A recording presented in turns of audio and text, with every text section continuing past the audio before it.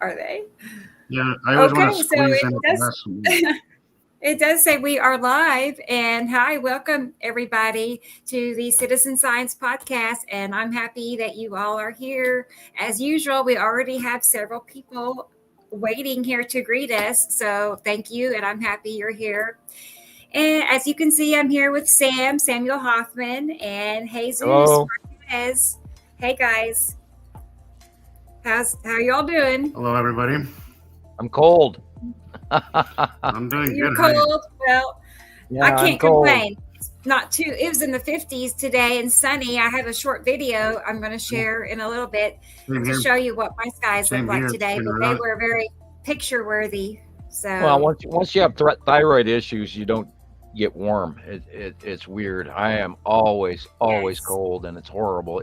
All the way except to the summer, and then all of a sudden you're either cold or way too warm, and there's no in between. right, Anyway, I'm just noticing that my toes are cold. Anyway, you're cold, right? Darn it.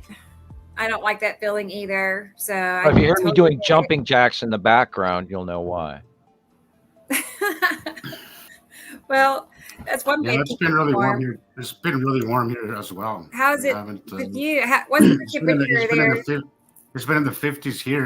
We had a lot of fog. You couldn't even see the visibility. Just yesterday was That's happening all over the planet right now. really. I kind of figured it was so bad. It was. Well, it's that light cutoff that's going on that even new people are noticing. Finally, it was all over the news feed today, even down some of the Christian uh, folks' posts where they're talking about the chalice was captured in the sky, which is an open V, because of the planet blocking the light on either right and the left. And of course, it's been sub-horizontal, so all we were seeing was the top of this V, and they've been all, it's end of times and everything. And of course, it in a fashion, yes, it is. But they're all freaking out about these the light pinches that are going on, and this is also why everything's all foggy, because our shadowing. And we're getting a central shaft of general light, but on the right and then on the left, the temperature's dropped, and all around the world, everybody's been posting pictures where they're foggy and gray, and there's frost on top of everything. And then, of course, look what happened to the East Coast this week, and they're all that major flooding going all the way from Florida to Maine. So, and of course, Right. the volcano in Iceland. in Iceland, yeah, in Grundavik, Iceland. Went off last night, and I spent hours watching it. I sit there and stare, Right. and I just keep watching it, and yet, I'm I mean, fascinated every time it again, lands on the ground. It Go ahead. it went off earlier, like about a month ago, Yeah, didn't it? there's been 4 eruptions this year alone. Yeah, and I Okay. watched the other 2 majorly televised one, and then the 4th one I believe was barely live fed. But yeah, the first or second, I don't remember exactly which one, but the one where they had that huge cone for a long time, I watched that for weeks and loved every second of it.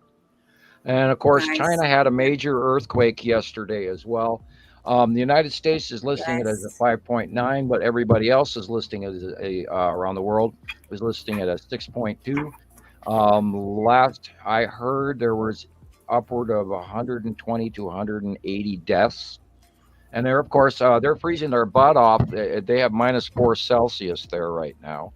And so these people are cast out into the boy. streets. They can't even, their roofs are broken. And it's in the northern provinces, which is, of course, less economically based and dealing with less construction requirements. So there was a lot of damage, and a lot of folks have lost their homes, and we feel very sorry for them. Yeah, I know. It's sad how it affects, some people so bad, and other people are just, Oh, don't they'd have even been know better where off if that would from. have happened a month It's earlier, just where they had a chance to prepare. Now they're freezing their butts off trying to work in the cold, just to, throw a tarp over their house, even if they can get tarps. I imagine that's a right. commodity right about now around the world. Hello, Sunday. Hello. Yes, I was going to go down the list Hello, here, but we have Michelle, Christopher, Christopher. Michelle, and Tina. Let's see, we got Christopher, Michelle, Tina, and Michelle says that she also had thyroid issues, so she can empathize. And Yeah. my dad had severe thyroid issues, so I understand how cold you are. Yeah, they wanted to Definitely. take my whole thyroid out, and I didn't let them. I only let them take Yeah. half. Oh boy. And It's still being watched. I have another polyp I have to deal with, but it's not. It's uncomfortable, but it's not where the other one was, and I'm gonna maintain this one way or another. And I don't want to be on medication forever. Anyway, that's another. Right. Sides I of know that. it. I know. Well, things do heal. I mean, I'm living proof of many situations. So things don't always stay as they are. So, and Tracy, I'm sure she can attest to that. She's had I'll some. just grow a new one. Yeah, she's had some medical issues that she's been overcoming, and I know she's doing better. And I'm happy she's here. My friend Tracy. She's a fellow Oklahoman, not far from me, about an hour away. So maybe one day we'll get to meet in person. That'd be great. Yay. And Sunday, hey Sunday, I'm happy you're here. And Arctic Eternal Night. Hello, planet people. That's cute. And we're caught up with everybody. So thank you everybody for joining us. Thanks everybody for being here. Right. To all our faithful listeners. I know. I mean, we do. I was telling my family the other night how we have several people that are consistently, always here, and they stay a lot of times for the entire show, even when it goes on for 9 hours. I'm blown away. So yeah, me too. It's nice to have that much support. Yeah. So anyway, let me pull up some pictures and we'll start talking about what has been happening lately. Jesus asked me a question yesterday on PM, and I hope I get it right by trying to quote you on it. How it is that I can keep going and not be discouraged by all the naysayers. Was that what you were asking? I was kind of having a moment. I kind of thought, I was thinking about that today. I was like, well, he didn't say much. I don't think he was really feeling I was in a mood, and I didn't want to crawl into the negative. Yeah, no, which is good because you could go down that hole pretty quickly. But well, I was driving home. I had to deal with a few trolls, and that's kind of why I got that way, I guess. Yeah. I had a handful yesterday as well, and all week, and I, the funny thing is, and I've got a story about this that I've kept in my head since we talked yesterday. As I'm driving home from the mall downtown Missoula, which was a nightmare going around all those people and trying to deal with the Christmas shoppers, I had to look for ideas and ask questions of GameStop. I was checking to see if availability, et cetera, of possible Christmas presents that I hope to get. Anyway, I'm coming home. I'm driving back into Lolo, come out of the mountain areas to where we embark on the beginning of the mountain range where Lolo Peak goes all the way down to Hamilton, et cetera, which is a fissure series of mountains. Anyway, and I'm looking next to the sun, and I am seeing all of this absolute, unbelievably, weirdly illuminated, light cut off, shadowing, hazy, oh my God, light pinch stuff from hell that I'm amazed that nobody notices. And then I look over to the right side of the sun, and there stands an immensely enormous Isatim's yellow moon cutting into the right-hand side of the sun, which is partially responsible for that major light cutoff. And I'm looking at it, and I see a backlit crescent flare on the right-hand side, and I see an absolute definition line from top to bottom on the right-hand side, the back side of Isatim's yellow moon, and it illuminated red face Isatim and the ion tail going all the way to the western sky. And that's exactly how I don't let them get me down, Jesus, is because I see the shit, and I see the shit, and I see the shit, and oh my God, I can't believe nobody else sees this shit. You're absolutely right, Sam. I'll go days when nothing's going on, and then, as I said before, I start to question my own sanity, and then suddenly the skies come back alive, and you're like, "Oh shit, I am not crazy." Yeah, and like this picture in front of us, this is exactly what I saw, except it's a little bit higher beside the side of the sun. Today, right on. Yeah, cutting into there it was. It's bigger now than this, of course, but it's no, way bigger. today, Sam, it went from. I took a few videos. I'll probably post later. I didn't have time to get it on here, but um, it was a little cloudy, so it was. But it went from very sunny, and then all of a sudden it got that dark, dingy, without any clouds out.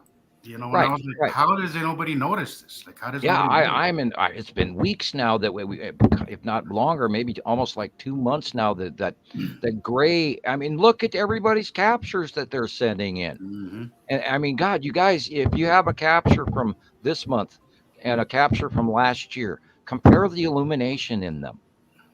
It's absolutely undeniable. We have less light, which is why we were talking earlier about the foggy crystal ice everywhere thing that's going on. And I mean, 90% of the captures that came in all last week from around the world, everybody was encased in this fog. And then we have the volcanic and all this other stuff going on, and earthquakes, and yeah, look at that rotation. And you're looking at that thing that's rotating right in front of our faces that's different than the other one behind it is the Saturn's yellow moon. And they are moving backwards as the day progresses to fill our over sky, where they're coming up over the top of us like they've never done before. And as the sun rotates and sunsets, so I mean, we're looking at supposedly sunset here. So that would be in the This is west. what it looked like today. This is what it looked like today.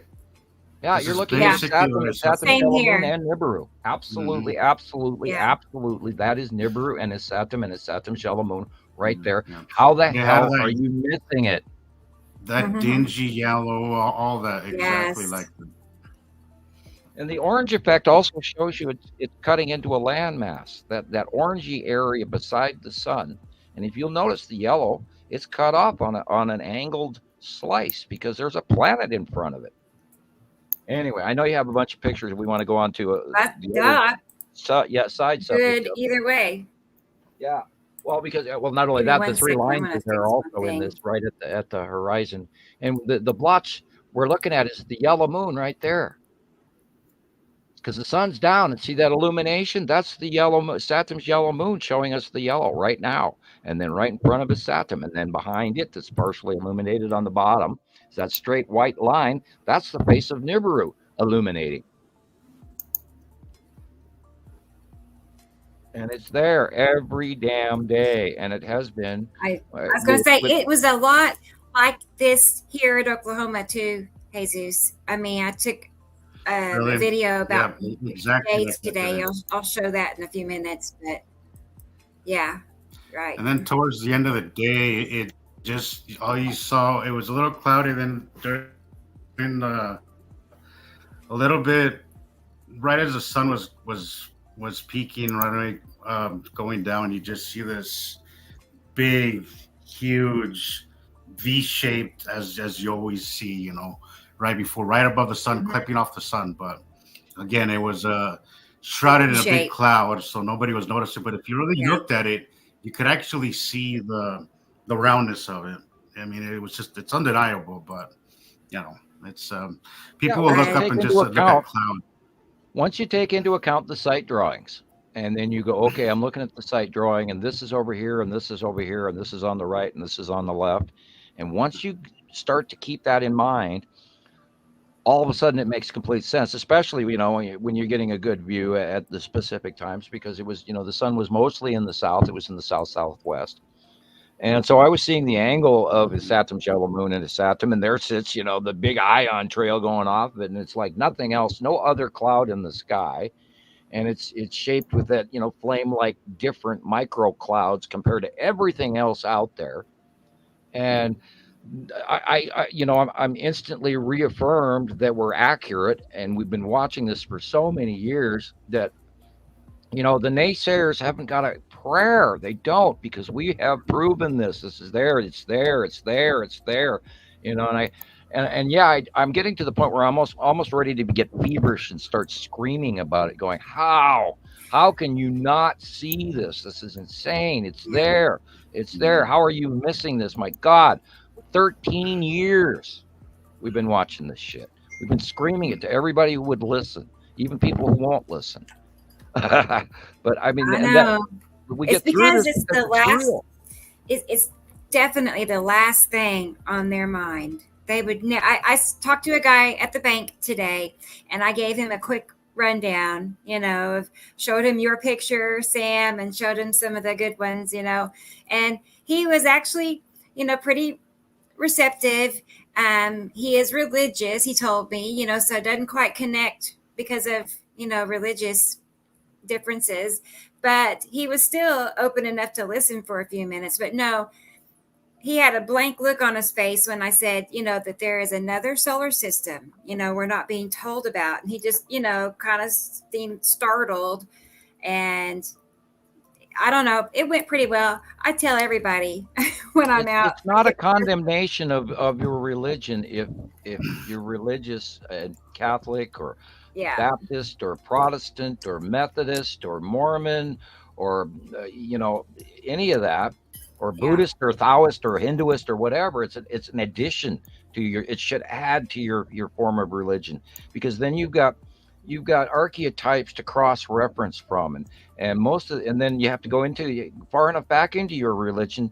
And we talked about this on the last show. The Abrahamian religions, the four major religions, are all based off the teachings of Abraham. And of course, Abraham learned the teachings and transitioned the Old Testament information from the tales of the Sumerians, which also matches the Egyptians, which also matches a whole bunch of the Greek and some of the Northern Germanic tribe religions, and it all fits in. You just have to you move the archetypes and you move the names, and they're the same, but they're different names and different religions, but they're the same, and all these iconic references all fit in, and people.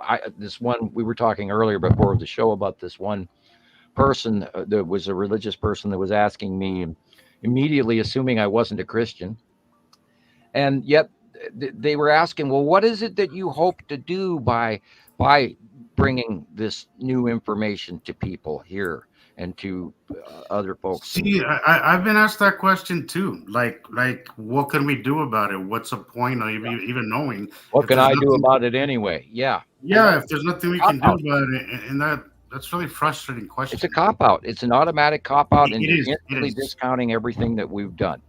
And the point with it is what we hope to change by this information changes our future. This information allows us to realize that you guys, that there are aliens. They are freaking real. Millions of different races, which is part of the topic of our show this evening, which is partially part of the topic. I sent Rebecca a whole bunch of pictures Right. yesterday, Got and those ready. part of me wanting to scream at people, and the guy screaming on the Art Bell show in the rainstorm in the phone booth, going, they're about to catch me, and you have to get this information. I have to get it out to you before they take me. That kind of thing. Although that's not me screaming in the telephone booth. The same person was, what information is important for us to know? And I'm standing, and another person even today asked, well, what's the warning about? And I'm going, excuse me, a cube ship and a long box cube ship parked over the top of planet Earth with offloading star destroyers and an alien race presence doesn't concern you?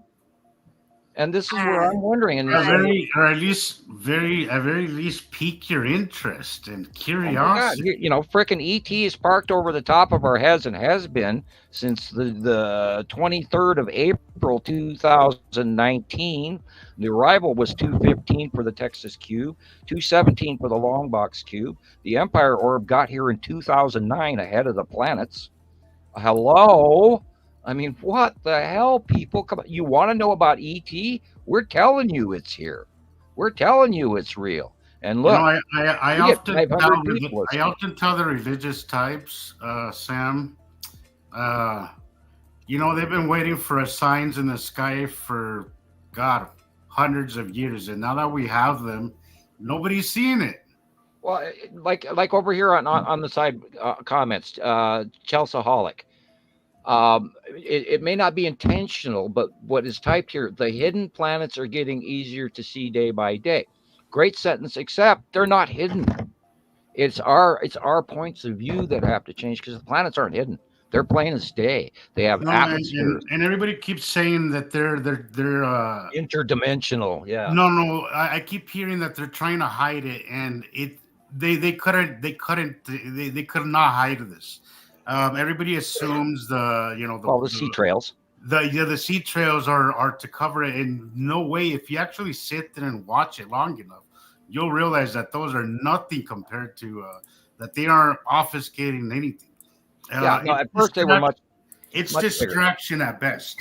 Yeah, it breaks up the ice so that you don't see the full circle of that planet standing there. That's Yes, plain I as agree. day. I agree. But it's also they are also doing that to limit the extra star incoming light. And otherwise we'd be frying and we wouldn't be growing any crops and we'd have 140-degree everyday temperatures during the summer and all of that. I had never seen this picture before, Sam. Oh yeah, that's out of the files. You know, that's out of my like, wow, cube, long box cube. That straight corner. You know, I mean, that came in last summer. Cool. Yeah, and I sent. Did you find that picture I sent on PM on the link that I just sent right before the show? Okay. Let me look. You don't have to use it now, but I just because it's along that same line. And I sent Rebecca today, 30 or 40 old file pictures of the long box cube. Oh, I got that. Yes. And we have tons of them. You posted some really cool ones. One of which I had an identical match to. I sent them to you, Rebecca. If you could get to them. I tried doing that and I just cannot get it. I did get this to stream on YouTube and on Facebook, though. I did get that, but good. I still don't know how to play them. I'll have to do it. I'll really for next Tuesday. I promise I will get that. I'll learn how to do that because it's. What I was going to say is, if you want to, we could practice it. We could meet on here, for a few minutes and practice it. Yeah, because it takes a little longer to send them to you, and by the time you download them, it'd be so much faster. So, and it'd be kind of cool to just kind of go through my stuff, and as I go through it, I could just post some of it, or share it with the rest of the people, with the audience. People have to realize that there are aliens in very massive. These are not small. These very, very, very massive ships that have offloaded hundreds of other ships, which we've got hundreds of pictures going back over the last 8-9 years, and it's absolutely proven.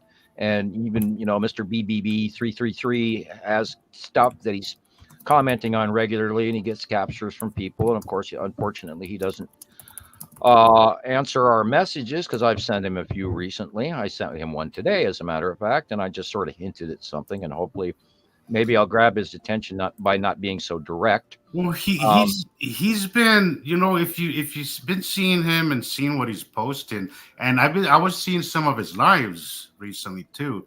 He's hinting that he knows more, Sam. I don't know why. I get the feeling that he's he wants to talk more, but he can't. Once you have a whole bunch of people that are paying you money, I think he sees more than he can talk about without without losing his he's invited to come talk to us, and even his sponsors. But I was just seeing one of his last lives, and he was talking about some of the stuff he's seen in the sky, and it's not very different from what we see, from what we've been seeing. So there is a lot of differences we've documented and come to time-proven summations where he doesn't have.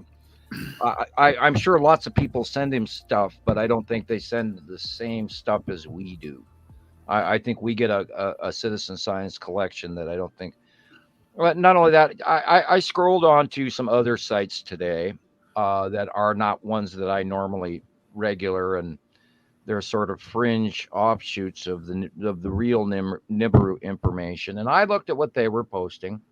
And one of them was a UFO Society page, and I'm not naming them on purpose. And I was watching what their sightings were, and they don't have a thing compared to what we do. What they are, their general information that they're leaving on the page is vague and blank, and people are taking cloud pictures and they say, see this, and there's this tiny little dot, and what we do is, because we don't even use that information, those tiny little dots are not discussed. If it's not obvious, and if it's not of topic that we know what things are, we don't keep that information around. If you're filming through glass, we don't use your submissions. If we have a lot of rules that, and if somebody, there's a couple of people that are over posting recently on Montana Skywatcher 2, and I wish you'd put them in files, please, and that way you don't steal the page from everybody else, because it's harder for people on phone to go farther down the page. So we have to sort of ask you to kind of limit it and put it in a file, please. But we don't run off that same level. We run off of the big stuff, and if it's big, then it stays posted. And if it's sidebar stuff, well, I'll put it in a file if it's interesting. But if it's teeny stuff that nobody can use, then we don't even keep that. Well, and also, Sam, the difference is that once you understand the skies, the captures are just insane. You could capture some really cool stuff, and this is a difference between Montana Skywatchers and Nibiru Followers Anonymous, is that most people that are posting understand what they're looking at, and others don't. Nibiru system is already here. It is. I mean your site. Yeah. If you're going to mention, if you're going to mention mine and Rebecca's, you got to mention yours. Yeah, of course. But it's the fact that we understand what we're looking at. Right. People often say you take some really good captures. I said yes, that's because once you understand what you're looking at, you could take some really cool stuff. Like anybody can get it. Like you can get some really cool stuff, and that's the difference between us and everybody else. It's the reason because nobody else is really understanding it the way we understand it. So we have captured because we're just waiting for it. We're not capturing random stuff. We're just waiting for these things to happen because we already understand what we're looking at, and that makes an enormous difference. That the quality of the captures. Which is why I sniped this picture off the newsfeed today. And I can't remember even what site. It wasn't one of my normal sites, but I saw this and I immediately went, oh, look what we got here. And it is post sunset, or it's just at sunset right now. And you're seeing rainbow illuminations in a specific pattern. And we have seen this pattern for how many years now? And I'll let Rebecca post up my drawing. Yeah. And then once you see the drawing, and then you can go back, if you would, please. And then forward. And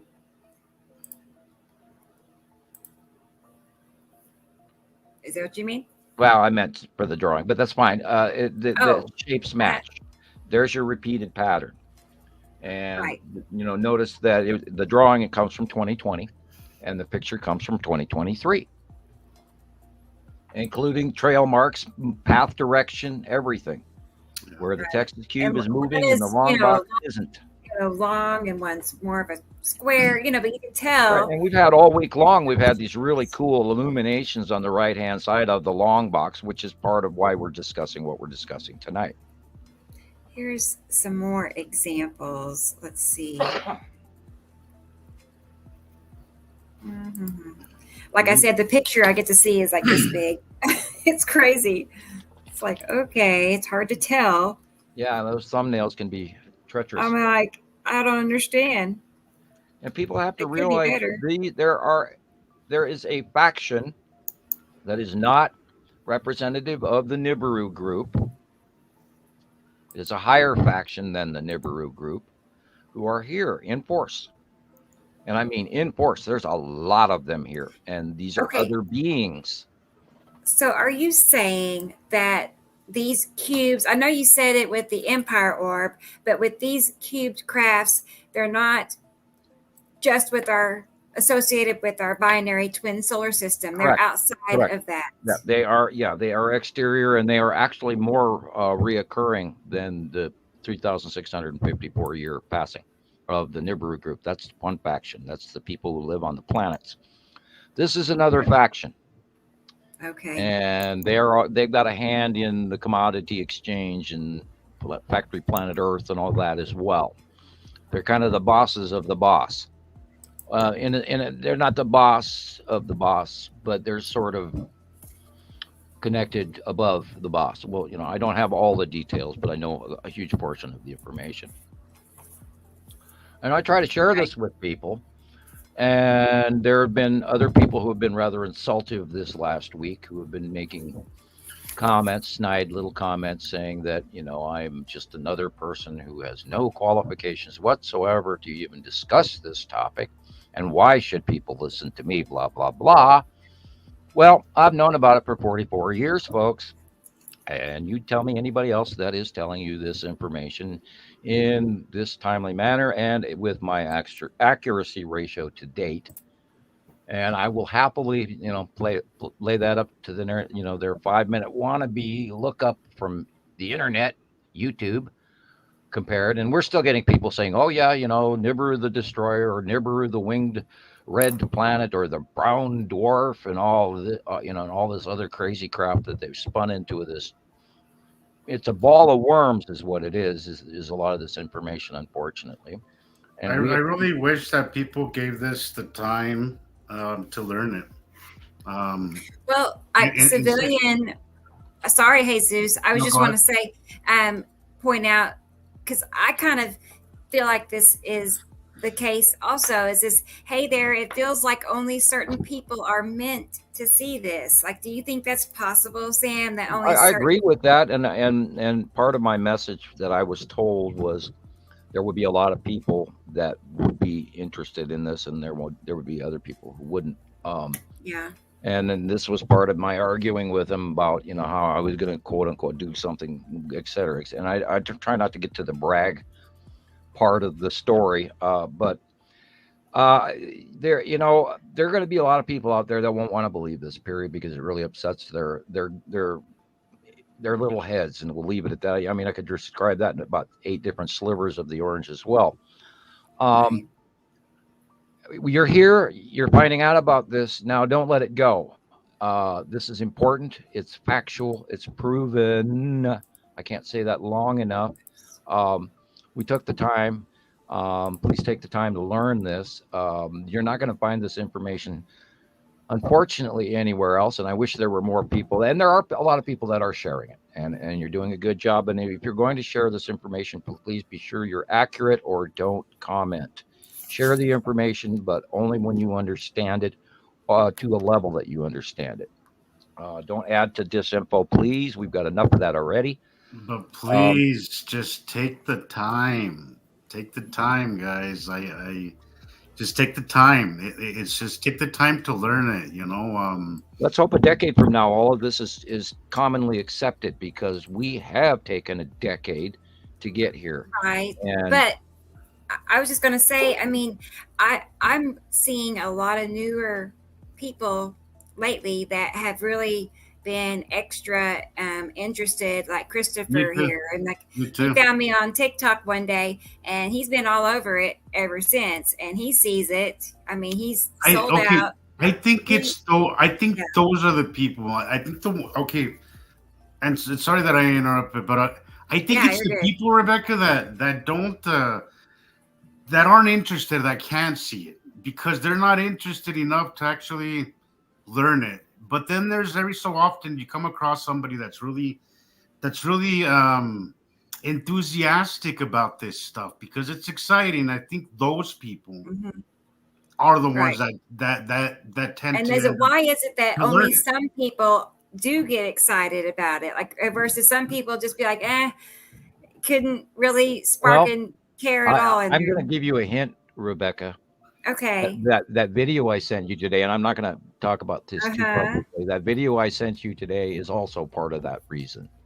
Dun dun dun. Throws in another hint and doesn't explain himself. I'll be up all night watching it. Okay. Well, it's not that long of a movie, and you can probably get through about halfway through it and have everything you need to know, because he gets a little long-winded at the end of it, of course, and that's unfortunate with a lot of human information. It can be mixed in the great internet blender to create, pancake batter rather than bread, or however you want to metaphor that. Unfortunately, a lot of times I speak in metaphors. Um, there are some people who will never know this. There are some people that will never believe this. There are some people that don't even care. And then there's the people that want to learn this but are afraid to. And then there's people that are going to learn this and eat it up like it was, chocolate drops from Hershey's. Yep. Yeah.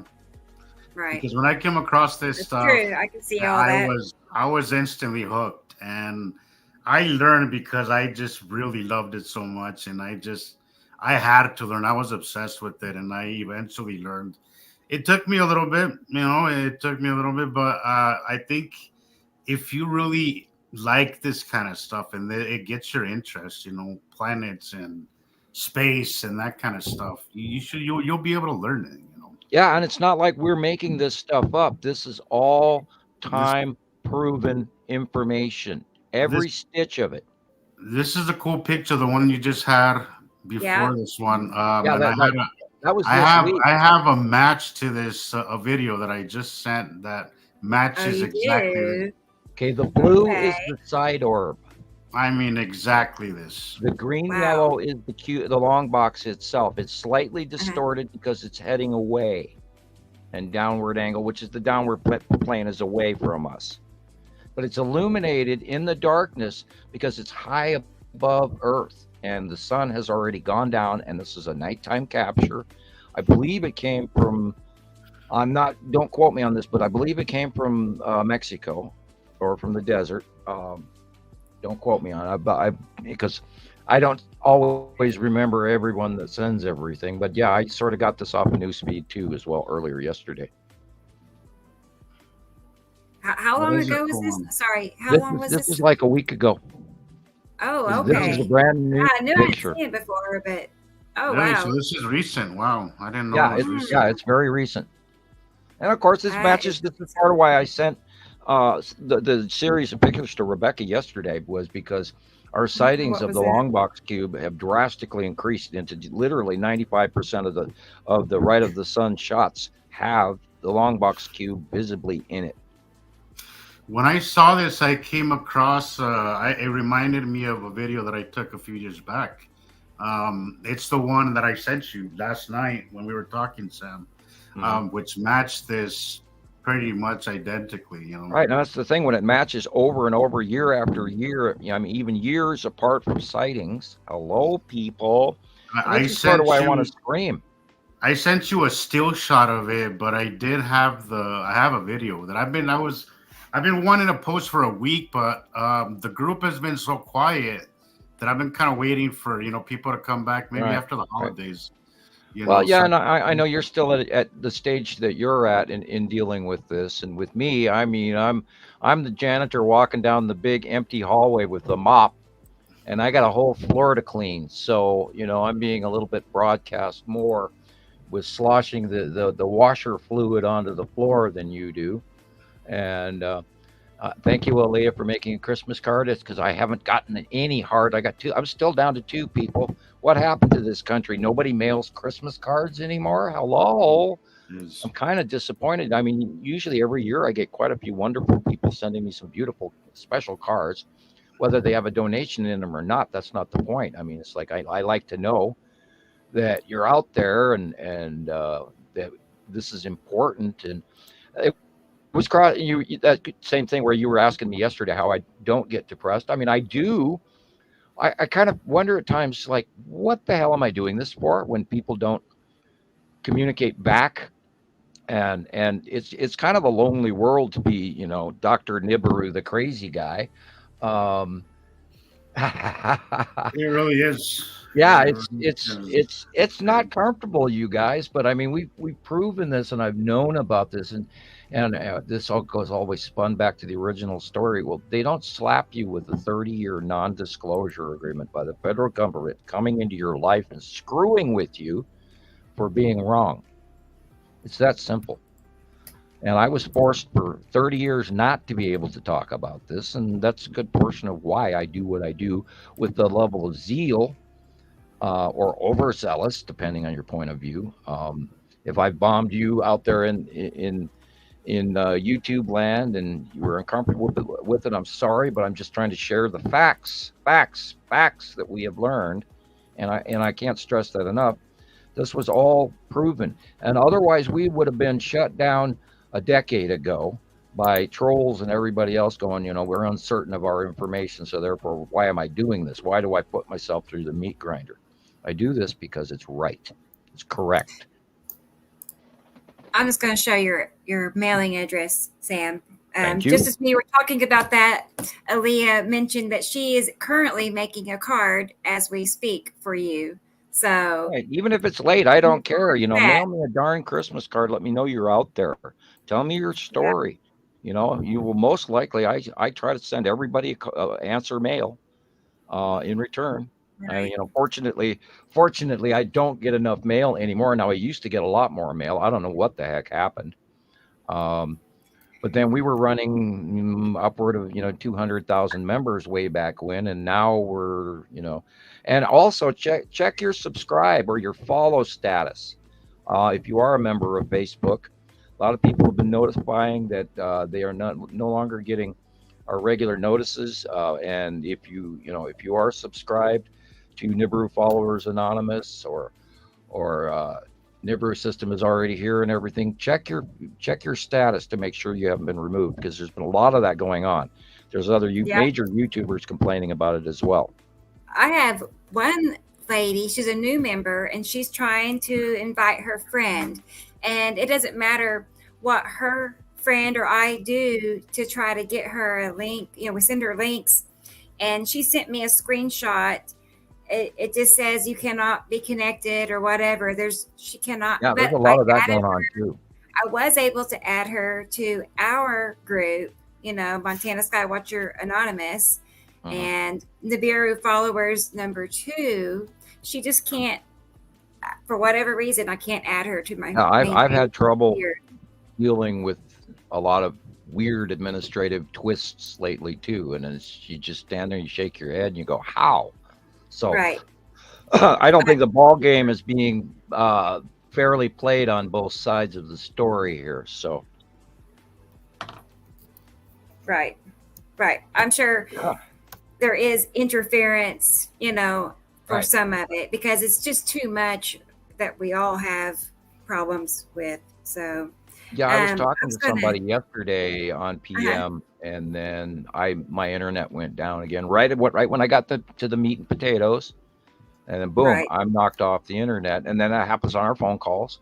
And same thing the other day, I was talking to Jillian in Scotland on the phone, and boom, right in 2-3 minutes into our call, we're cut off. And that never happens on anything else unless I'm talking to Skywatchers.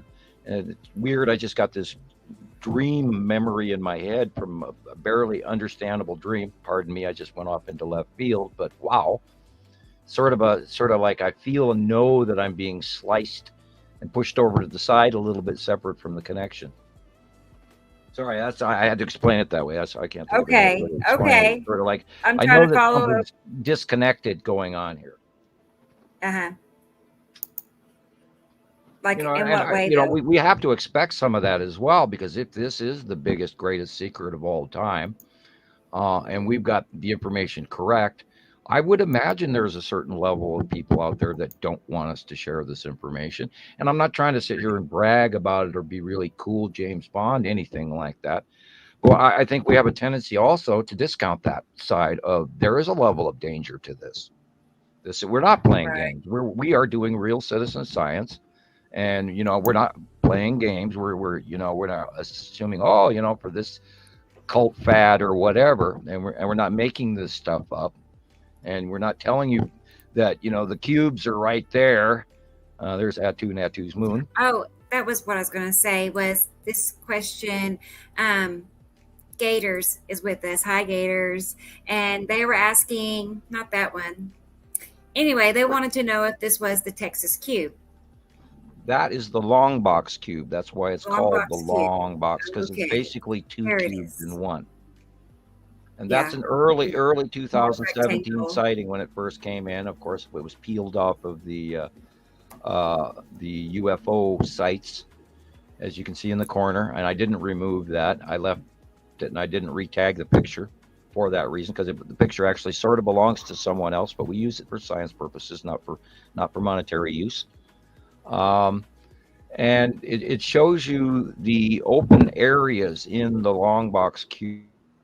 Now I've seen it by eye myself, and you could actually see it was hollower than the Texas cube, where the Texas cube is completely encased in plates, etc., with notable square edges and stuff, just like the Borg ship. And I hate to go there, but on Star Trek. But this is you can see inside of it on the long box cube. Now it could have been under construction while it got here. This is an intergalactic ship that comes through a wormhole, poop, and then it's massive, and they have thousands of ships or hundreds of ships parked in these massive structures that are sent through space. That way they don't have to send the individuals, they just ship them. It's like a huge shipping container for spaceships. Wow. I'm always like trying to picture in my head, like, what's going on inside right now. It's crazy. Oh, probably, docking garages, repair stations, all sorts of stuff, military outposts, quarters, all those people on during the travel through space, depending on how long it takes them. Sure. I imagine they have to sleep overnight in living quarters and, oh my goodness, right. Captain command they have quarters. like probably a cafeteria and and then there's the power station part about it, and when the side orb is there next to it. And oddly, the side orb is not in this photograph unless it's beside it really close and it's in a brown blur at the base. Sure. But all the other ones that we've gotten since, this is of course one of the few ones that we imported from other people, but all of our other sightings come from site members only. And that's why I didn't retag this or put Montana Skywatcher 2 Samuel Hofman on it. Because I was going to see if I had one that had a side They've orb. got their logo in it, and I don't change people's logos. I don't cut them off. Because, if I give...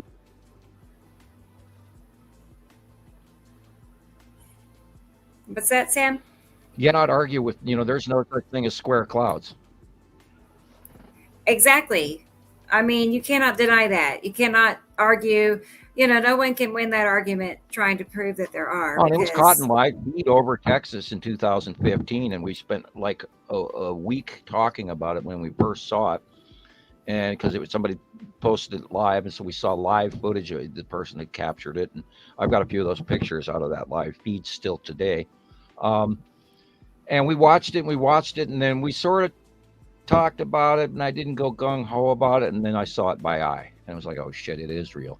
Right. And at that time, we were trying to avoid talking about aliens and this and that and the other thing on Montana Skywatcher 1 at the time, because I didn't want to go off it, because everybody's got a story about, so you're immediately going off topic and then off track and avoiding the sightings. You're gonna lose everybody's focus when you start going there. Right, and that's why that was not. I'm surprised it's been able to stay at a reasonable state. With what it's been like in the last few years talking about it. I'm absolutely shocked at how little attention the long box and the Texas cube have gotten. Mm-hmm. I'm in shock, because if I knew that there was a major force of alien presence parked over Earth, it's concerning.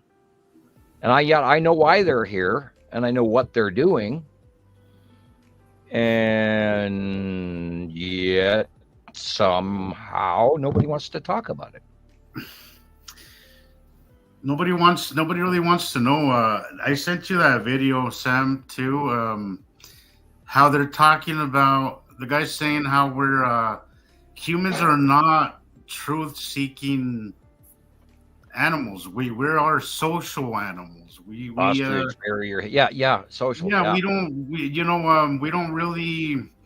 Most people would rather be good with society and not me. Walk that line, and then there's some of us that I would rather be the odd one out, but at least know what's really going on. That's why exactly I got kicked out of every school I went to, because I never could be part of the flock. I couldn't be the right sheep.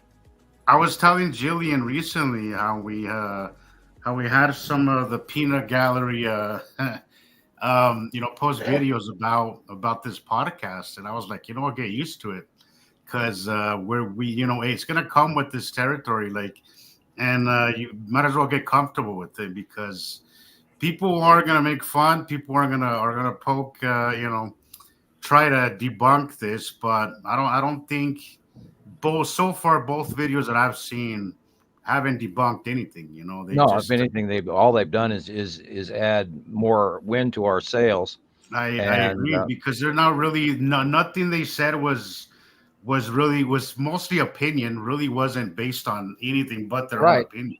And it's a reference to cross-referencing that everything they learned from Einstein and gravity. That's right. And once you throw that premise out, because that's what was wrong with the science, and that's what go back to that where people say, well, what do you hope to prove with this? We are going to change science. This is changing everything we know. We are an electric universe. Once you understand this and see this, you can't go back to seeing the world that you used to see. And I think that's what really. Second. Would you do me a favor? Would you drop your camera down so I can actually see you better? Really? Yeah. A little bit more. A little bit more.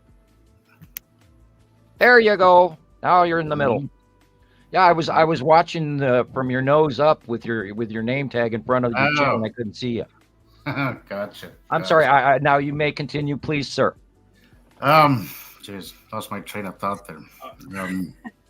I'm sorry.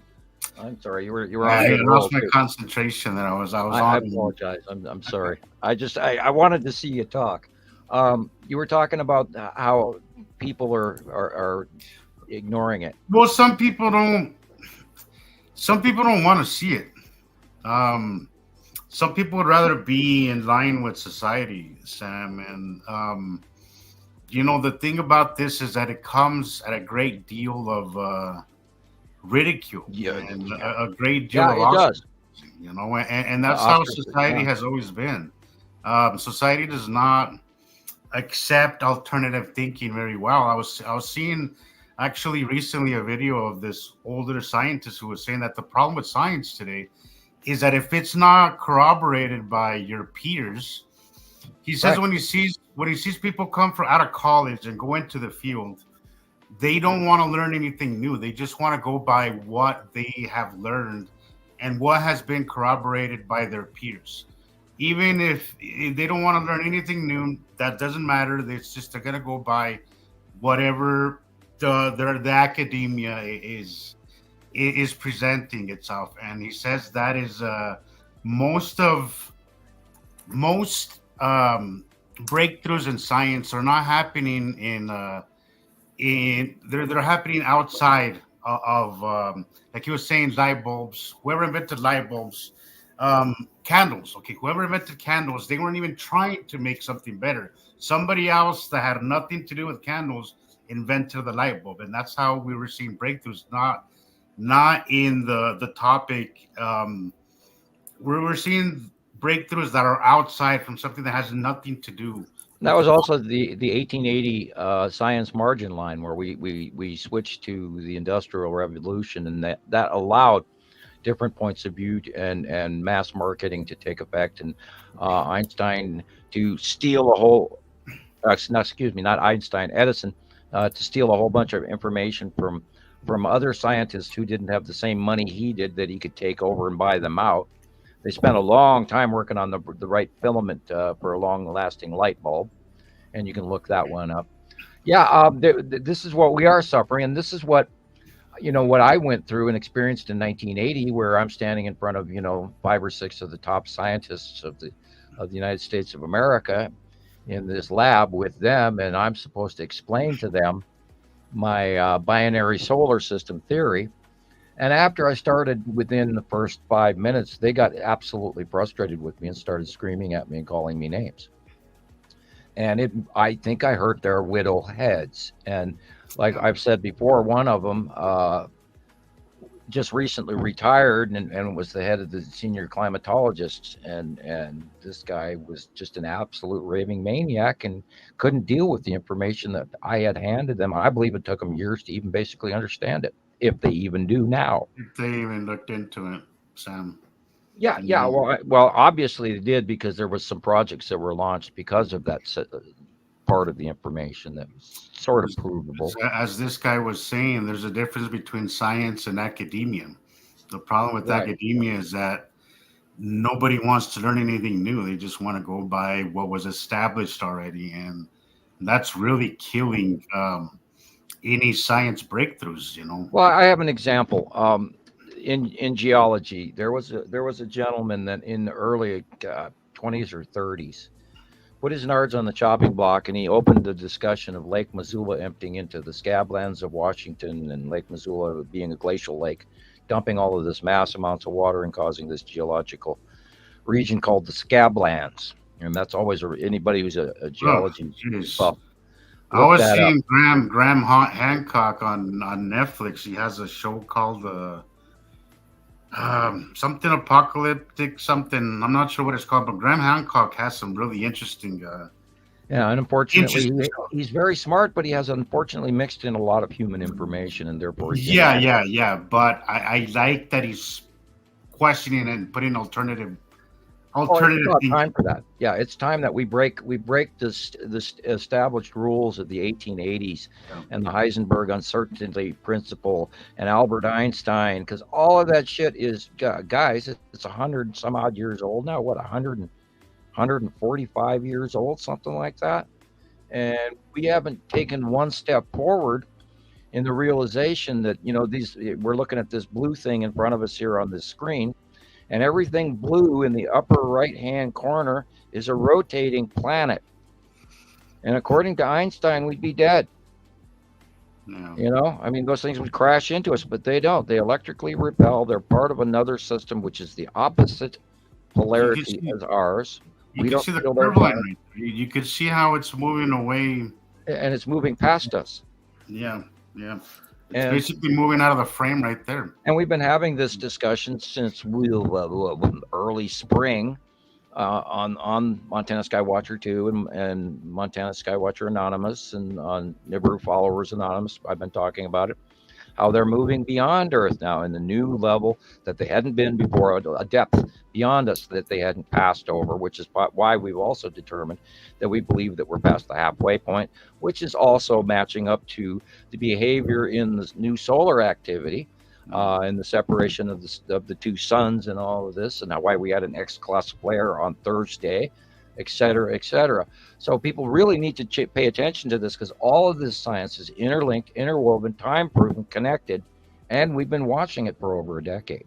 Now, if you want to be out there and you want to listen to somebody else, go right ahead.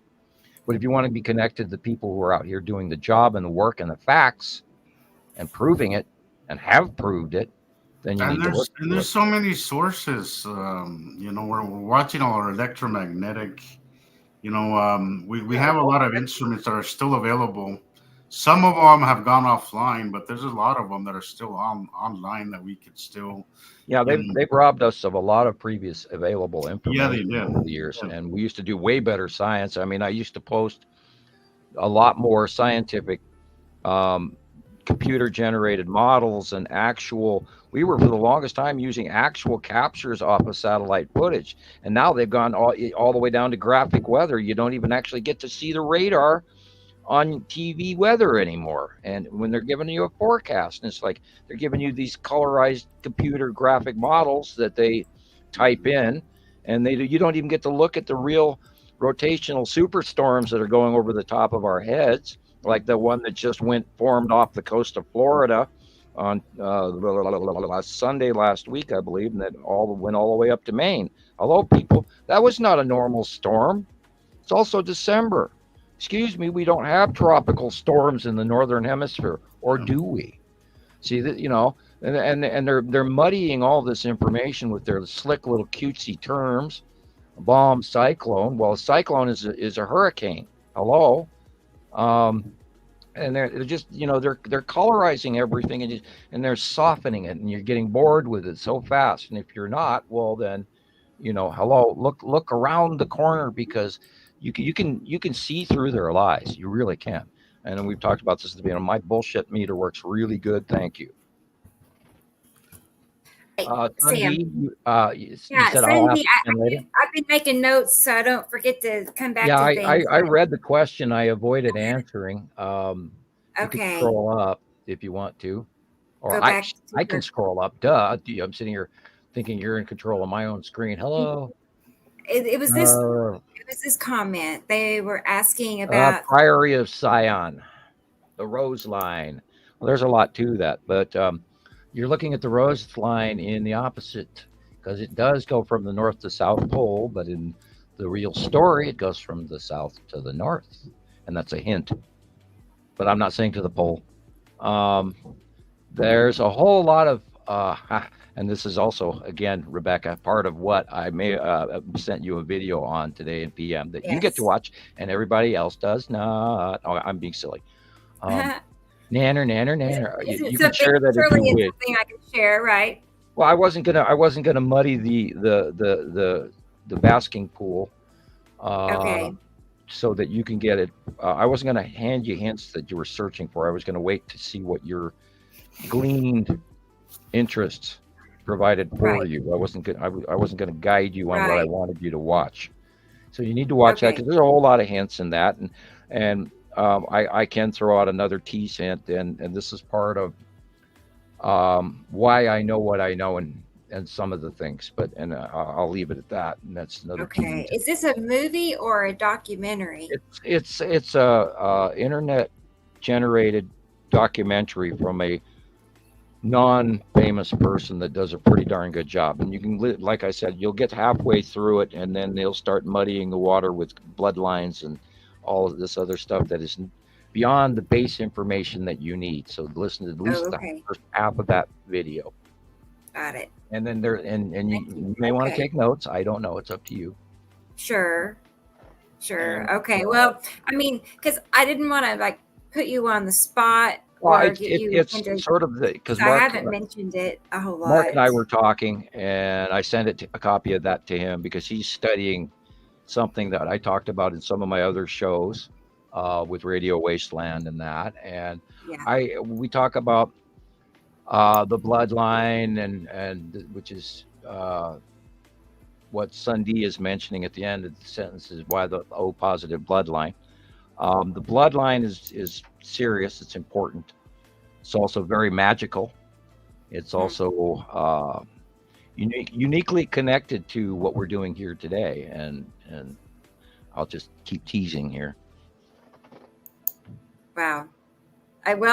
So that would be the case, I guess, for a lot of us. We have the same people consistently, gathering together. Would you say that's something to do with bloodline or not? I was directly told by the Pleiadian during my little face-to-face visit with him back in the mid 80s that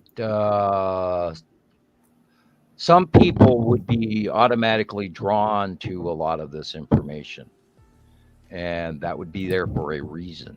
And that, again, is a tease hint. And I'm going to let you people out there discover these facts for yourself, because if you learn this information on your own, it'll have greater importance than if I was to stand here and say it here today. Right. I see. Well, right. If you are seeking it yourself versus just being handed. Yeah, I have a kind of a set of rules that I sort of have to follow. And that's innate in me, that says that I can't hand out too much information for certain, A, self-preservation, B, some of this information can be misused, and I would rather not see that. Right. I don't want that either. I don't want if you go out and study it and you learn it for yourself, then you've done it, and then I didn't have to make comments that would probably, throw a big weight around my neck and at the nearest, edge of the water, and down I go. So There are some things I just cannot talk about, even though I know them very, very well. So does the O positive versus negative make a difference in Not all of this? necessarily. It has minor variant, and it has to do with the puzzle pieces. Okay. And it's the O blood in general. And what about the people that are not O blood? I mean, how do If they? you're a variant from an O blood line, if your mother, for instance, has O positive or O negative, then you are still connected. And because that has to do with the maternal It's in your bloodline, which bloodline. has a great deal to do where we can reach all the way to demigods and even the Mother Mary traditions and, um, you know, matriarchal and all of that history and magic and religion and all of that connected. Okay. I mean, Wow. there's a huge amount of reality to actual magic, and I just can't go into too much detail. Now, if you guys were sitting here after the shit hits the fan, and I'm throwing out a rather strange uh, scenario here, but if we're sitting across the coffee table from each other or across the fire pit at camp with our cold, frosty little feet here in Montana, and we're all having coffee, then I might be able to tell you a little more. Yeah. But I'm not going Right. to throw this out on a non-controllable format. Right. No, I don't blame you at all. So I appreciate what information you do And give I do us. try to hint, and I'm not trying to come off as arrogant, even though I'll be called that 5 times this week alone. Um, I'm not trying to be. I'm just trying to, I'm trying to reserve the knowledge that I was given and the time it took me to understand it. And I'm just not. It's not free donuts at the street corner. Got it. That's a new one, new phrase. Well, and RH negative, what is that about as far as That has to do with the same thing, and that's same the thing you mentioned? non-Reeses or Okay. the Reeses. Okay. And anybody My who's mom was looking up RH that will negative know all also. about that. And I mean, there's a level of study. You'll stumble Yeah. across all of this information. And then, Mark was talking to me how he was looking up all this stuff because he'd gone through some older shows and a little something here and something there finally clicked in him. And I got to kind of tease him a little bit if he's listening to tonight's show. He said he might stay up late. I got just like, duh, dude, you finally now. I mean, I talked to you about this, 8 years ago, and you're finally just now catching on. Hello, Right. and everybody's got their time, Yeah. It's got to be Yeah. important That's to true. you. And That when you're ready for it, then all of a sudden you'll start down that path, and you go, oh, right. And I'm not going to downplay anybody for not being on board with this. You're all within your own time period. No one's late. This is all, you may have not seen it for a decade, but maybe you weren't ready at the time for this information. And if you are on board with this information, we're not making this shit up.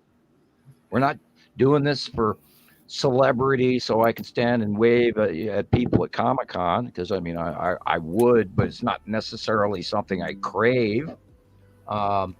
It would be nice if we all got an opportunity to change our stars a little bit by what we do for a living, because currently none of us are making a living off this, although we devote massive amounts of time to do this, because I'm totally obsessed. I can't go one day without looking up. I mean, I see those damn planets there, and I can't take my eyes off that shit, because there it is, and it's like, I that's cannot believe that everybody isn't seeing the greatest goddamn show that ever frickin' was every day, unless it's cloudy and it's raining or snowing or whatever. I think a lot of us are on that same, obsessed, phase. Not even phase, just, because this is what I think about from when I wake up to when I go to bed. It really is. No, So, same. can't help it. That's why we have a group that we can Yeah, we we still don't get therapy. to It's talk our as much as we therapy, want right? to. You Yeah. know, I could talk about this 24 hours a day, and I'm sure that I've driven my children nuts, and they're going, "Oh, God, I don't want to hear anymore. It's the same Right. shit you talked about 5 years ago." Okay. It's No, but true. Well, I don't swear. know. they keep they were saying in the comments we should make these shorter. But I was saying, we're just kind of this is like getting together because we're all far away from each other. So it's kind of like getting together and having a conversation about it. Sometimes it's easy to forget that we're going live with this and people are Yeah, watching it's because like we're all talking on the phone to our friends, normal. And yeah, because Yes. we we don't run, typically have, I don't typically have anybody to talk about it in my personal life. So when I'm on here, it's just like I'm talking to you guys and like we're talking amongst each other and just yeah, we're in a talking. comfortable spot where we don't want to Yeah, quit. yeah. So It's it's like like when I'm handing. to me, it's like my weekly therapy, and I get to talk about it, Yeah, yeah. and show some of my cool captures and then share it with people because it's as I was telling Rebecca recently, there's only so much that you can reach, in videos, that we post, so this way we get to talk about it and give our anecdotes as we're showing what we've Yeah, a you long know time member Russell was talking to me today. I am, of course, not mentioning his last name without permission, but he was talking to me earlier today, and he's going, I go out there and I see this stuff, and then I'm standing next to people, and I want to scream because there's nobody I can tell. And he says, Right. doesn't that depress you and all of this? And I'm going, I understand exactly what you mean, man.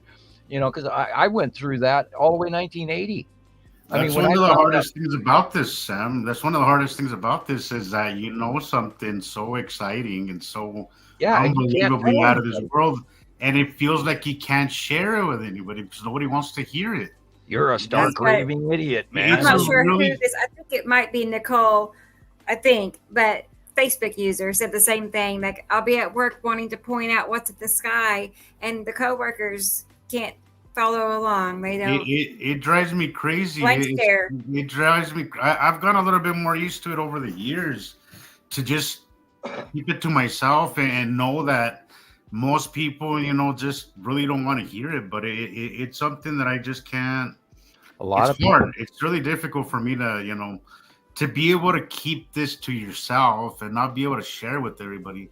It kind a of lot of sucks. Right. people aren't ready. It really sucks. Like I It does. It drives really me wish I crazy. could just It scream does. it to everybody. Like, look at that. Are you not seeing there's other worlds passing over us, and two of those, at least that we know, at least two of those have other people on them. Jesus, how was that not exciting? I don't know. It's Christopher, we expect another 7 years at minimum. It was the 731 post. hopefully longer, but Well, yeah, at minimum I 7 years, know 10 years. at least. hopefully longer, but Right. at least we could count on 7 years, I would say. I I think know. It's going to be really. We'll have to still get together afterwards. We can still talk about all of our pictures we have. Right. Okay. Lucifer Michael Angel. How does Yes. all of those years of experience, if he stated he could not remember how much from memory loss from 80s and to 90s, 98s, how is what he's saying facts? And I have a very good memory up to a point. Right. Um, This I person don't know where you're going with invades. that. This person invades our show from time to time, and I've had to block multiple times, and they resurface. Like I said, every couple of shows, Next, probably. yeah, no, So there is no science or undeniable proof. Excuse me, but we've yeah, had undeniable proof since 2011 I'm when we working on watched it. the planets come up from underneath planet Earth off the South Pole at New Meyer Station. And if you'd done 5 seconds worth of homework, you'd have known that way back in 2011. So the no science and the undeniable proof is all on you, Buckwheat. Mhm. There's no science in your ass. You didn't study. We did. So don't stand there and tell me that there's no science because we've taken over 13 years proving it. Fact. And if you don't see it, I feel sorry for you. Go play somewhere else. You started what? Okay, I'm just scrolling down. I see I'd been missing all of this stuff till just now. Yeah. What about pictures captured before that? Yeah, all of us can attest that our skies, those of us who are old enough, whereas my credentials is a 30-year non-disclosure agreement that you don't have. Anyway, you can tell him he can go. I'm working on it, Sam. Okay. It's I don't yeah. mind, why were you No, confused with investing in I- green asteroids? I was never it's confused. Who says I was? last week I had to unblock them so I could block them again. So I'm checking to see it. It's complicated though. It's not.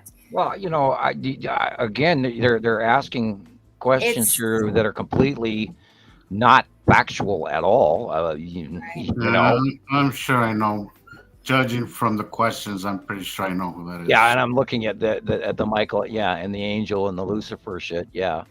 And hey, look at your name title and the fact that there's no face picture with it and your real name. I mean, where are your credentials, oh Lucifer?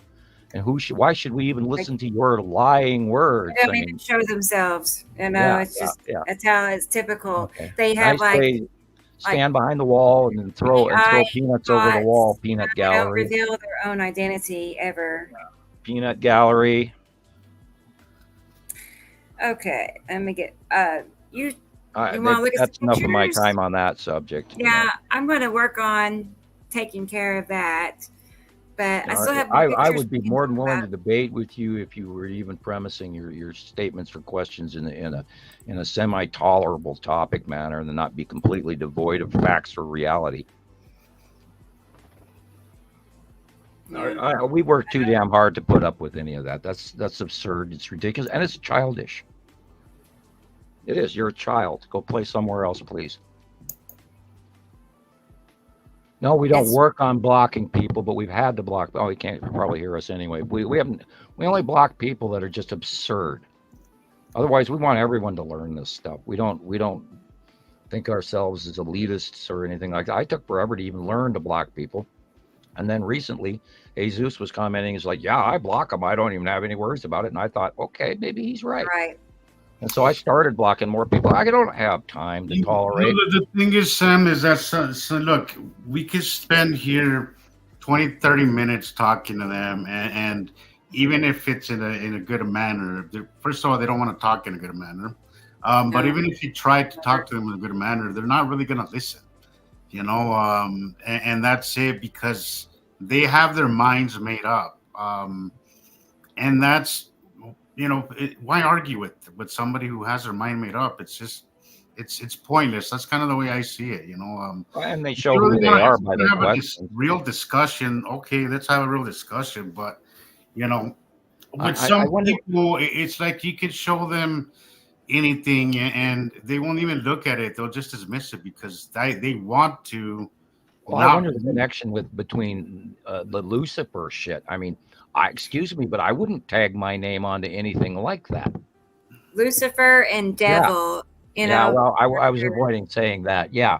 Okay. And so and then the notion about me, I'll ask you this direct question, Rebecca. Have I ever mixed up the difference between Nepesity and the green asteroid? Ever? Never. And if that rolls back to maybe that I typed one thing on one thing and one thing on another, it is possible I make a mistake. And if I did make a mistake, then why are you boiling all my entire credibility back to one? Because they can't find anything else. They find one thing and they're holding on to that for dear life because there isn't very many things. I'm not going to say it doesn't happen. It happens to all of us. We've all said something and come back and realize we said it wrong. And then we go back and correct it if possible. Many times. It's not a huge deal, but they're looking for anything, Sam. They're just desperate because they don't have much to go on. And that's another reason why I don't like to talk. Mountain of proof. That's why I don't. That's another reason why I don't like to talk to them, is because they want you to say something. I don't understand they're looking to you to say something that they can use against you. That's what they're trying to do. But my last troll literally told me that. That they were basically just waiting for me to say something so they could use it against me. So and then they'll spin it. I was like, Are we in our underneath. 40s and 50s? It's like, what's the deal with people that don't Well, grow I up? think some of our naysayers are actually much younger. I think a good portion of them are in Okay. their 20s and 30s, and they're just being, pardon the expression, little idiots, and haven't grown mature enough But yet, man, it's a even in new my tool. 20s Hey, and I can 30s, I can I stand here wasn't in doing complete this. autonomy and harass people and be mean and as rude as I want to be, and they don't even know who I am. No, well, you know what you're doing is you're impeaching a little part of your soul. The You know, fact that somebody sits for an hour, hours watching us just to troll us is just or multiple hours making it's videos pretty about it. pathetic. It's pretty pathetic. I mean, Thank you, you Nicole. really must have a very boring life if you actually have fun doing these things. It's pretty stupid. Yeah, I don't see why anybody would do that, but I don't know. I don't deal with crazy people, as they say. right, Why do you? Do they think we're right. crazy? Okay, move on. If we Yeah, want, I told somebody recently, if we want to believe in flying elephants, that is our God-given right to do without being yep. harassed. If you want to be here, you want to learn, okay, good. But Hey, that'd be a you, good logo for your site. A big old Horton Hears a Who with the flying little tiny wings. yeah, yeah, yeah. But yeah, moving Right. on. Let's not fear the trolls. Let's not Right. fear the Let's trolls. move on. Yeah. Let's move on. Yeah. Yeah, look at that beautiful, Also, awesome purple. We know it too is back. yeah, this was on Mr. MBB 33 Right, site. So right. I've noticed he's started a podcast just recently. I've noticed he had an hour long or so show the other day, and Mhm. it was kind of like what we have here. He was in a video box down in the lower corner, If you and find he was that, send me going a over link to it once in pictures. a while. If you do Uh-huh. see something, and other members Yeah. out there, if you're a Montana Sky Watcher, and you find a link from his, you can post it on the site. Talk to me, communicate. There's a lot of whoa, what's going on in our sites lately, or it's awful quiet. It's weird. Go back one. Oh, okay. Sure. If you look in the purple and you go halfway up the page, about an inch up the page from center, you can see that white shape. Yeah. That is Atu and Atu's moon. And on the left by Mr. BB333, you see a different rounded shape in the left corner, and that is the Right. lead asteroid. Wow. I see it. I'll make a comparison so everybody could see it easier. But yeah, for sure. And this is The where these white, patterns that's snap whose time moon goes after all the way time, across year the after sky. year after year. And we've gone back to the placement has gone back to where it was a few years ago, when as it's rising up higher now. They were closer to us last year and the year before, but now they're rising above us and going beyond us now. And we're seeing the same patterns over and over again. And this is how we know what we see. And it jumps out at you and goes, hello, I'm here again. Hello, I'm here again. And like driving home yesterday, from Missoula, and I'm looking at this. There's this Atom's yellow moon, plain as day, with the backlit crescent flare and the entire right-hand sided rounding face of this massive yellow moon, and the ion tail going all the way as far as the eye can see to the west. And I'm just going, yep, there it is again. Argue with me, I dare you. Yeah. No, I know. It's pointless, really. Like I said, like Jesus said, it's just, it's not worth draining your energy over arguing or debating. And I quit doing that so long ago. I'm here to help people and answer questions, but What I'm not do here you to see debate. here? Yeah. I know what they are. I know what they are instantly looking at them. I think I used to know even, and I don't Star remember. destroyers. No way. Now that would not have been what I thought. Parked Star Destroyers. Wow. The white is the ship. The gray is the shadow. It's being Yeah. cast off, which is landing underneath onto the planet above. Is See a them now? Star Destroyer like a tube or what No, no, is? big triangle craft, but they're facing away from us at an Okay. angle. You got to take the 3D into account. Yes. Wow. Let me go look at my triangles. I'll Those find are, some. I see 5 of them in the picture. 3 of them are close. Oh, 6 of them in the picture. 3 of them are close. 2 of them are medium, and 1 is far away. Oh my goodness. And I they're would have underneath. never. They're underneath the bottom of Nepacity. Yeah. Yeah. That And the orange is orange-yellow in in the background is the side of Saru base cloud. Yeah. That's pretty cool. Note the axis tip. Huh. Yeah.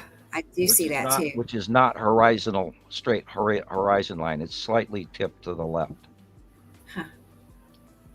Because That's it's on impressive. that side of the sun, and we know that the axis tip is always on. If it's on the left side of the sun, the axis tip to the left. If it's above the sun, it's a straight horizontal axis. If it's on the right-hand side, we know that the planetary out view is axis tip to the right, which is also time proven. Here's another triangle. Yeah, now we're seeing the bottom of it Uh-huh.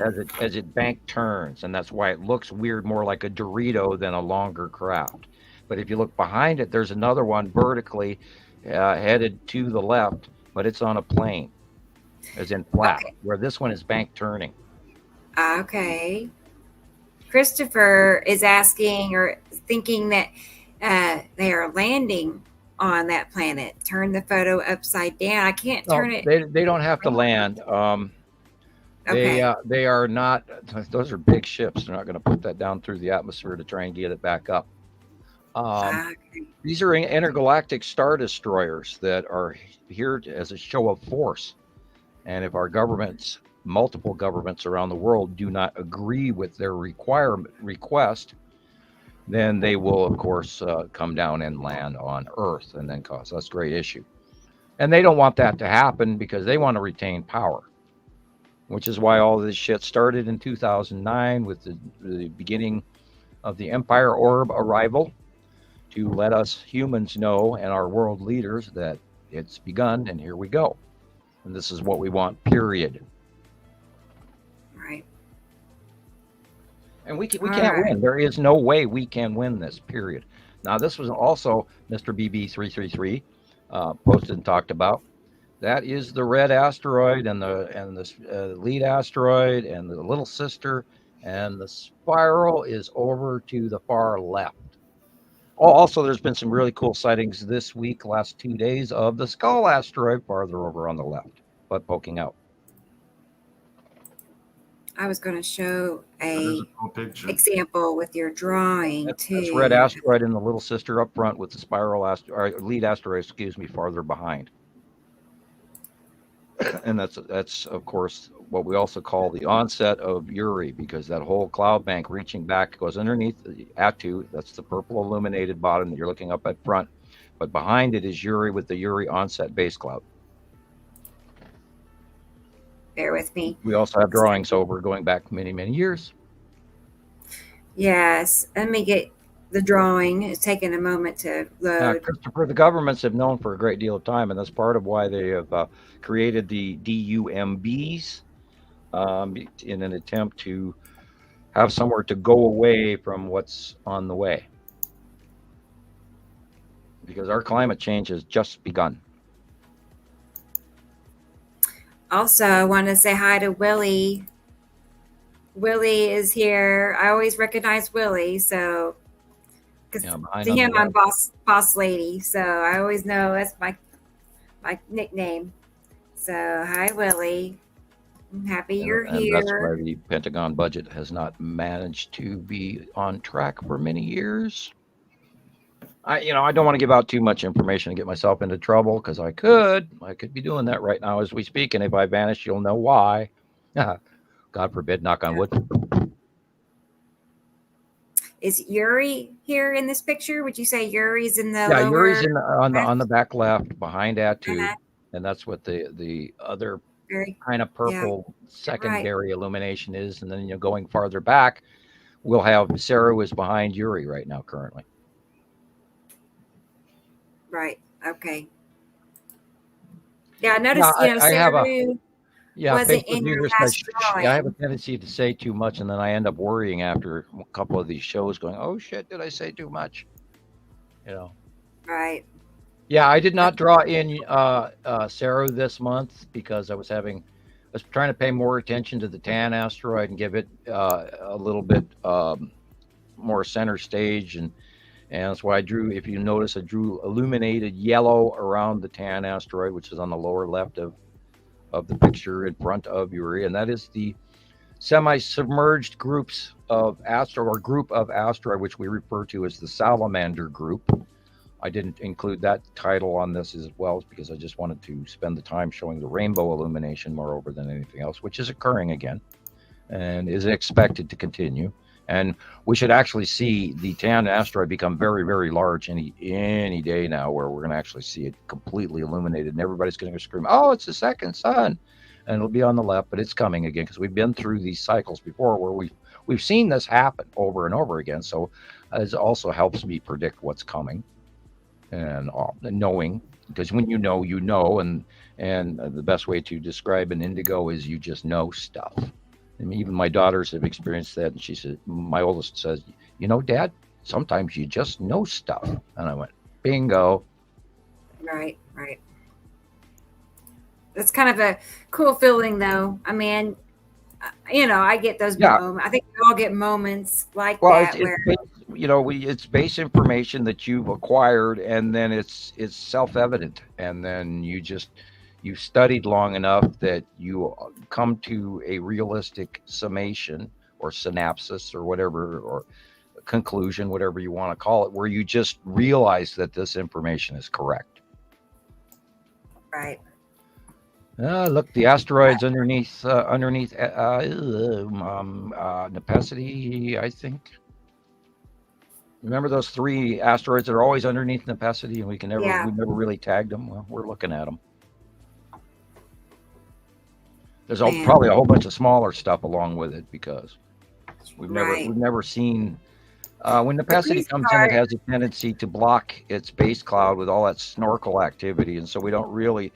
I don't account for it being in the snorkel pattern as often as I should. The same thing with the drop tail snail foot of Atu. All of those objects, all of the lead asteroid, the red asteroid, and the Spira are all mixed in that creation of the snail foot, as well as the 3 or 4 or 5 or 20 little asteroids underneath the open core of Nepacity. And that, I'm sure, has a great deal to do with part of the drop snorkel and the rain bomb and all of that. It's all intermixed because they're always there. They don't go away. They're right there underneath each of these planets at all time. And we've watched it for 8, 9 years, 10 years. We started getting some really good footage of the asteroid object cluster group, OCG as we call them for short, because we typed object cluster group so many times that I finally had to shorten it. Typed it so many times that we watched it, and the patterns haven't changed. And this is also part of why we knew that they went by every day, why we knew they weren't in Earth's orbit, because they would go by once a year. And that's been time proven, and of course we've documented as many of the big ones as we can without being too sidetracking. If we start handing out many names, and everybody's going to get confused. Like, I haven't even drawn Casper. I haven't seen Casper lately. I don't know where Casper is.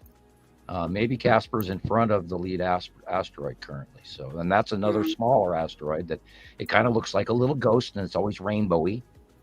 But it could actually be intervening in front of the Saturn's yellow moon right now, and I may have missed it. I hadn't even thought about Casper in probably 2 months. Right. I used to have a good picture of Casper. I'll have to see if I have it still. I've got 5 or 6 really good ones. A lot of things lately. There's one running around that's really cool. Yeah, there was one I've shared on Facebook. Yeah, that rainbow huey one where it actually looks like Casper the Friendly Ghost, which is where that asteroid got its name. It's really obvious that it's an asteroid. It's an asteroid. Yeah.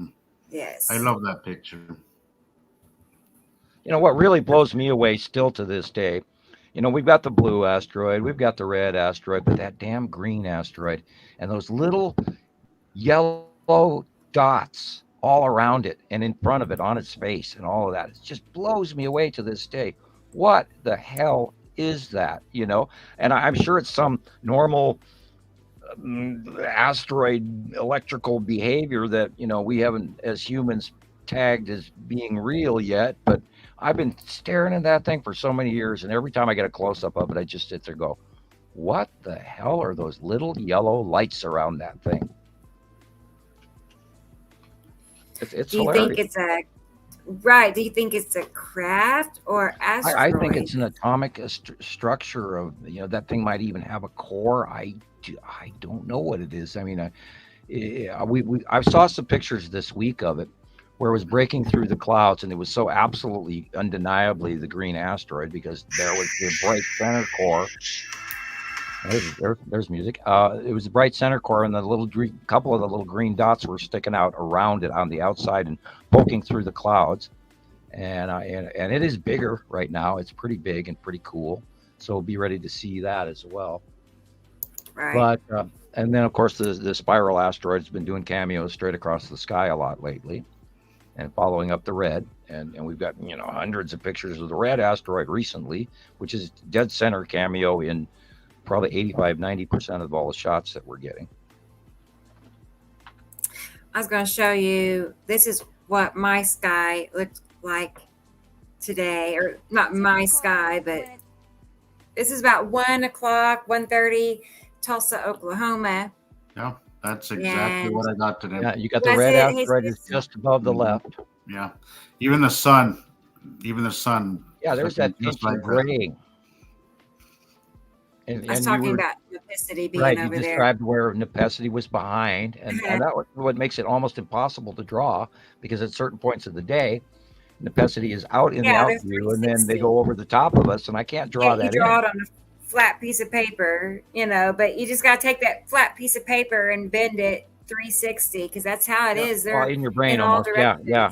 Yeah, and then Atu and Nepicity are going over the top of us, and Uri's going into the north by northeast sky from the beginning of the day, and then all of that rotates, and so then the out view later on at sunset, the out view of Uri is in the southwest, where Nibiru and its atom shell of moon, as the sun progresses during the day, it goes to the right, and then goes over the top of us toward afternoon, evening now.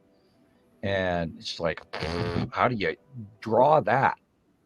Right. There's this rotation going on over the top of us. And so it's made it very difficult to do the single two-dimensional drawing.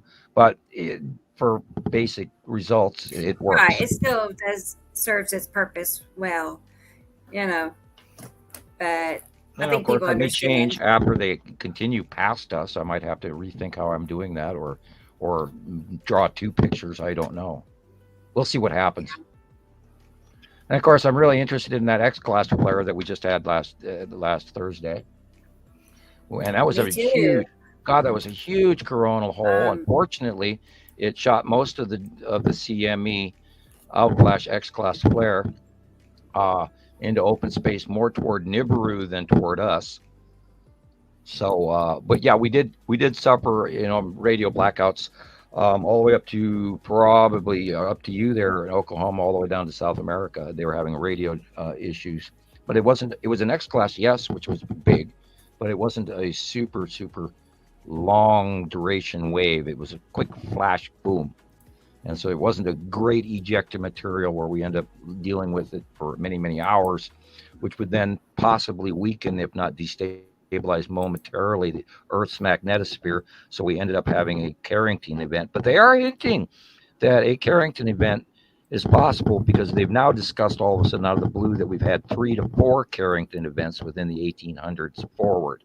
So I kind of... We're talking about it. It's for a reason, little... Right. The fact that they're correcting, the science, it struck me as, now you talk about it, I wonder why. Yeah, they don't really like to talk about their mistakes, but they brought it up. But if they've mentioned that we've had them before, that's also going to lessen the effect if somebody says, okay, we've had it here, boom, the East Coast goes out completely from a Carrington event, which is what happened in the it would be just before the turn of the century. because electricity mostly, for the most part, came out in the 1880s forward. Some areas had it, some areas didn't. And then the small amount of areas that were incorporated with high tension or electrical wiring did light up and burn. And it affected a huge swath of the country. But of course, people have to look that information up because it's not general knowledge. I was going to get Jesus, his pictures pulled up here. These are the ones you sent me, and then I have your video also after that. This is a little old, but this is kind of what you're talking about too, about the green asteroids. These were flying pretty low one day, and they all had little spots on them. I could not get this was a new camera at the time, and I couldn't get it to. This is the clear. lead asteroid, red asteroid, and spiral asteroid, and the little sisters, which I have a drawing for. Underneath Attu and Attu's moon, and that's what the white line and the blue above is. I've never seen them so close to Earth. Oh, we went 219, 220 lead asteroid. That's when the time I took that picture. I could not believe how big lead asteroid was on so many of those close Earth passes, and everybody said, "Oh my God, is that?" And we were all stumbling whether or not that was Attu's moon because of the size. But yet we knew that, with the drag-off tail leading in the direction that it came from, we knew that Attu's moon didn't do that. So we automatically knew that, oh my God, that's the lead asteroid. Jesus, look how freaking big that thing is. And I'm amazed that we didn't see more massive electrical discharging on planet Earth. But maybe we did, and we just, didn't even catalog it. A lot of these major superstorms that have gone through, and I'll give a real prime example. We talk about Joplin, Missouri. That was in 2011. Was there a planetary close pass that we weren't aware of back then? Yeah. And it's entirely, I've watched the footage over and over again. There's a new one out. It's a compilation of Joplin, Missouri, 2011. And I watched it recently, and I've watched a lot of old material over and over again because they didn't even find a lot of the people that disappeared. They were gone, vanished, and the material was gone. And then, of course, we've talked about the 2018 storms, and we talked about the 2020 storms, where they actually divulged the information that the debris field went up to 37,000 feet. Or higher. It was like 50,000 feet. It was way high. And our storms don't go up that high. So I always, pose the question to other people. If you doubt my science and the information that I'm sharing with you, ask yourself, what can drag debris from a huge storm above our normal weather by some 20,000 feet? And the only answer to that is a larger object above pulling it up there, not weather. Wow. Yeah, and I have to reiterate that over and over again. This is another chunk in the last thing you would think it could be. Yeah. Here's proof. We've never had these events be so drastically destructive or so common. We used to have one of these maybe once every few years. Now it's happening just so often. Yeah, and if you look at the storm that went through Joplin, the whole everything went dark night, like it was pitch black night. And I had never seen a supercell like that. And if you look at the footage and you look at the side, not where the tornado is, but if you look at the outside of the storm on right hand or left hand side and how massive that was, that isn't a normal, it was a class 5 top of the scale hurricane or tornado, excuse me, but it was way bigger than that because it just flattened and all the way down to the ground and just wiped people, and people were killed. And fortunately, and it was a very long drawn out. It traveled for 40, 50 miles on the ground, and they've had recently even longer drawn out tornadoes in the 2020s and 2021 and all of that, which we also believe were close asteroid passes or close passes of necessity with the rain bombs and all this other stuff, which we documented the 218 storm, the 219 storms, the 2020 storms, what they called the derechos of Ohio. Look, that went up from 2021.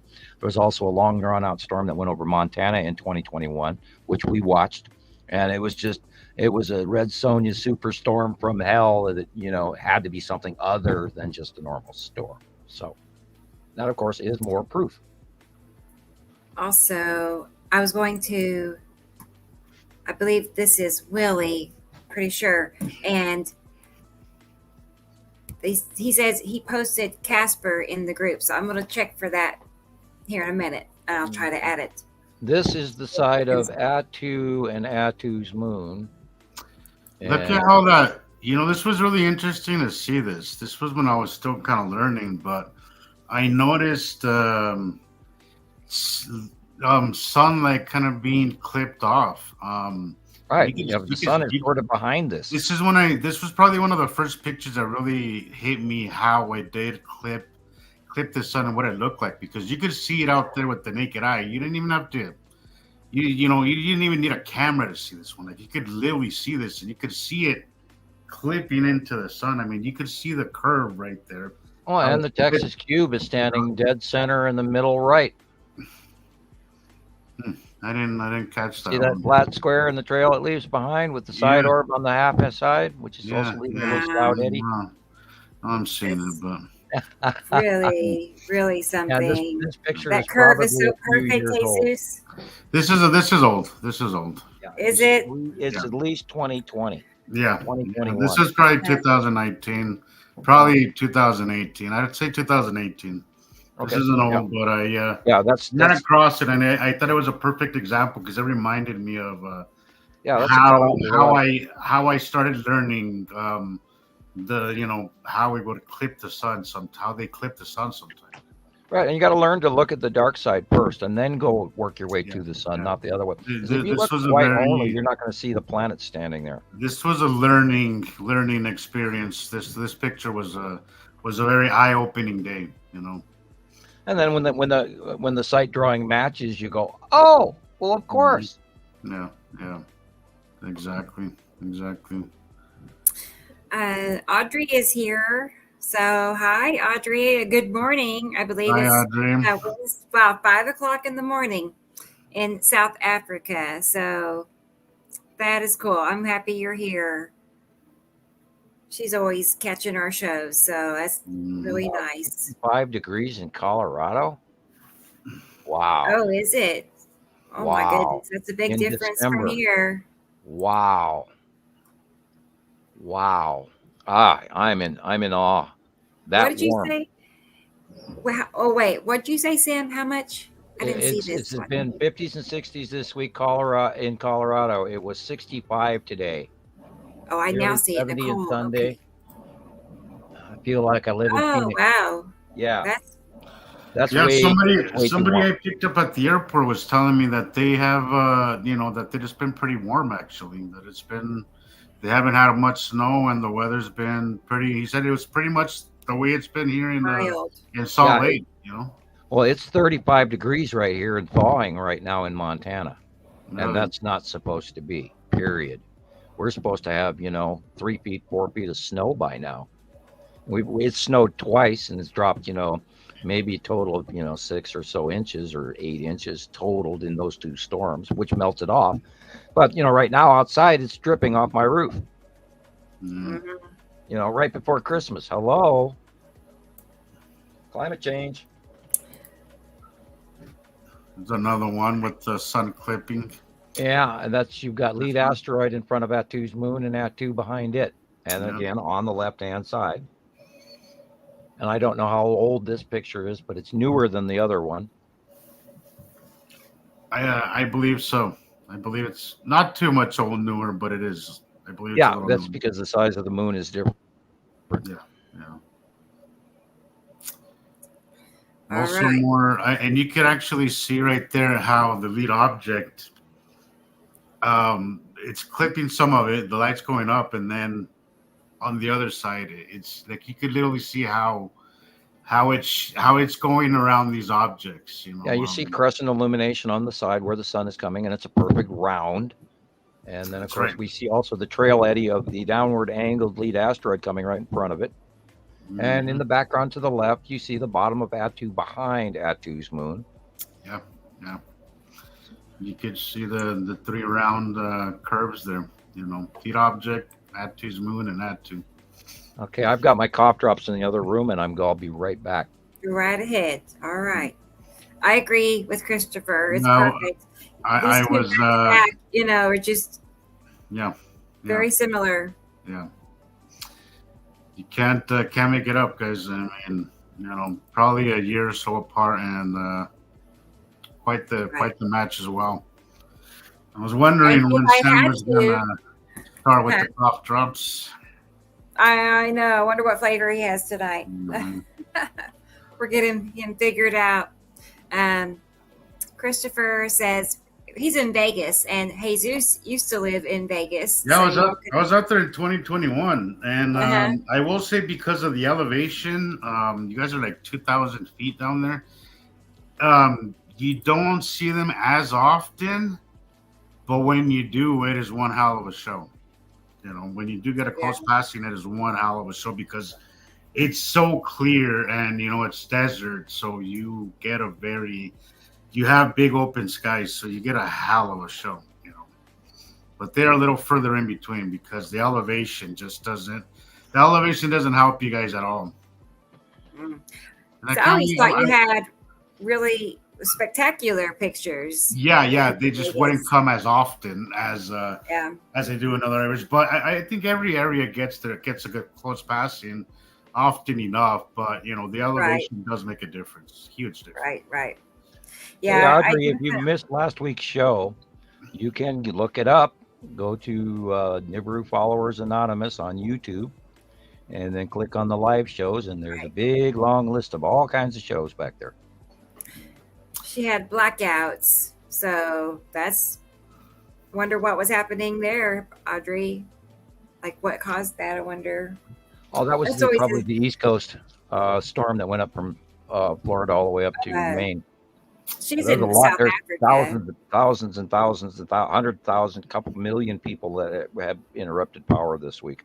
And there's a huge snowstorm that just came off the lake effect off Lake Erie and Ohio and Chicago and all Detroit and all of that. Right. Sam, I really been wanting to show you this picture. It's a little dated too, and it's a night shot. I don't know how well it's. It seems to be a little clipped off on the left. But this thing, and this was the craziest night. I'm gonna send it to you on Messenger. See if it's maybe a little clearer. No, I put it on Facebook because I can't open Messenger. Oh, that's right. Yeah, as a matter of fact, my new upgrades asked me if I was even going to open it because it was unused, and so it's not even an option for me currently. Really? Yeah, I can't open email, so send it to me on Facebook, and I will open Facebook up. And so just go to your page. yeah, you can post it directly on my face page or PM me or whatever. Oh yeah. Well, I was going to say, Sam, earlier on tonight's show, a couple of people mentioned the same thing, that they, wanted to send you pics. How do they do that? So I created an email real quick so you can send pics and just send them to this email, and then I'll put them in a folder that we can. I have been unable to open my emails for 8 years or so. It just scrolls and scrolls and scrolls and scrolls, and it won't open up. Yeah. So, all right, so I sent it to you on Facebook Messenger. Okay. See if you can maybe get a clearer picture. But this thing, I remember you mentioning a few years back that there was asteroids that were crossing the moon, and you could see their trails pretty much. Yeah, I'm looking at it, and you've also got a planet face behind it as well. I thought so. Because it's kind of illuminated in the back. Right, you've got a larger planet big behind asteroid in the front, right? I would literally have to tell you that you're looking at the Tan asteroid crossing the face of the moon, or size-wise, depending on what year this was, or lead asteroid. It's either Tan or lead asteroid from the shape and the color. And I'm now looking at it very large. I've blown it up. Sam, this thing crossed in front of the moon and blocked it for about 5 minutes. Yeah. When the asteroids are coming in, they are coming in very, very close to Earth, and they will block out in between our moon on occasion. We've had, God, hundreds of sightings of that. We just is in the nighttime scenes. It's really very difficult to It is. uh, It was. call It was. unless you kind of know what direction you're pointing the camera in. It was, but it was a crazy, crazy night because it was an enormous rock that just passed right in front, and there was another bunch of smaller pieces as well. But it crossed right in front of the moon, and it disappeared. Like literally disappeared for 5-7 minutes. It was the craziest thing I ever seen. But because it was at night, it was really hard to capture on a. But I did catch a few shots, and I kind of try to brighten them a little bit, but this is what I ended up with, and it's, at least on my end, it looks horrible here on stream. I was about to have it on It's a very hard large to get picture, night shots. Yes, night shots are really tricky. That's why I typically don't, but this one's been really on my mind, and I really wanted you to see this one because I'm going to blow it up really big here in just a sec. I goofed up the first time I tried to do this, and I have to refind it now because I put it in a file, and then I can blow it up. I mean, you could see the outline of it, right? I wish you could see my cursor, but right as the moon, you could see the outline of it. It is an enormous piece of rock. It's probably close. If it passed in front of the moon, it was probably a little closer, but it was so big. And I remember that you had talked about some asteroids, how they you pretty much have Uri going behind the moon, and then one of the asteroids at Uri face either lead asteroid or tan asteroid, because those are both round. The red asteroid is not round. This was sometimes in 2018 is my guess. Then it's lead asteroid crossing. Yeah. Because this happened for a week where things were passing in front of the moon. In 2018, tan wasn't that big. Yeah, it was pretty intense week, and I blew my mind on. Nobody seemed to notice what was happening. At least in my area, nobody seemed to bat an eye what was happening. It was the craziest week. But yeah, I've been wanting to show you this picture, but yeah, it was a tricky one, but yeah. I just got another message from the religious person that I've been talking to. Okay. Who's, with truly in all respect, I'm just wondering what your message is to the people about the asteroids, planets, moons, etc.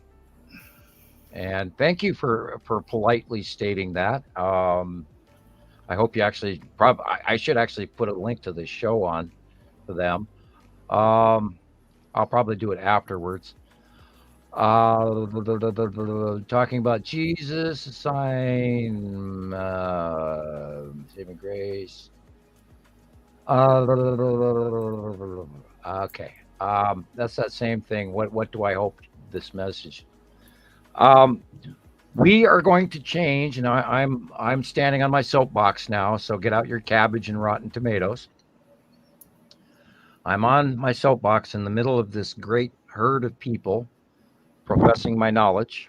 So I'll throw this out here. The message we're going to change things. We're going to change our understanding of science. We're going to change our understanding of the future. We're going to change how we treat each other. We're going to change the fact that it's not my city versus your city, my color of skin versus your color of skin. We're going to change the whole story. The whole scenario is going to change because we are not alone. There are more races out there that we also have to incorporate and get used to and treat with respect. And we can't continue this negative. And all of this is going to change. And we start that. Yes, that's arrogant.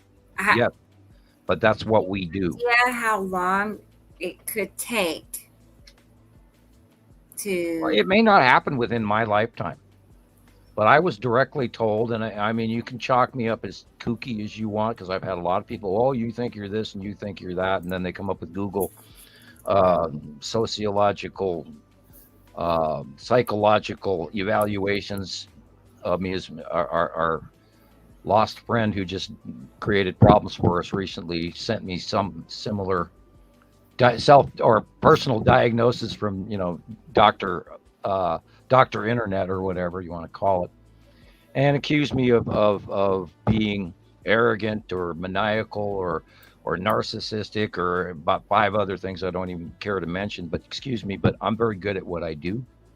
I know how much attention I got when I was 17 years old for a paper. I know how accurate I am now. I know how many friends I have out there now. I know all the stuff we've spent over 13 years proving, and the work that we put in involved in this, and this work is going to pay off because we are right. I saw that again yesterday driving home. We are changing things, and you can either join with the new, or you can live with the old and see where the old gets you. But I promise you that once you open yourself up to the new, you will change. Part of you will grow. You're going to learn more. And I promise you this is very true. And rant. No, I mean, I've seen people mention like 2012 is when they had a pivotal year. I know me and Jesus, ours was more like 2014, but it does seem like some people are having these, and ever since then things have just gotten better very gradually, and now Astrologically speaking, we're entering a new stage. There is, and I don't talk about astrology very often, although I do study it regularly, and people Right. send me all of this information. It's just not a topic I share with everybody, but I do collect it for myself. Astrologically speaking, we're in for a really interesting 2024. And this is where this new information does come out, and we do change things. Also, some negative stuff happens. So, and you guys know me, I'm not a date giver, and I don't sit here and cry doom and gloom and henny penny and the sky is falling and all that crap. But guys, we are going to rock and roll in 2024, and hopefully all of you out there listening tonight get the opportunity to learn both sides of the story. It's good and bad. But we're doing this for a reason, and we are not wrong. We are not wrong. Sam, 2023 was the first year that I was more than just mesmerized by it, where it kind of hit me like this is serious shit and serious business. It never hit me the way it did.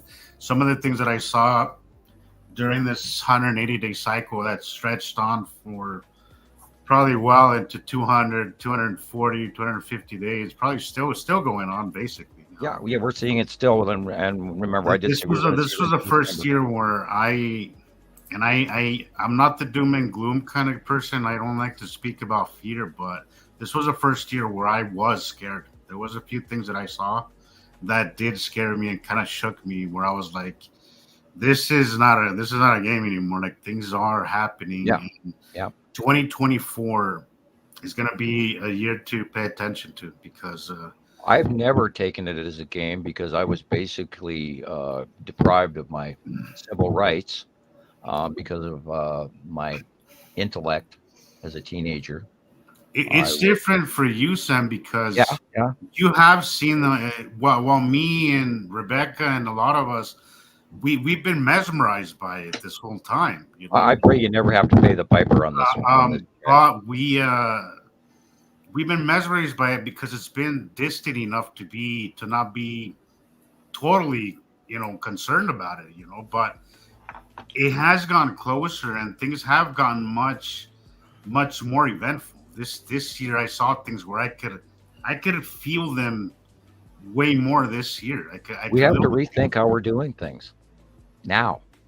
Yeah. Now,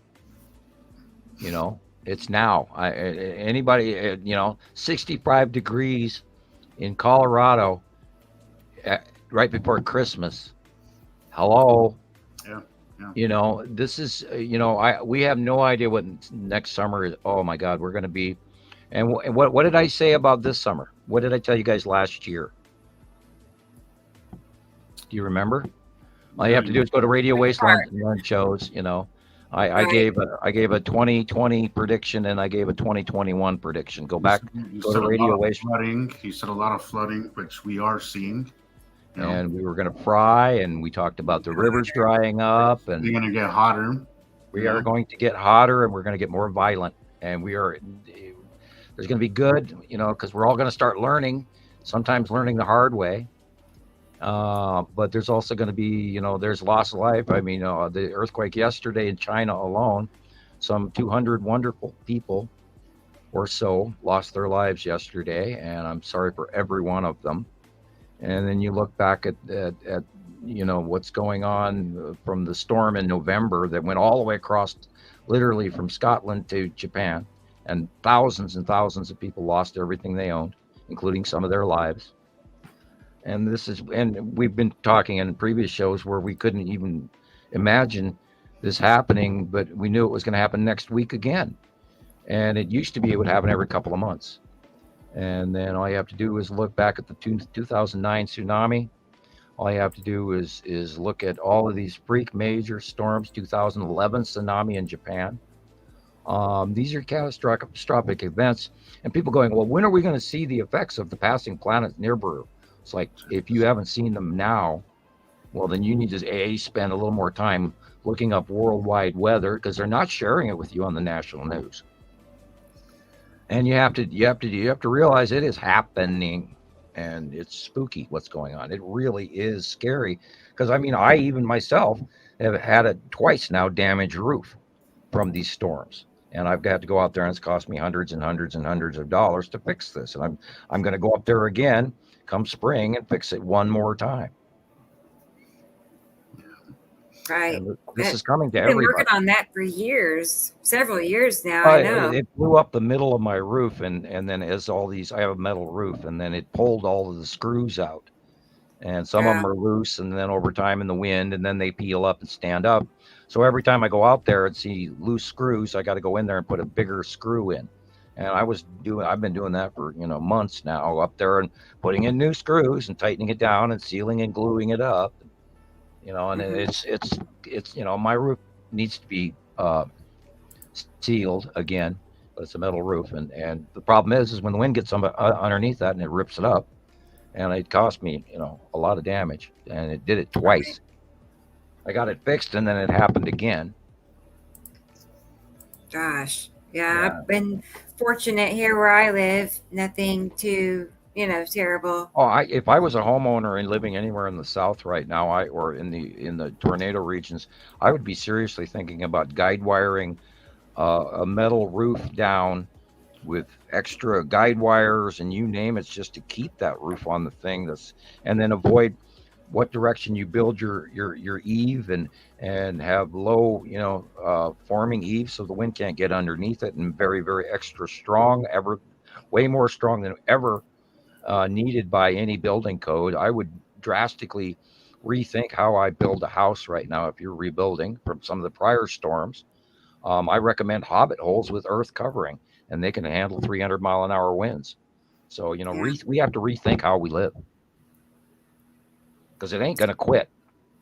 I was going to say, I mean, you're saying that the planets will be, we can see them for several years, but it's not only the planets, it's the sun. It's the extra boil off of our all of our rivers boiled off, and all from the sunlight.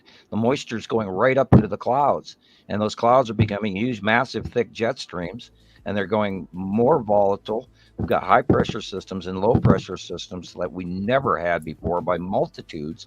I mean, at any given time, you'd usually have 1 or 2 lows anywhere on a major continent. And right now we got 6 and 8 and 10 and 12 in the eddies over the North Pole alone, let alone the South Pole. And everyone in Australia is now going through this extra widened band of jet stream rotational on the South Pole of the planet that they've never experienced before, and they're going to be flooding for God knows. I mean, they're going to see serious climate change right away this year, and then next year and the year after. Man. I'm not trying to be a naysayer and cause gloom and doom, but guys, we're in deep doo-doo right now from what's coming. And when all of the rivers on the planet dry up, That's a serious warning. I was gonna say, my computer has that error on it, so I gotta close down. I'll be back in like 20 seconds, probably. Hey, you remind me I should delete my browsing history as well. Yeah, go ahead. I'll Yeah. find something to It's talk that about. little I'm robot sure. guy. Remember the robot error? I don't know why, but it happens.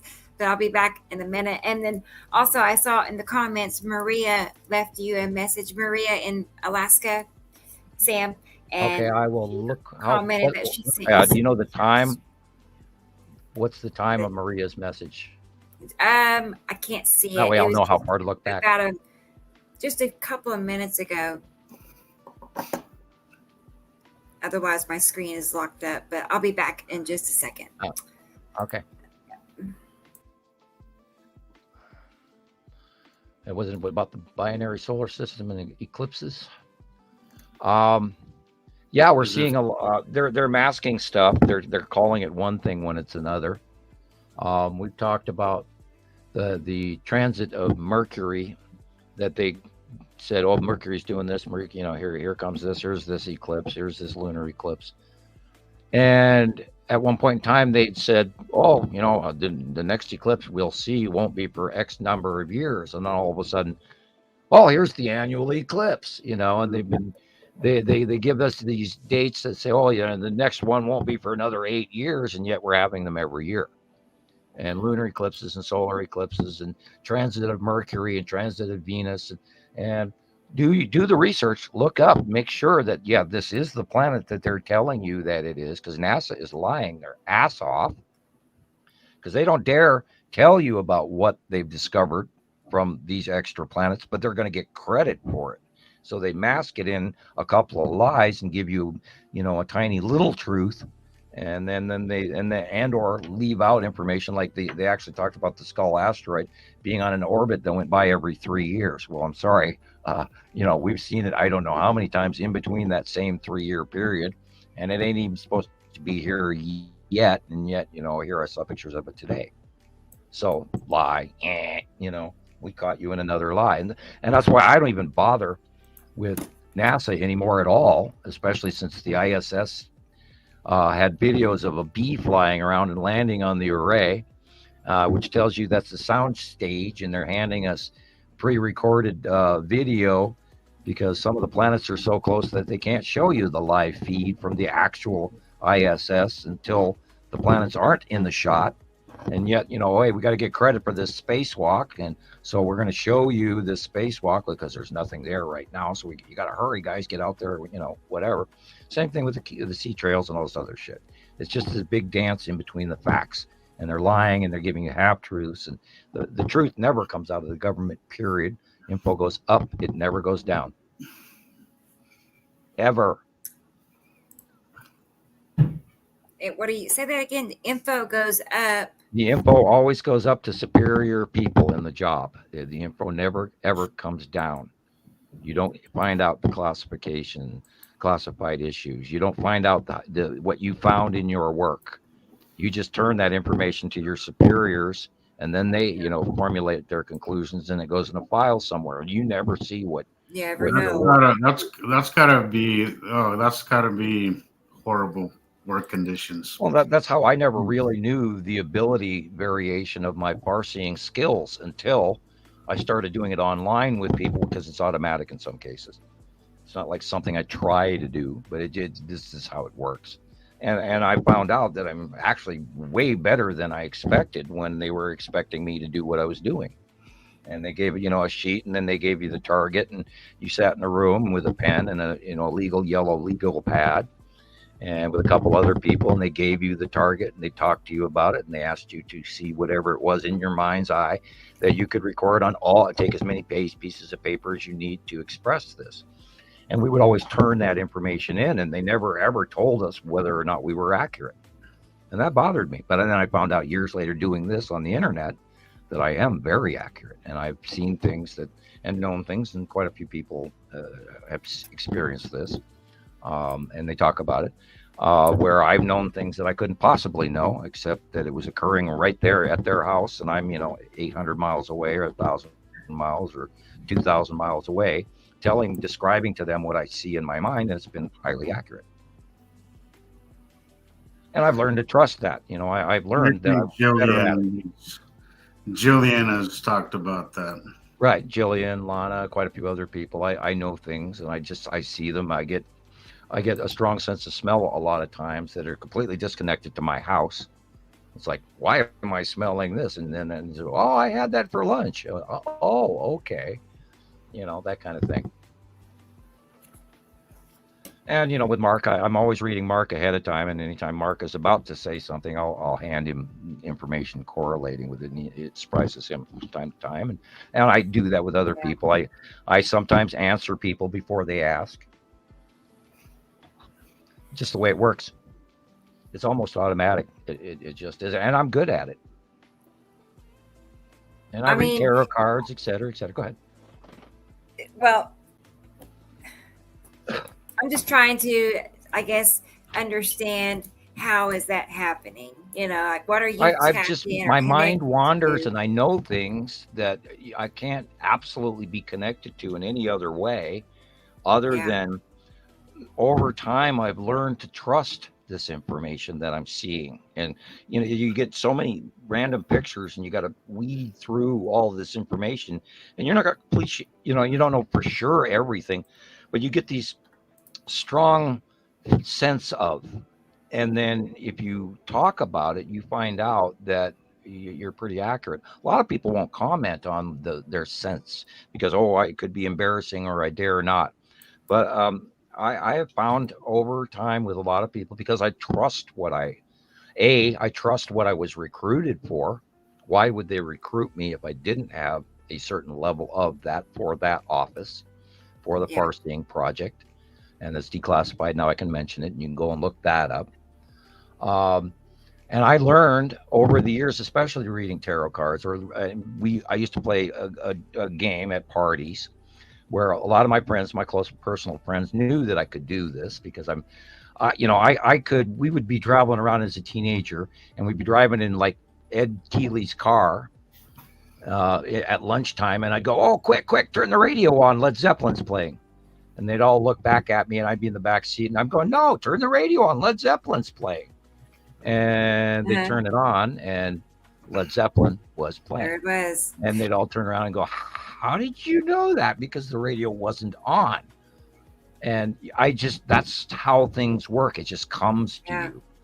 I was going to say I have something I can relate to, because I have a tendency to know when we have a cat at the door, like one of our cats will be wanting inside, and I'll just have this.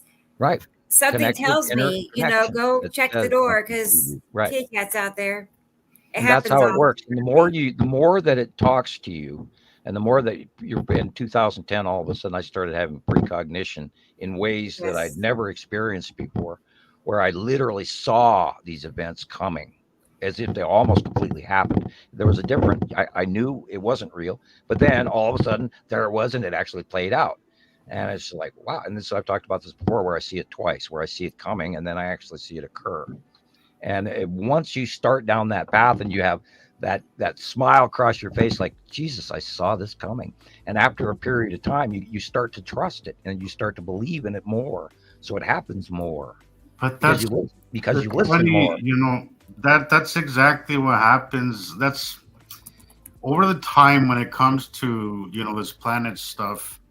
I've learned to do exactly that. There's times where I just know to go outside. It's time to go outside. I trust it. And as you say, I just know. I don't know how I know. I just know. You just know to just do it. And I've learned to trust it. And some of the coolest things I've captured have been just random, me just going outside just because. I don't know. I just got the feeling just to go outside. Because it is your destiny to do this. And I'm not going to deny that from anyone. And if you're here, I have seen them stuff at night that I couldn't see with my eye. I had to use the camera and put the brightness up, and then it show it would you'd see what was there, but a lot of it is sense, and a lot of it is just kind of knowing, and after a while you just kind of learn to just kind of go with it and just kind of trust what you feel, and a lot of times, most of the times, it's right. It's and that's crazy how it works. thing. And that comes also from our many years of doing it. We've a decade of doing this. Yeah. We have a lot of it is experience, but a lot of it is just sense. It's just right. And we've learned to do this. We've learned there's a vibe to it. We learned there's a color to the light, to the sky. We learned that there's a schedule. We learned that we know at certain times of day the best viewing. You've learned through your camera use how to find things better. And these are all skills that we have within us, and abilities that we have within us, whatever you want to attribute them. But they're part of a greater puzzle piece that shows, you can put 87 pieces together and boom, there's a real picture that's beyond the single individual segments. So, and you have to trust and you have to believe. And the more that you trust and the more that you believe, the easier it works. Yeah. And sorry, I did not have fish for lunch yesterday. And that was all right. I wish Audrey asked. No, I did not have fish for lunch yesterday. I wish I could put that in practice with the rest of the things in my life, but I'm kind of working on that. You're working through your stages, and you're gonna. I understand your level of development, and you're still in the I'm not sure department, which is okay. Which is your path will be your path, and you're going to be learning. Especially at the beginning of January, you will all of a sudden get an epiphany, and that is going to add to your personal spiritual contentment. You will enjoy it. It'll have some minor inconveniences as well too, because clearing the shelf is always clearing the shelf, and it's work, it's chores. But you're gonna have an enlightenment coming next month. So trust in that. That's funny because yesterday one of my fortune cookies, I had Chinese with my friend last night, and you had the one Chinese. One of my fortune cookies said exactly that. I was going to get some future knowledge, Yep. Spiritual growth is in your future. Yeah. So and that is also for most everyone, but you're gonna have an epiphany moment, and I can look into you and see that it's coming. And I'm kind of jealous because you get to hit one of the stages, and it's always cool to go through these stages, and it's wonderful. And anybody can get out there. Is you just like awakening science. I was posting that again this week, and that's a 2010 Ascension video. And there's a lot of people that are going to, the 2014 was a very strong year for that secondary ascension, 2018 again. And there's a learning curve in mankind that we are going faster and faster and faster and faster and faster each year. 2018 was very significant. Yes, it was. Absolutely significant year. And 2024 is going to be enlightening for, I hope, all of Earth. I hope it's not the hard way, but sometimes we unfortunately need a slap across the face to wake up. Unfortunately, we sometimes need a rude awakening. It takes a rude awakening sometimes. Yeah, well, and we do need to change how we do things. And let's hope and pray that maybe Nibiru is absolutely visible facially to me now, and was last year and the year before. Nibiru has not necessarily been on the mainstream out view for quite a few years, actually since about 2015. She stepped into the background and above. She was so high up we weren't seeing her, because all we were seeing was the dark side of Nibiru, and because she is so huge. And then we dealt with Saru going in the background as well, and then Yuri being facial, and then they came right up in our faces in 2017, 2018, and crossed over in front of us. And that's where Yuri has been in the way for most of the time, as well as some of the best sightings of Atu and Atu's moon, who has been really in our faces all the way up through 2021, 22. And then she started getting smaller. And then we started paying more attention to Nepacity, because she's on the tail end of that spiral rotation run. that they're going through now, and now they're heading up over our right shoulder, facing the sun. That's how the comparison is. They're heading to our right shoulder as time goes by, because they came from the lower left, our lower left foot below Earth, and they're moving in that direction through the spirals and spirals and spirals and year in, year out change of our orbit, winter orbit, summer orbit, and the 180-day cycle, and now extended because our orbit model has changed, and everybody knows that the sun isn't high noon anymore, et cetera, et cetera, et cetera, which is more proof that we're right, and everybody who doesn't notice this. Sam, I've mentioned high noon to some people, and they think I'm talking about a movie. Well, I've I'm sorry, I mentioned am from Montana. We are cowboys up here. I've mentioned CMEs, and people don't know what I'm talking. It just Well, I know if you don't know what a from TME is, experience, even for somebody like me, that I've always loved space stuff, my knowledge was really limited. well, it is not to kind of our mention that responsibility to most of it was self-educate incorrect ourselves. as well. Most of it was incorrect as well. But Right. a lot of people don't. Most people are very. The knowledge is very limited. I Right. think that's a big problem, and I don't know. I think between mainstream science, there's so little coming out. Right. There's really so little new stuff. And that's a huge blockade premise to our work actually making sense to most everyone, because Yes, we yes. are Because trying. I learned a lot. Because I enjoy doing this, and this led me to want to learn other stuff. Right. I We're I grabbed would up go by to our Thunderbolts project. I would go right. to Right, because you were things grabbed that up by your obsession with interest ratio and brought up to level, and I had to learn. I mean, there's still stuff I still learn.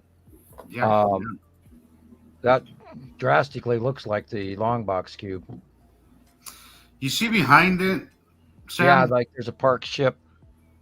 There's something behind it. Yeah, Okay, so there's probably a parked ship right next to it. We see constantly. It's probably in front of it. The blue here. Yeah, there's we've numerous times have got captures of the long box cube with 3 or 4 or 5 star destroyers parked around it at different angles. Some facing upwards, some facing downwards, some flat plane, some going away from us, some coming toward us. I see an orb there too. Yeah, side Next, orb, always drag off. next to something boxy. It just looks Right. boxy to me. All right, side orb and long box cube, plus probably several other smaller support craft, which do create other cloud eddies. Because Okay, they're so up in space and they're ice cold. Let me get this straight. This one that we're seeing right there, the obvious one, the one that's more in the path of the light that's lit up. That looks very much like what you posted the other that one you said was recent. Yeah, there's also a bunch of ships that we don't even have cataloged that are new again. There's a whole bunch of new stuff showing up. And Because this, anytime these things are sitting up in space and the sun shines on them, yes, that's when all of this cloud stuff comes off the object and it creates these little sort of almost camouflage luminescent. you could see that it's reflective. It's reflective. So anybody who wants to say it's a cloud, that you're nuts. Somebody told me it was just a cloud, but it's reflective. It's And you have to look at reflective. where the light angle comes from. Yes, exactly. It's And what lit up. time of I day. say that looks like a cloud. Even right here, you can see it's shadowed to the right, and reflective on the left. And Right. something that probably most everyone didn't notice is look at that big dark blob in the left-hand side. Dark blue. Okay. That is a planet back there. That's why if you look down at the horizon, it's light blue. If you look at the background here in the upper right corner, it's dark, dark, dark blue. This was caught in its orbit. I mean, not caught in its orbit, but there was a planet behind this. But I isolated these two, and then I zoomed in a little bit. Post the video.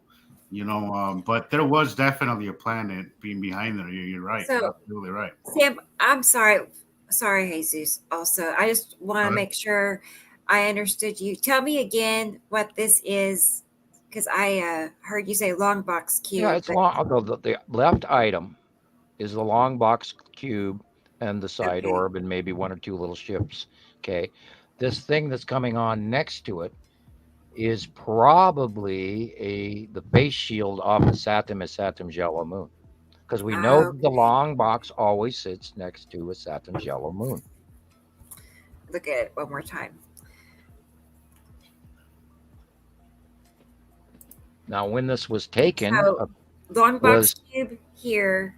right, And then and a couple of in the little picture craft parked now, around it, which is causing other eddies and little straight lines. yeah, And then right here is probably the faceplate of, yellow if you look, moon. the ion tail leading up to the corner, and that'll be a Saturn's yellow moon, and then its little atmospheric face punch. I see what you're seeing. Okay, I see what you're saying, Sam. And Yeah, we know that the long box cube is always just to the right of the base of Saturn's yellow moon, because they're Yeah. sort of semi hiding in the ion tail.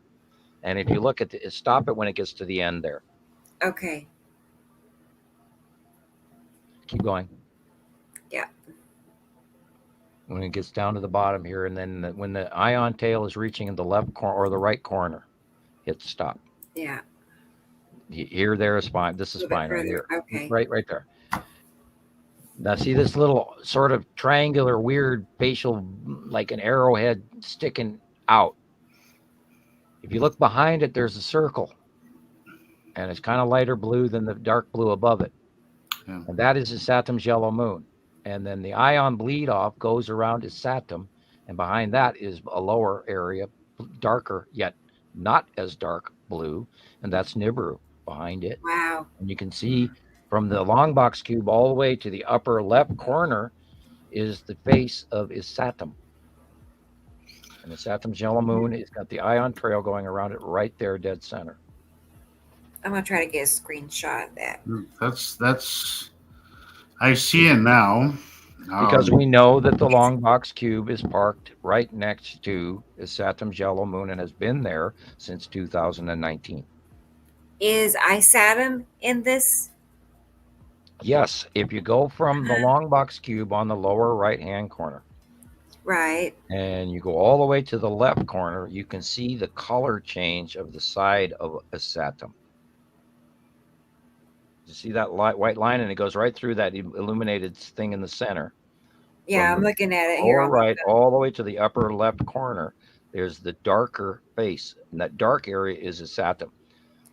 And Nibiru is behind it, dark blue, but not as dark blue. And then you go down farther, and then you see the real sky and the normal blue horizon. All right. I'm going to study this. I got it. We just have to learn to judge the shade differences. Look at the dark areas first, and then it gets a little bit lighter. And then you just got a sudden abrupt edge that goes from the left corner, upper left corner, all the way down to the Texas cube, or excuse me, the long box cube. Yeah. Straight through that illumination, and that is the facial line of his Saturn. And the Saturn's moon is in front of that and much dark and circular. And this is the ion occurrence faceplate of the bleed off of the ion tail that goes off of Saturn's yellow moon and all the way around his Saturn. Man. When was this, Jesus? When was this? This was, I would say, 2019. Yep, when a Saturn's yellow moon was smaller. Wow. And that also matches that series of pictures from Dr. Phil. Correct? Do you remember that, Jesus? I do. And this is an exact, way closer Audrey version. sees it too. You've got So the long that's box pretty neat. cube and the Saturn's yellow moon and Nibiru all in this shot. Hi, experimental. I just see that you're here with us. So Right, three different shades. One is its Saturn, one is Nibiru, and the other shade of blue is the real sky on the horizon line. And amber eyes. We know this because we've watched it for years. And we know that the only things moving this way or moving that way, leaving a trail eddy behind it on this side versus that side, comes from our decade-long watching all of this stuff and recording it month after month after month on the site drawings, which is also an extremely good reference library, cross-reference that we can go back on. I can go back 5 years and say, okay, you got a picture 5 years ago in May. Here's this. Here's your picture. See, they match. And that's how, in the future, my work, our work, is going to be proven as real, is because we've been doing this longer than anybody out there. And there's nobody's gonna knock. We are obsessed, everybody. Just We were obsessed. Yeah, I'm sure you caught on to that, but we're obsessed with this. So we spend a lot of time. And this is why our citizen science actually is working, because we're documenting this. We're proving it time after time. I mean, it's not like, oh, I was here last week and I popped into your site a month ago and gee, yeah, Rebecca, I went to your site 6 months ago, and what do you have to tell me? And how are you going to get caught up in 20-minute conversation over the last 6 months? You can't. What we do every day. Now this has got to be Attu's moon, right? Correctamundo, and you also have a vertical asteroid group orbiting under Attu's moon. Yeah, you could see that angle, and you can see it's literally see that angle, that almost vertical. Angle. But as it moves over, it starts to go over to the right. You know, and I use that orbit diagram, right, left, middle. But you could see those little things, those little cloud things. Yeah, in that dark area on the middle. Drawing. You know, you always have your middle left is Attu's moon, and it has those little upward clouds. It's always got the asteroids orbiting underneath it. You can see this on this one, how it has those exact same upward kind of clouds, you know. Right. But this is a video that I took when I was still not. I was seeing it subconsciously, but I was still kind of not. You know, and all you have to mainly understand is the size of it. This is one of those videos that I only ran into recently, and I was like, "Holy shit!" There it is. I see it clearly now. You know? I'll be going through the files, and I'll be looking for one picture or another, you know, in S or M or L or F or whatever, because I went through the alphabet twice. And I'll be looking at, I'll see something I had not seen in that picture before, and I go, "Oh my God, I was blind." And and we go back to the people trolling us, and yes, we make mistakes, and there's shit I haven't seen, and all of a sudden, I'll like if we're talking about Casper, I'll be running through the file, and I'll go, "We talked about Casper," and all of a sudden, I will go, "Wow, there's Casper," because you don't think about it until you think about it, and then boom, you realize that it's a lot of this crap is in pictures, and we didn't see it before.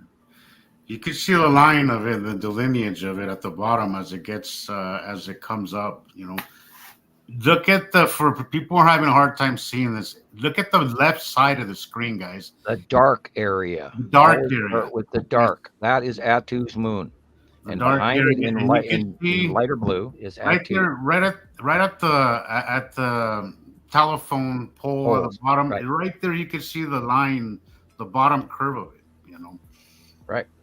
But look at the difference in the sky on the left, guys, and then look at the top right corner. That's our sky. You see how the light blue is there? You know, look at the difference. There's a dark blue on the left, big round blob there, and a little corner of the sky on the right with the light blue as you would expect to be our skies. So, you know, that's crazy. I just now saw the lead object. You see that? Because you know it's in there. Well, yeah, I mean, I know, but I just now saw it. And the red asteroid and the spiral asteroid is over to the middle left right now. In the middle. Oh, gosh. It's like right above the building. Right, yeah. Lead asteroid is in the middle above the standpipe in the middle of that building. Right above it is lead asteroid. Right below our actual sky, like you could see just catty corner of the. Okay. Wow. And the stripes and the lines and then the facial markings that we see time after time after time after time after time. And I know I say that an awful lot on all the shows where I go time after time after time, and because we've watched it for a decade plus. 13. It's happening, so yeah. In April, we're at 14 years. Yeah, I was seeing this one a few nights, maybe 4 nights ago, and I was just stuck on it for about an hour. You know, I was like, "Holy crap! I can't believe." And a huge part of it. Like I knew something was happening when I took this video, but I couldn't really exactly pinpoint it or see it as clearly as I do now. You know. Yeah, and we all, we go through stages and you learn. I mean, there's it takes practice, guys. Like this is why it takes practice. It takes. this is not an easy one to see. This is a little more difficult. If you didn't know what you were looking at, this could fly right past you and you wouldn't really even You can notice. see like the clouds are curved around something. They're like, like wrapped around, like a hand is holding it and pulling, Yes. Yeah, in this out view, they are orbiting underneath Attu's moon and away from us at an angle from the left, going under to the center. And it's almost vertical in the beginning, and then as it gets closer, they move to more to the left at the angle. But they're orbiting under Attu's moon. Yeah. And we watched this and watched it and watched it and watched it for year after year after year. And that's the huge thing is the repetitive behavior. Yeah. Now, these people who are naysay, well, I see clouds, but not if you watch 10 of these things from one year to the next year to the next year to the next year, and they all match. Are you going to believe us then? Because we've spent 13 years proving this, drawing pictures, worldwide members from around the world, upward a couple 100,000 of us. Not everybody sent in stuff, but I mean, we've had hundreds of thousands of sightings that we use to this day. And Jesus's records, he goes back years on his captures, and Rebecca goes years on her captures, and I go back many, many years on my captures in Montana Skywatcher 1 and 2, et cetera, et cetera. And we talk about Planet X Hunter doing a great job. He did a great job. And Andy Pohl, we used one of Andy's cube pictures tonight. And all these people out there, we've all turned in this information. And we can't all be wrong, especially since all this shit matches, period, over and over and over again. Here you're seeing smaller Attu's moon in front of Attu. Yeah. And there's kind of a blue, dark, boxy thing in the upper left there. That is.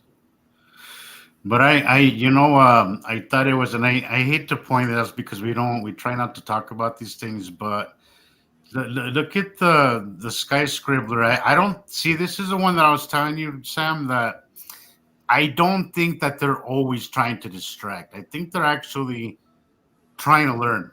This one gives me the impression that they're trying to. I've gotten that impression as well. They're doing it to see what happens. They're trying to what? They're trying to learn. Maybe learn and maybe take,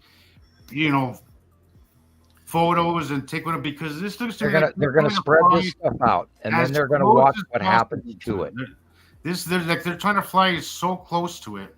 They're going straight up. Look at it. They're going straight up, and of course they're leaving a trail. Because there is distraction to some point, of course, but I think this one is a lot of learning involved, not just distraction. The person flying. Okay, who's trying to learn? The sea whoever's in that plane. They dumped in that plane. There's probably a team. There's probably a guy to see what it's going to do. I envision maybe the pilots and a bunch of scientists and on the windows trying to take pictures and photographic, or maybe just machinery, maybe just automatic, whatever, but that's what I think, that's what I get, that kind of feeling that's what they're doing. And I see this pretty often where I'm like, this seems to me like a learning thing, like they're just trying to, maybe this is what they call the Space Force. Maybe that's what the Space Force is doing, kind of passing as close as they can on these passes. This is a very close pass, It is very. Yeah, that year that Attu's moon was first horrendously close, that just blew me away. I was up in the mountains and I saw it, and it was like, I don't know how that big balloon is standing there, because it was so close. It was unbelievable. Yeah. Yeah, and this one I didn't. It was so obvious. I didn't. It's original. I did not. I didn't. Usually I darken it a little bit just to kind of make it stand out. But this is exactly what it is. And again, people see blue and they dismiss it. And your eyes don't see it quite as clear as this. All you really see is blue. But when you film it, you learn. To see a lot of more details. You start to see it stands out. It stands out. It stands out. Once you learn the shapes. Yes, and you see that there is a smaller moon in the front, and then a big old planet in the back, and then a bunch of other smaller stuff. and sometimes your eyes really can't make heads or tails of this stuff. Oh yeah, I walk out times, and I mean it's not instant. I got to do Yeah. the parking lot 360, 4 or 5 Yes. times till I figure out who's who and what's what. Yes. And it takes a little bit of time. You got to look at the base cloud. You got to look at placement. You got to look at size, color. Yes. Colors always last. A good sign also is see how the sunlight stops at that curve. You can see the curve right there. Crescent illumination. It's a side illumination, guys. It's brighter on the right side than it is on the left side. If it was just sky, it wouldn't be doing that. It'd be all one color, guys. And you wouldn't see that big rounded area. Exactly. And we've watched this, and we've watched it. We watched them come in when they were smaller, so we knew how big they were. Over time, and what they looked like, and the base clouds, and how they interacted and reacted to our cloud system when they got even closer.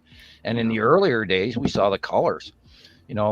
Remember those old pictures I sent you of Nepacity when it was tiny, and those old pictures of Atu in 2014, 2015, when it was a perfect circle in the sky, except for that weird little blotch of clouds that was in front of it, which we found out was Atu's moon because we didn't know it had one. And now we're looking at a version of the same thing, but way, way, way closer. And this was like 4 or 5 years later. So all over that whole period of time, we got to recognize and watch this behavior time after time. And that's why we know what we know and how we know it.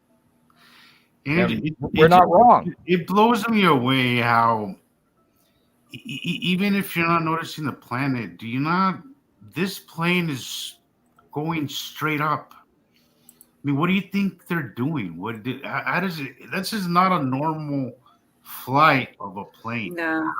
How does that not get somebody's attention? Like, this is going on almost every day, and nobody's noticing. Well, not only that, if you were to actually take into account contrails versus sea trails, contrails fade after a short distance. Yeah.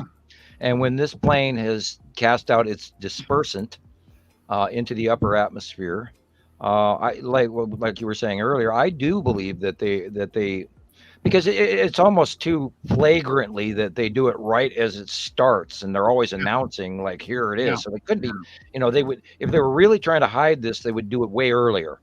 But then I imagine that costs a great deal of money, and they did slow down on the whole procurement of the behavior. They do. They have. Absolutely. But I do believe that they dispense it in front to see what happens and how maybe there's objects that they don't see well, which should be surprising. Hey, they should pay us. Yeah. And we'll tell you what's up there. And I'm not going to. I'm terribly sorry. I am not going to hand our government any level of credibility that they know what the hell they're doing. I'm sorry, because if they were smart, they would have talked to me a long time ago and been a little bit more polite. Anyway. But yeah, I really wanted to share this video for a while now. I thought it was a really cool little video of how obvious really things are, yet how oblivious people just seem to be completely still. It drives me nuts. I was standing taking video, and I'm like, how does nobody see that video? I see this. By the way, you're seeing a rocket launch, and nobody's noticing it. Almost like you're seeing a rocket launch. Nobody's noticing it.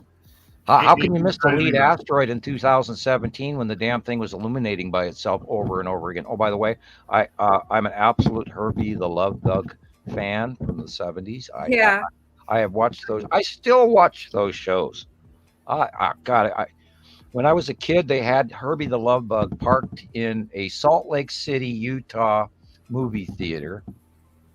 And this was probably like 1972 or 3. I don't remember exactly what year it was. Could have been 71 for all I know. But I was a little kid at the time, or a younger kid. And we were in Salt Lake, and I saw Herbie the Love Bug parked in the theater there in Salt Lake City. It was I still remember that to this day. It was so cool, man. It's actually Herbie the Love Bug. Oh my God. Right. He sent a bunch, or she, I'm not sure, but a bunch of emojis, heart face Yeah. emoji. Red So heart shaped face, sometimes it red says heart shaped face, red spells it heart out. shaped face. Okay. Yeah, it's Yeah, nice. I love Herbie. I subscribe to your channel, Herbie's so magical, I'm magical. following now. So cool. I'm happy you're here. But they see it too, and I can tell by their videos they're Blessings to the seeing Herbie. it. They have 62 videos. So Awesome. everybody should go follow this person. I'm gonna go check that channel out. Yeah, I better write that Herbie down. 53. Herbie 53. They have Okay, 62 getting videos. pen in hand. Sky, clouds, everything we like. Mm-hmm. So yeah, definitely follow, Yeah, subscribe. what kills me, and also for Planet X Hunter and what Cool. he ended up You're going through, welcome. and the argument with the money boys and all of their bullshit. And those people didn't do us any service. What they've done is they pushed us out in the farther corner, and because they laid out so much crap that everybody was just bored with it to tears because it was all hype and conjecture and it doesn't help credibility, and that really irritates me. Yeah, it's all of a sudden like, excuse me, we're not one comedian out of 47 at a comedian fest in Las Vegas. We are citizen scientists that started out day one knowing a premise of the Nibiru system before any of these other idiots even looked it up on the internet day one. Period. Yeah. I knew about this for 44 years plus. So if anybody wants to, go ahead and, throw mud on my credibility, all you wish, excuse me, but that's probably what's pissing you off is I know shit you don't. And if you want to talk about it and you actually want to be a human being and actually talk about it, then that's a whole different story. But if you're an insult like a child, well, we don't have time for that. Anyway, earlier, for those of you who are late to the show, go back, see what we went through. It's drama. It's worth watching. What new drama can we create? It's entertaining, I'll say that. Yeah, I guess, but aside from, I was going to say it's one of those things where it truly, truly does not matter what they say. I mean, you can't. There's nothing anyone can say that would change, what I see, what I believe. It's just, and we absolutely see this every day. It's not like, and we they'll be saw like, it 2 years she's ago. brainwashed, she's indoctrinated. I mean, that's all they can assume is because they can't see it that I'm the one that's, when I was 23, I saw an ET and it was this dot in the sky. No, we're not telling those stories. We are talking about how you're looking at 3 admins, and we've had numerous guests on the show, and we'll continue to have numerous citizen science guests from around the world, including Michelle Mountain. And I loved her little message, for the holidays. Thank you, Michelle. And we are credible people who are doing a serious down home science project because we have spent countless hours at this topic that showing you shit no one out there can match.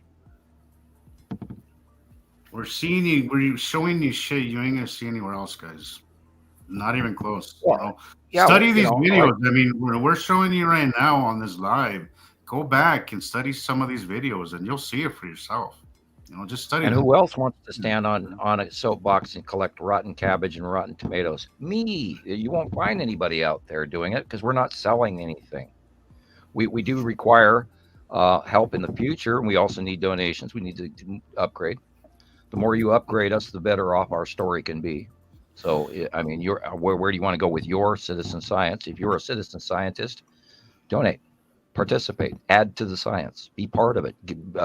If you can't send in money, send in pictures, send in your reports. We want to hear your weather reports. We want to hear your opinions. We want to hear your constructive information. That all the information we can gather together is helpful. So do what you can. I mean, the question is are you going to be, on the couch, or are you going to be part of this? And we are changing. People get on board. This is the coolest thing, and one of the most important things to happen to the humankind. Get on board. I'm going to brag. I have a government. You could be part of history. You could sit on the sidelines and be doubtful, and let people tell you that it's not, that it's bullshit. But we're showing you. We're showing you what's going on. We're showing And you what's happening, and you could go back and scrutinize it and investigate it look it up. yourself. There's nothing to hide. We're showing you what we see every day. Go back, and study that shit, and you'll see it. You know. Um, I'm gonna brag like I started, and I was waiting for you to semi-finish there, and I apologize if I did cut you off. no, I have a government-rated high IQ. Okay, are you going to pay attention to that? Are you going to be smart enough to listen, or are you going to discount me? And I do consider that regularly, and I'm a little bit irritated. Um, I have spent 13 years trying to give this information out for free. I've never charged any money for it for anyone per se. I haven't teased people. I haven't gotten ugly with them. I haven't lied to them. I have been accused of all kinds of horrible, horrible things. And if you don't listen, well, we tried. I'm not going to insult you, but I mean, you're foolish if you don't listen. And this is all of us getting together, us citizen scientists who are willing to put our real names and our real faces on here. And you show me anybody out there doing that. Go ahead. no, I got nothing to add to I it. agree. I mean, This is a it's very kind of beyond all that. Anyway, like Jesus, or not Jesus, JD messaged me a couple of days ago about somebody that was in the group laughing at people, asking, what he should do, because he hates to just remove people without, talking to me about it. But like he said, he said, really? He says, I believe we're beyond all that, like that. And I'm like, well, yeah, I totally, we're not even going to play around with people that want to, be, I can say childish, but it's just. Yeah, we're not fooling around here. This is a very, very, very, very serious topic. And we're not, we're not. So we're not there for that. We're not Mr. BB3C3. We are not the UFO people. We are not the flat Earth people. We're not conspiracy theory, although other than the Nibiru Planet X thing being, or seventh planet, or the ninth planet, or the red destroyer, or we are talking about a basis of information that most all of human mankind knows about in general, and I've known about since the 70s. And I had the government step in and affect me in the late 70s, early 80s. And after my non-disclosure agreement ended, I came out to talk. And I came out to share this with everyone because I feel to this day it's very, very important. I've always felt that everyone on Earth had the opportunity and the right and should know about the truth. And the truth is there are many, many different races. And currently, and most of the topic of tonight's podcast has been currently, we have a shitload of aliens parked over the top of Earth right now, and nobody's talking about it. And it's been going on for a very long time, and I don't know why not every one of you who are listening to this podcast is not trying to further this information in whatever slot you can find and whatever ear you can get to listen. Because we are being parked over by a massive, massive fleet. And it's not going anywhere. And I don't know why, because I brought this up. I've shared it. Rebecca's shared it. Jesus has shared it. Andy Pohl has shared it. Matthew. I could go on and on and on and start, just start reading down a list of pages of people that are trying to share this information with you. And yet we're fighting for 500 views. What? Why? How come? I agree. It's irritating. It is. It is. Well, then you have to look at it and think, well, odds are we are probably shadow banned, to a degree, making it harder for people to find. For the longest time I kind of thought maybe that was a paranoid thought, but because I've noticed over the years that as long as you're consistent, you're there's an audience for just about anything. And I mean anything. I mean anything. And we've been doing this That for is years true. consistently. I mean, yeah, Yeah. we just started the podcast, but we have been on Facebook, we have been on YouTube, and we don't seem to. We get a little bit of traction, and then it stops. You know, and it's been happening to me. I've seen it's been happening to you, Rebecca. You get so far, and then you stop to a halt, and then you'll get a little bit of traction, and then you'll stop to a halt, and that doesn't to me just doesn't. I don't know. It just doesn't. It doesn't make any sense to me, and I do believe there is. For all we know, we have way more following. For all we know, this is getting out to way more people. But People tell me that. maybe maybe they're telling us we're getting 50 views when in reality we're getting. I don't know, but Yeah. I do know is that something's got to give, and I'm I agree with Sam, and it's the reason why I followed Sam when I first heard him because this is this is information that everybody should have, that everybody has a right to know. Um, that's why I got on board with this. I didn't get on board on this for anything else other than that. I realize now that it does come at a great expense. And not only time wise, but money wise. It does. So Sanity. I get it. Yes, some help would be nice, but without losing focus of what we're doing here, it's important that this information gets out, guys, because it affects us all. As I've said this before. It affects us all. We're all living on the same rock. You know, Hell, mention to regardless, anyone. regardless of culture, regardless of religion, regardless of whatever, we're all on the same rock, and this is going to is If, affecting all of us. if people would Some just say, more than "Hey, there's others. an alien group of ships parked over the top of the Earth, and this crazy Dr. Nibiru guy, so and so, Samuel Hofman, or whatever you want to blame it on, just tell people." Going, my God, the aliens are freaking here. They are. I mean, Christ, we watched them come in. We've been documenting them for years, and yet we somehow bypass it as casual. Hello? I mean, Christ, come on. We've been waiting all of our lives to find out if we're alone in the universe, and here it's flying over our heads, and every day. And I, for the life of me, I can't tell you why you don't see them because, by God, I've watched them. I watched them offload. I'm standing in front of my children's dentist office watching the Texas Cube. I mean, how do you miss this? Jesus Christ. I often think, Sam, when I'm getting into these little moments of frustration, I always think about what you said and what you said that they told me. Why just a 30-year disclosure, 30 years non-disclosure agreement? And it kind of pisses me off. I'm not gonna lie, it kind of annoys me. In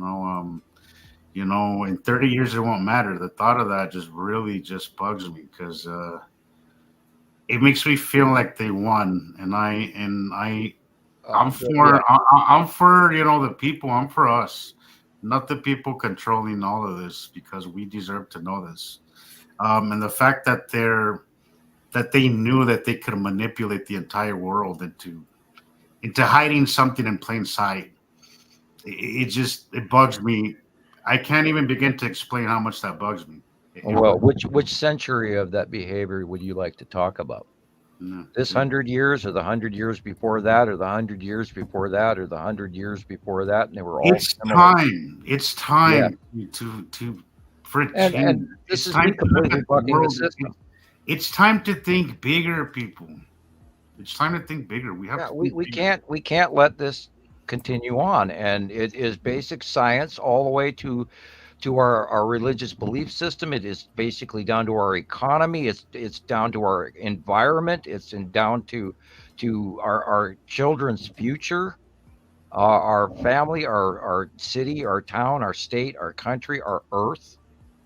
And here, You've got a whole dedicated group of people that have spent well over a decade, 13 years, proving a science with strict science rules to gather this information. And I have been, you can ask anybody, I have been very strict about what we do and how we do it.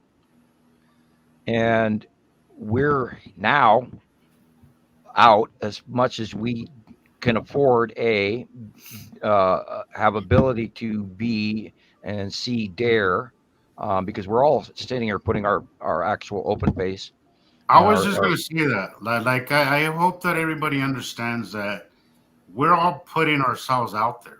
We are way out of our not just our comfort zone. Because we're shy, but the implications of this, we don't know. We don't know. I mean, look everything that you've gone through, Sam. With yeah. your family and everything that you've been through. Like, there's a part of me that it does kind of make me a little nervous and a little, Yeah. but not enough to not be here. And I hope Little did I know, that people 1978. understand that we are going against our, Yeah. we're putting our asses on the line here, guys. To put this information Yeah. out there. Welcome to my soapbox, and this is why I talk about rotten I hope cabbages that and rotten people tomatoes. understand that. I hope that people understand Yeah. that this is the biggest story in the world, the biggest thing to Yeah, it happen. is the longest You held know, secret, and then I could, tell you it goes well back, over 2,000 years, and it goes back even farther than that, and it go and and I try to occasionally avoid talking about factory planet Earth and our man's role on this planet, but we are at a transitional revolution that is even bigger than I regularly talk about.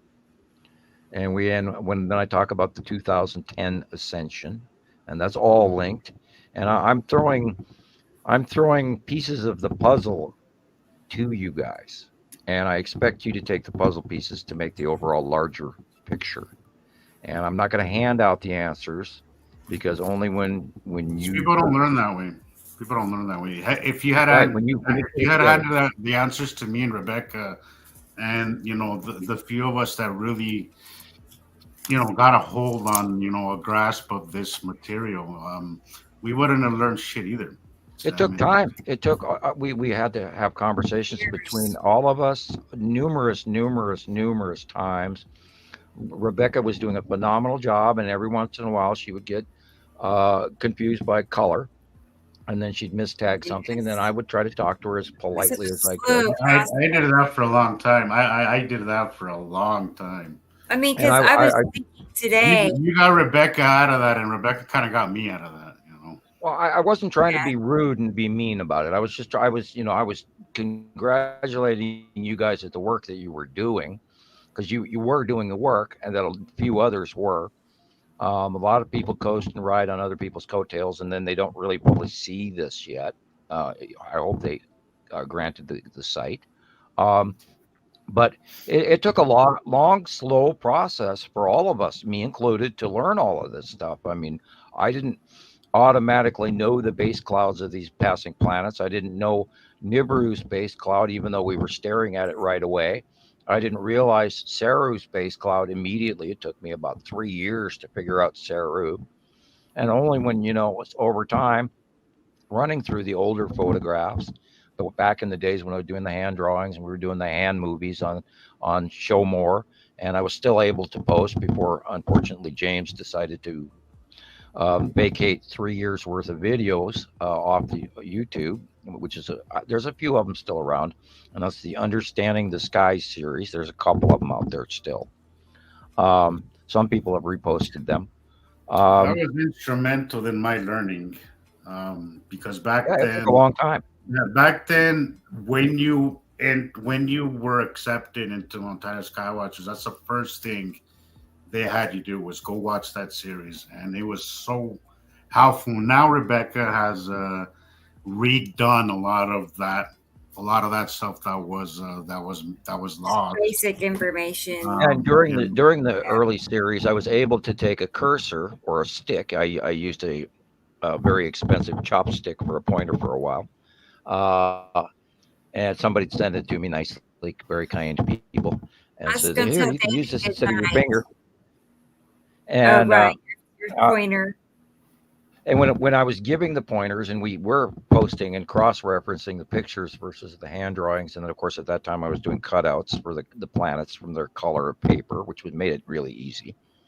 Uh, and that way I didn't even have to draw it; I could just move it, you know, and the changes, and I just move and or enlarge the size or drop the camera closer or farther away, and that's how I adjusted some things. But anyway, back in the early stages, I had the opportunity to use the cursor, which I think actually helped hand prep people into seeing the patterns, Yeah. the the Yeah. the, the roundness of Atu's moon or the roundness of Atu, and then once you have that cursor going back and forth, and then they could see the color variant of blue, etc., or brown or orange or yellow or red or one of the, back in the older days, the planets had more of their definite visible color. Now that they're so huge and so close to us, they're mostly all blue, unless they're on approach, and then you can see coloration variants. And that also took us years to learn because we were going, why is this planet now all of a sudden so deep blue? Well, because it's very close to us. And they did change, and this is what threw Rebecca off for the longest time because she was basing some of her early identification by color, and there is refractive color that can be very misleading. Correct? Right, right, right. Absolutely. I remember, I do remember that time Did you commented in the order you were like saying very specific, in this order, location first, based on your drawings, honestly, Right, I or always right side or left side of the sun. yeah, that start with the never really first, registered with me. I was just going individually. If I saw a yeah, planet passing and it looked purple to me, I assumed I had assumptions, and yeah, because it was sometimes in the different location, it confused me and it drove me nuts for a long time. Right, and right. that's where the And sight then you drawing, the factor monthly in the sight drawing clouds. comes in. But So you you have to said you start, remember these. You have to remember that they're very close to each other. yes, amazingly They're very close. close to each other, so they have a lot of influence on each other. Right. Given the light, given they have a lot of influence on each other when it comes to colors So we and started out light. with location first, and then you went size, and location first was what's on the right hand side, what's on the Well, left hand side of the location sun. followed by cloud Size, type, yeah, and size then base type, cloud, and then like what the clouds look like. and then over Lastly, time you by the colors. and then That's the over time last you thing. associated the placement of the asteroids according to the planets. I remember when Mhm. you learned that. Oh, well, we know that if lead object is here, if this is the lead asteroid, well, you know that Atu and Atu's moon have got to be ta-da right there, and that's where you expanded your understanding, and then all of a sudden, before you know it, Uri and Saru and Nibiru and Isatum and Nepesity, and they all fit into a full orbit model, and then you know where the asteroids are, etc. And then before you know it, you got it in your head.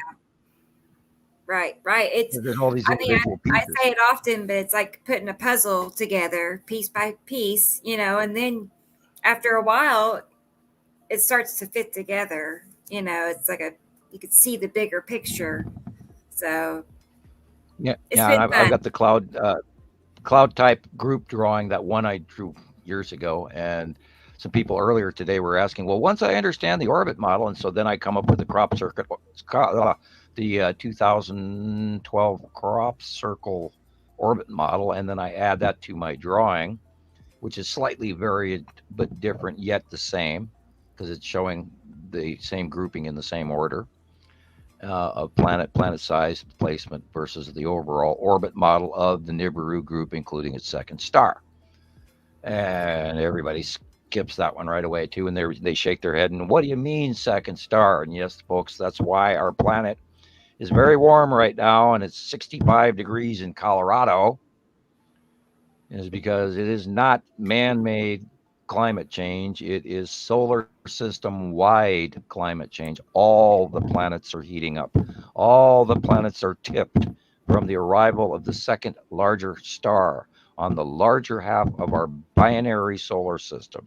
And we and our solar system and our star and their solar system and their larger standard red star cross paths every 3,654 years. And all you have to do is go back to 1650 BC, approximate give or take, and look at the climate change that occurred there. Look at the end of the Egyptian dynasty. Look at the end of and re-beginning of the Sumerians. Look at the Abrahamian original texts from the Bible, where all of that came from all at the same time. It's all matching.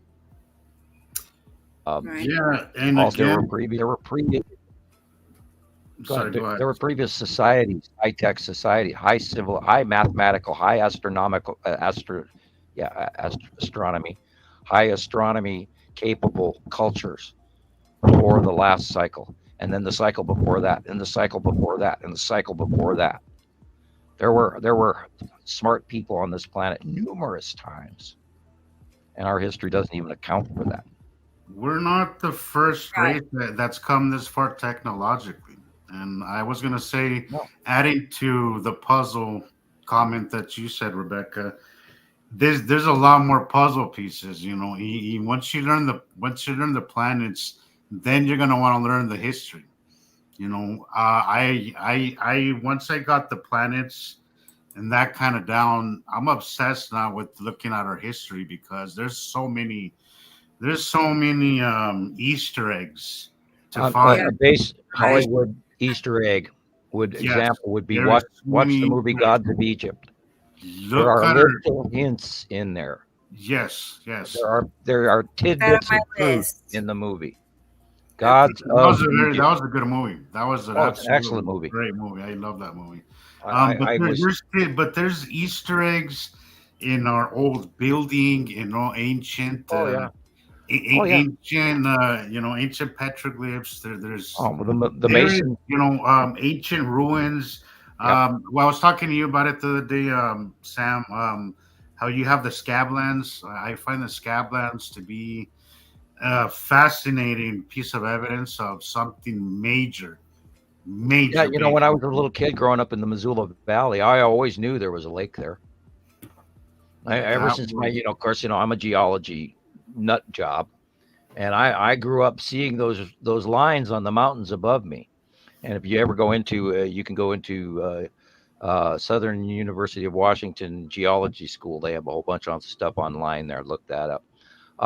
There's these lines in our valley, hundreds of feet up the mountain, and we were a glacial lake.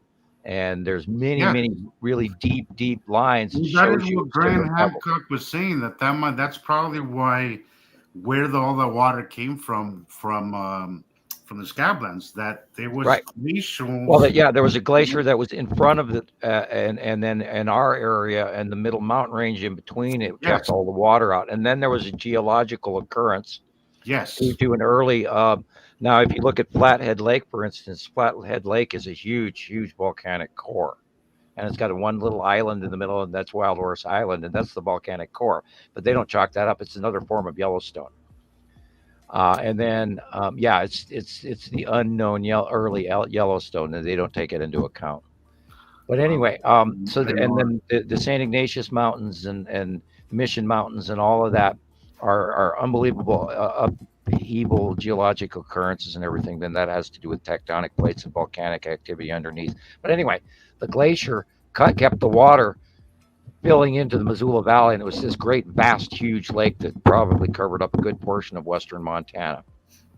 And then it emptied 15 different times in vast amounts of water. I mean, billions yes, emptying all of this rush. And of course, very, very fast. there's examples of that as well with melt off on the glaciers on the East Coast and Hudson River and all that, where the melt off actually cut through stone mountains and Yes, wiped out, yeah. rocks. The official story was that took months. And what I was saying, what Hancock says in that thing, and I think he makes a good point, is that for it to have carved that valley the way it was carved, it had to have been something that happened in maybe 2 weeks. It Yeah, had to or be an very fast. hour. If you are moving a whole host of rocks ahead of your tsunami, and you can watch some flash flooding, where this ungodly amount of rock debris that shouldn't float actually does float and is being shoved down the mountains at 300 miles an hour, that will eat through anything. It's like, going something through a crystal rock crusher or something, or a grinder where you take your gemstones and you pummel them down. And yeah, not only that, it happened so many times with that glacial period, because people think of the ice age as a one current period. Everything was frozen and it stayed that way. That's not what happened. And Really? people got That was think not a one-time occurrence, is what you're well, saying. it melted and warmed and cooled and changed and this and that, and it goes through cycles. There's warm cycles, cold cycles, etc. And not only that, the entire planet was not covered in ice. There were civilizations that were living during those ice ages, in carved, unbelievable cities that we don't even see exist anymore, because it was 25,000 years ago when the melt off happened and all of that.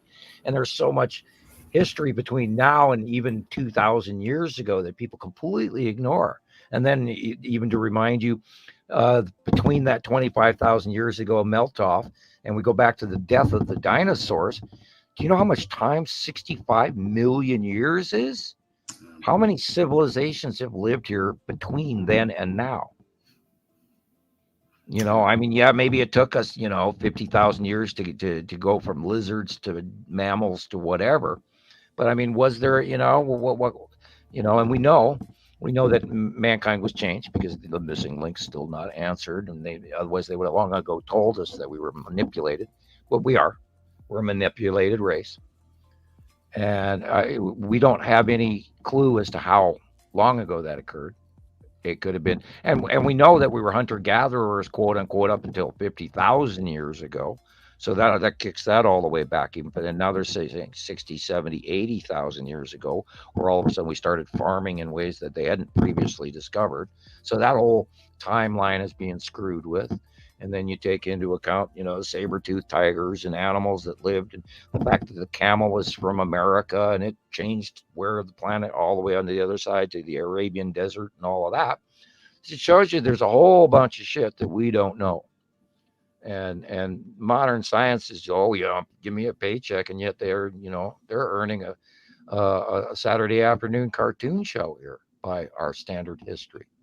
Modern science is stuck on academia, and that's a big problem. Academia has really ruined. There is no respect for the intellect anymore. It has paper on the wall. And they only go by, as I was saying earlier, they're only going by their peers, if their peers agree with it, and their peers. So nothing new. There's really no breakthroughs going on in science right now, because this is arrogant, but I don't actually fear any one of those people with a piece of paper on the wall for even a moment's reason. I will argue my science versus them. They maybe have terminologies that I haven't persisted in many years from schools I wasn't allowed to attend, although I figured they should send me to school, but no, they wanted to screw me over and leave me to hang because I didn't kiss their ass. But anyway, I even asked to go to school and let them send me, and they wanted to send me over to Italy, Bologna, Italy, at the Parsying Academy, but I didn't go. I didn't want to learn Italian. I wanted to stick with I didn't want to, live on an Air Force base for the rest of my life either. So, who would, especially, under those conditions, you don't even know what you're working on. The first thing they handed me was, the keys to my K car, and we still chuckled about that one. And then the keys to my house that was, on an Air Force base, and this is where I was going to be. And it's like, I'm not given a choice here. You're not giving me a job that I want here. I'm going to become a prisoner. And that's part of why I didn't work for them after I initially attempted to get along with them. There is a lot, all the answers. I'm not going to say all the answers, but there's a lot of clues if you just really look for them. But you have to get yourself a basis of a real understanding of how the world really works. And I think that's where everybody's going wrong, Sam, is that... Well, the Greeks knew we had two suns. Jesus. Nobody currently really has a clue, as far as science has gone. everybody seems to be stuck on the same old science, and until that happens, we're not going to understand our history or understand where we come from or where we're going. Well, an example, the Masonic Temple and all the secrets of the Masons. I imagine some of this information is masked in a legend or a lore to them. I imagine there is a whole bunch of this information. We were talking about the Priory of Sion earlier with one of our comments down the way up the page. I believe Sunday asked it. There are sects and groups of people that do know this knowledge, and of course, it's wrapped in its particular cellophane wrapper as they dispense it to their members. I would imagine it's knowledge that is, as they say, forbidden knowledge that is passed on through certain bloodlines and certain families, right? So Right. If you knew the secret, how else? Look at Bernini, Michelangelo, Leonardo da Vinci. This is all reference points that I give to people because it's all interconnected knowledge. It even goes into the de Medici family in Rome and all the way to the Spanish Inquisition, and it goes all the way back to Charlemagne and before. So this information is a well documented. And then, of course, there's the Jewish sect of people. They also, at the time of Jesus, knew things. And none of that information is being handed out to average Joe Facebook. And a lot of that has to do with, for the reason that a lot of people are not ready for all of this information. They're not ready for catastrophic. Also, Sam, I mean, and I think about this all the time. Say all of a sudden, because this is something that really messes with me all the time. Like, to know that this is cyclic, and to know that we are, I don't want to use the word doomed planet, but I mean, kind of. I mean, every 3,000 years, we are kind of, we reset and we have to start all over again. I mean, the Earth goes on. Like, I think if humanity would know that, I don't know if we'd be able to function the way we do. Well, that too boils down to point of view, and we have to somehow learn how to grow out of this and yet not rebel in a negative manner. We have to learn and grow from it. We have to also seek a level of being released from our level of bondage, because we are a created race. We would not exist without the other half of our solar system. Yeah, so it's a double-edged sword. Like, I get it. Like, we're here thanks to them, but I mean, at the same time, we have to take our gift, but we also have to. Go ahead. We deserve to be able to earn our, exactly, our feet, as they say. But I do feel that, being the case that this is cyclic, it's kind of difficult to. Let me ask you a question. Say, for instance, you are the great Jesus on the council of the celestial overlords, or the bosses, or our maker, or our demigod creator. How are you going to let people in society? So you kind of sounded like a robot there at the end. Could you repeat that again? No, I'm sorry. Can you hear me now? Yeah. There you go. Am I skipping? Yeah, because you locked up. Okay, I'm all right. If you were the great mayor of letting immigrants from Earth come to your planet, how would you do that? Oh, jeez. I my opinion. Who would you choose? What would I use? Who would you choose? Well, Rebecca, you're on mute. You're muted. Thank you. I would say that question one more time, Sam. I was writing it down. If you were the empowered governor or whatever, administrator, who allowed humans to ascend into the Federation or to planet, for example, to move up to planet Nibiru and be part of the future, who would you let in? How would you admit people? That's a loaded question.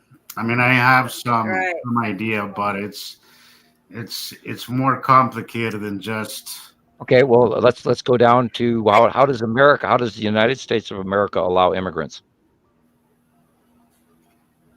um They have to take a test. yeah, They are given a handbook, and they are educated in that basic handbook, and then they go through a test to see whether or not they have learned to be a good citizen. And you, as the grand governor of planet Nibiru, who are going to allow people to ascend, who are you going to hand that right to? But someone who has earned it. absolutely. And part of that has to do with the fact that if you're going to step out of your society into another society and you're going to bring your societal um, less than admirable qualities with you, don't you Yeah, believe, as you being the government, you would want to vet that possibility out? yeah, absolutely.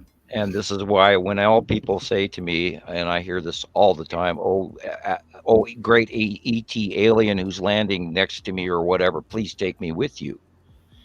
And you have no idea Mhm. what Yeah, that cost is. yeah. Because I have actually, and you're freezing again. I hope you can hear me.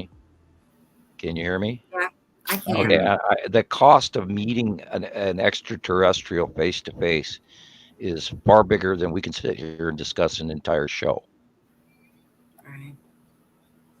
because it messes with you. Right. Because you always got that picture in your head, you know. And then you've got regret for later. Was I good enough? Did I say the right thing? Did I say the wrong thing? Am I out of my mind? And 87 other things that are going to come along with that. Right. And then you've got to sit there and deal with the fact that this did happen. And now everything you know is inaccurate and you've been lied to. And then you're dealing with that. well, I'm already dealing, like, I already deal with that without meeting them. Just knowing what we know and what we see, that messes with me on a daily Yeah, basis. it's Like it does. disappointing that our government does not see it fit to share this information Yeah, with us. yeah. Like I think about how I can't help but think just how much control they really have us under, and everybody thinks everybody thinks nothing's going on, and that kind of messes with me to walk around knowing the implications of the things that we know and how this information has been kept from us. And That or what messes could with, that happen. messes with me on a daily basis. On a daily basis, it makes me angry. It makes me frustrated. I look at other people like you're oblivious to something so enormous that's going on around you, and it's infuriating. It's heartbreaking. It's a roller coaster of emotions, and I can't even imagine taking the next step to meeting you know a different race. Like that Yeah, would Herbie be 53 even says, if they told us the truth, there would be mass chaos. yeah. And I do believe that. And this boils me in the other direction. And I most of the time want to tell everybody everything. And then there's that other part of me that says if I say too much, then we will have or may have mass chaos. And maybe that's a good portion why we're shadow banned as bad as we are. And this is why I tiptoe around this topic or tiptoe around that topic. And maybe it's just supposed to be a small domestic few people who actually do find out the truth that hopefully will forward itself into a level of uh, common knowledge. Because everybody, quote unquote, knows about Einstein, even though his science is 80 plus years old. And none of the new guys are famous, with the exception of uh, uh, the guy in the wheelchair, Hawkins, who's now passed, and he was brilliant in his way, but he was theoretical as hell, but he got away with it because he was sitting in a wheelchair, and they listened to him. And they listened to him because he was doing great things, and yet being handicapped, I don't disrespect that. I respect everything he's done. He wasn't absolutely perfect, right? but most of it was some intriguing information that I found very, very helpful. I don't see myself as more advanced or less advanced because I don't really compare my science with any plaque on the wall. So, because I've met people other people haven't, and I know that, and that has changed me, and so therefore it's not even comparable.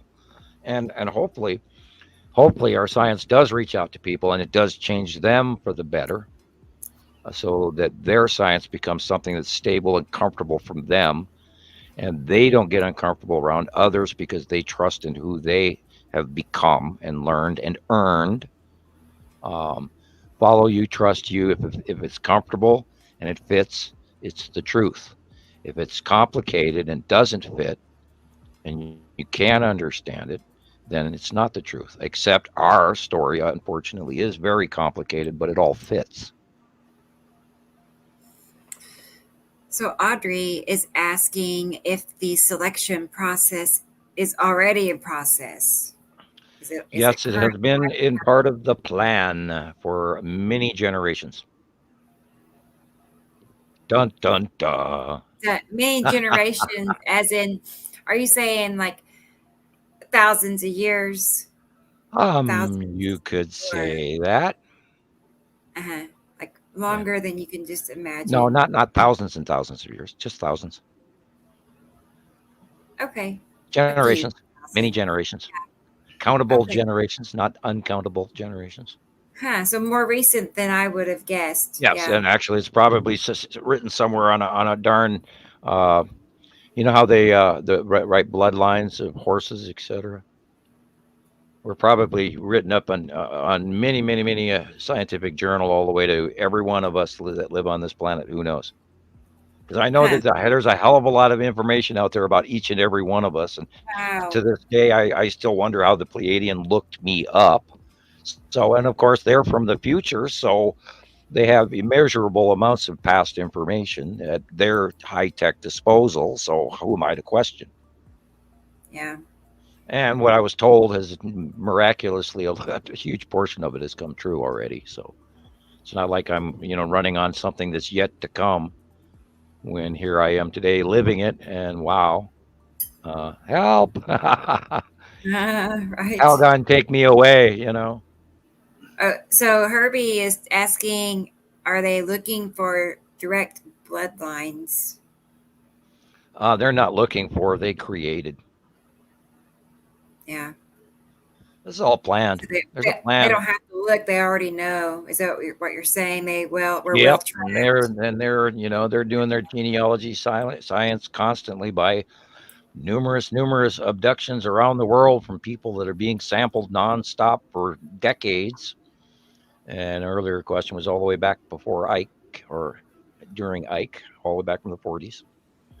So there's been a lot of testing going on to make sure that their shit is doing what they plan. Because this is a system. They don't look at it as in one cycle. They look at it as in multiple cycles because they have a great, huge business to keep going, which is their entire society. And they live far longer than we do, so they have greater level of control of what we do down here than people can even imagine. And I don't want to hand out too horrendous amounts of information, but guys, you haven't even pondered in the ball game in which we're playing. Yeah. There is so much Sometimes, going on. I've heard you say stuff like that so often, Sam, that sometimes I become numb to it. I'm Um, sorry. but but but, however, you've been over the 6 going on 7 years that I've known you.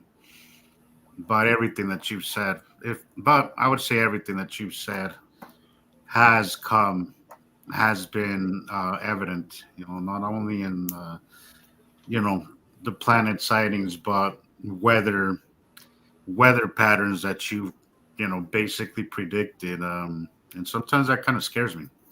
You know, Well, I'm glad it does. On one hand, I'm glad it scares you because you you pay know, attention, and on the your other hand, accuracy. There's things that haven't registered in my mind yet. Well, I thank you for You your know, like, faith. yeah, I believe you, but I believe you. I because I know you, right? I've known you for so long, and I know that you're not a liar. I sense. I've always sensed you to be a very honest person, very straightforward, forthcoming person. But there's things that I don't that haven't completely registered in my mind sometimes. Well, I think just that's the talking greatest to a Christmas present I Pleiadian. ever got. It's like I believe that, but my mind hasn't really quite registered that yet. You know what I mean by that? Yeah, well, I'm Um, direly hoping but that we don't run into some of the stuff that I see coming. but because you've been so accurate, I can't help but be a little freaked out sometimes. Maybe that's why I don't talk to you or ask you questions as often in my PMs because You'll I'm see what trying to I can pace do with your myself. car keys. I'm trying to pace myself because I know I know how these things work, and I know psychologically we're a certain way, and we have to be you can't take a bite bigger than you can chew. You have to kind Right. of Only when you're ready. Yep. Yep. yeah, yeah. I, So I I would sometimes I'd like you to know I thank you greatly for your faith and your respect. And as I was saying while you were trying to talk, that's the greatest Christmas present I ever got right there. Is you saying that you believe me and see that I am accurate, and that's important to me. And this is, of course, why I'm always telling people, look at my track record, look at all the things that, I've been out here trying to do. And this it anybody goes into who's spent enough time getting to know you, Sam, or followed your work, and I mean actually take the time. I don't mean just skim through it, I mean actually take the time.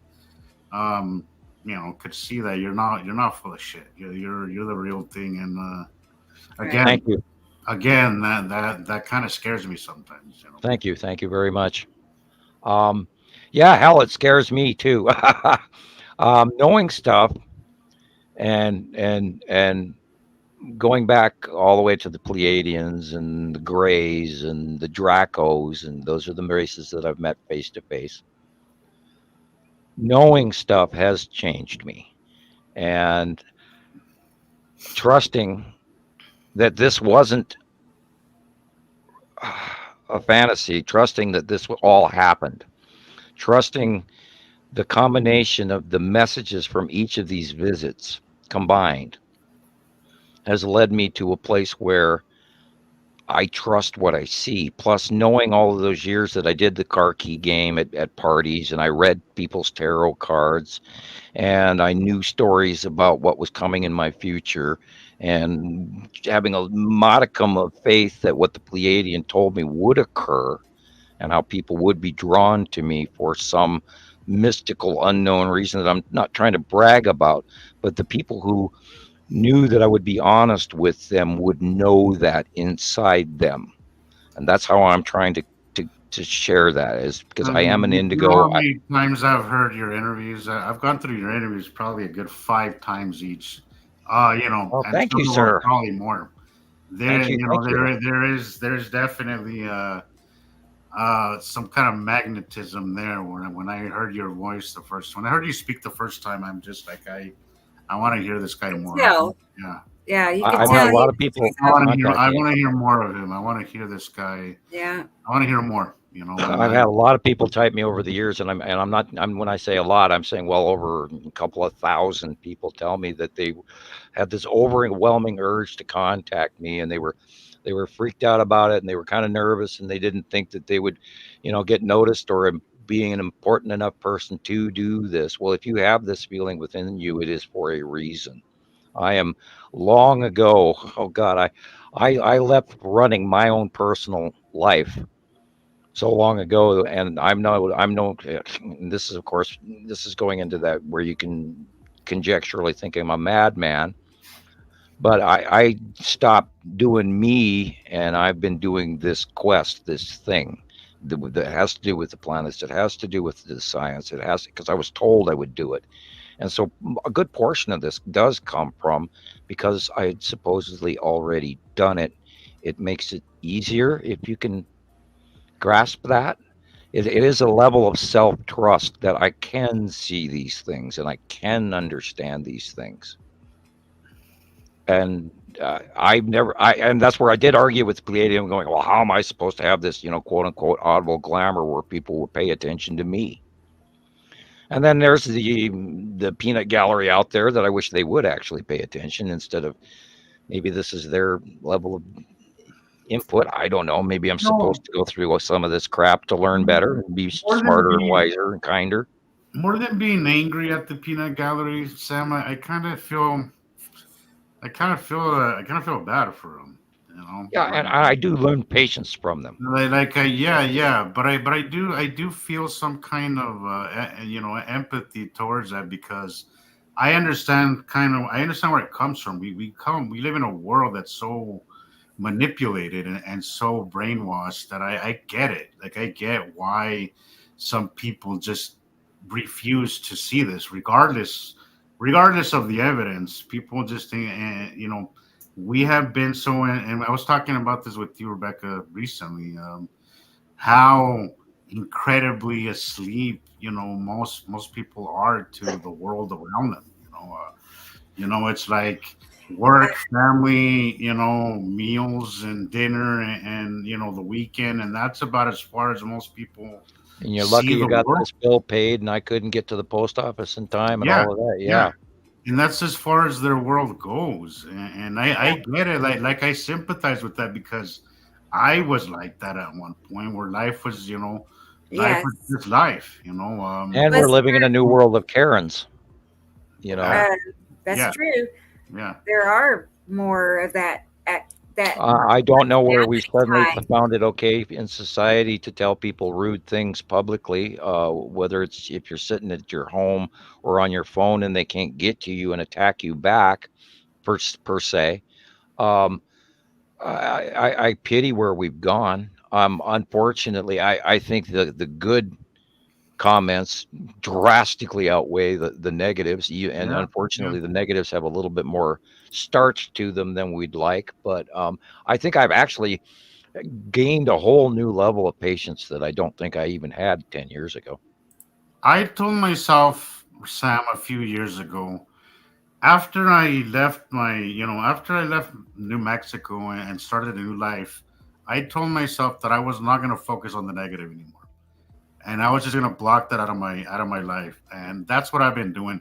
I do want to get this information to everybody, but if you come at me the way some of the peanut gallery has been coming at us lately, I can't do it. There's only so much I'm willing to put up with. So I get it. As much as I get it, I just have a really low tolerance for it because this is psychologically, this is a lot to take on, Yeah, I'm not going mentally. back to a second bad restaurant twice. Yeah, you're right. Psychologically, this is a big thing to deal with, and any of us who have been here, who have been who have been seeing this and have been Oh, learning this, God, yeah. we are not the same person that we were. Oh, yeah. The first time you Um, really actually see a passing planet and you actually realize that oh my God, that's a planet. Holy shit, look it at that changes. thing. It It- changes, yeah, and you will you're never be the same again. So right. Yeah. at one point it comes to, like, you have to keep yourself sane, right? You have Oh, to and keep yourself sane, and you have to keep it together. that's a I daily train I ride. personally, I can't deal with the stress of arguing and dealing with trolls. I just can't. I immediately have to get rid of it because I just can't. I Yeah. don't have the mental capacity to deal with it and deal with this. And coming out publicly, I knew that was going to come at a cost. I knew it coming out. I went through a series of phases dealing with them, making pictures of me with poop hats and the don't forget the I've seen it chainsaw over the years. dildos and all of I've seen that. it, and it's gotten a little less, Thank but God. it comes like in waves. Yeah, yeah, yeah. It's the new batch of teenagers that wish to attack the great Yeah. monster in the cave from the But village I've every seen it over season. the years. I've seen it over the years, and I'm not gonna shy away from going public. I also told myself that eventually I wanted to do this because I feel, like some of us have learned this so well that I feel it's a waste to just sit on the sideline, and I didn't want to do that no more. I I wanted. got for a period of time where I actually wanted to question them why it was that they couldn't get beyond their twisted point of I view. I won. I asked that question. That question haunts me every day, Sam. Every day.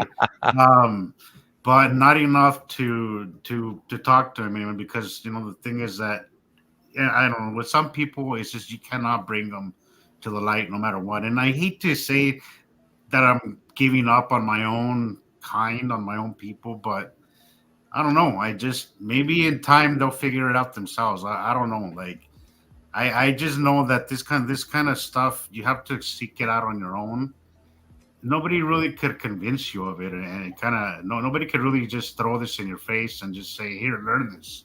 And I really do feel that at very least it's something that you have to seek, that you have to just kind of Right, right. find Otherwise, on your own at very you, least. you won't you won't lay the facts in together, and it won't make sense. And if you're not questing after it with a level of want, if it's drudgery, then you're not going to get it. If it's Yeah, something I where your I, mind says, "I got I to know agree. more, I and I agree. can't let this go till I do." I think some of us learned out of love because we just love doing it. Yeah. Well, You Yeah. know. yeah, when I saw that planet go overhead in my yard, it was just like, oh shit, they're here. And I mean, that was literally like somebody pulled the floor right out from underneath me. Boom, down the pit I go. Remembering all the way back to the 70s when, Planet X was going to come into the awareness of the American people by X amount of years from now, and it was standard knowledge. And I don't know where all of those people are now, but that's what I knew, and I thought everybody knew this. I really did. Not at all. Hi, Andrea. Gonna tell Andrea's here. Hi, Andrea. So, and Vicky. I see Vicky Hello, Ricky. also. Hi, Vicky. Yeah, but no, this has not ever been standard knowledge at all. I At least. was under the understanding that everybody knew this back in the 70s. I granted maybe the books my father was handing me was at a different level because I tested out at college level, right, in Right. my junior year in high school, and I'm higher IQ and Yeah, all I that heard other you crap. But talking while I stepped away about college and not going to college and having a degree. But I mean, I feel like in a way you're kind of above yeah, I college. tested out not needing college. You know what I mean? It's like Yeah, what yeah. that would be I think college would slow have for ruined you. you. Oh, So, yeah, and I'd still be paying student loans. exactly. It's like that's not really your Well, I path. even asked the government to pay for my college if they wanted, but they wanted to send me off to their college in Italy, Yeah, and you would have learned to be a good citizen and a good, robot. But I don't think you would have made a lot of the connections that you ended up I making. don't I don't get along with people of authority. I either do the job better than them, and they either try to move me or remove me. And in most cases, in most of my jobs, I've always ended up being the boss. I've been the boss more than I have been the employee, because I understand the system of what I'm trying to accomplish, and in a different. I view things differently than a lot of people, and worse than others from some people, and I do step on toes with my standard, what I assume is normal understood behavior, where it's just like Sheldon Cooper can be kind of corrosive and insultive to people, even though he doesn't mean to be. To him, it's just self evident and obvious that these people know these things and they don't. And then so his patience level and mine is a little different. I don't lose my patience in that manner. I just talk, talk, talk. Yeah. And my shortcoming is I talk way too much. I wouldn't say it's a shortcoming. Yeah, I think. I Okay, mean, well, honestly, perhaps that's been drilled into me by my parents and my teachers. I think it serves you well, and it serves your purpose well. You know. Well, yes. thank you. I'm hopeful that I'm not I feel annoying. you know. right. No, but I feel just having all these recordings, I mean, Oh my it's just God. really awesome to I have was thinking you about that recently connecting about with. all my old videos being out there, and it's like, holy crap, there's a lot of Right. them. There really is. And these are, we're already over 20. I've lost count. I got to go back and recount. I've thought about that, and we're just Yeah. scratching. We don't Oh have no God, I'm idea. vulnerable. I'm I standing here in my underwear. You know, No, know. I No, feel so exposed. no, no, no. But it's just, I'm so glad we're doing this in general. Merry freaking Really. Christmas. I'm Then enjoying it's a good Christmas. It's an interesting Christmas season. There's a real interesting spirit, even though everybody out there is a Grinch, or Oh, no. Scrooge or whatever. Yeah. Hi, I'm Christmas. having a good time. I'm a Christmas spirits running. I've watched Frosty the Snowman. I've seen Rudolph the Red-Nosed Reindeer. I've watched Scrooge already twice. Oh, Uh, boy. Yeah. we got our house decorated and ready for the Christmas thing. Okay. So Maybe I'm strange, but I haven't felt that Christmas feeling this year. you got to make it. Got to go watch Frosty the Snowman.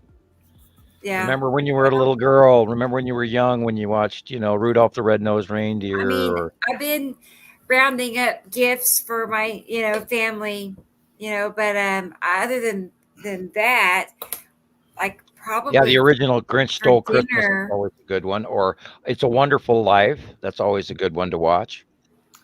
Jimmy yeah, Stewart. I Yeah, saw a Christmas episode last night of Bob's Burgers. That's about as close to Christmas Don't forget Home Alone or Christmas spirit Elf that I've or come to. the Santa Claus movie series. I haven't watched that with what's his face, the yeah. guy that did Tool Time. Can't think of the actor's name. Hmm. I I just always don't loved know. the Santa Claus series. Steve Allen. Still, he's got a new one out this year, I think. Hmm. Tim Allen, Yeah. I believe. Yeah, Tim Tim Allen. Yeah. Allen. Tim Allen. That's right. That's right. It took me a minute to yank his name Good out of the vibes. pit. Yeah, Right. I I agree with like good all vibes. the Home Alone series is great. Ow, Yeah, there's traffic outside. My head hurts. it is a good one. So we could be seeing a whole bunch of. We're coming up on the full moon. Our moon is weird looking.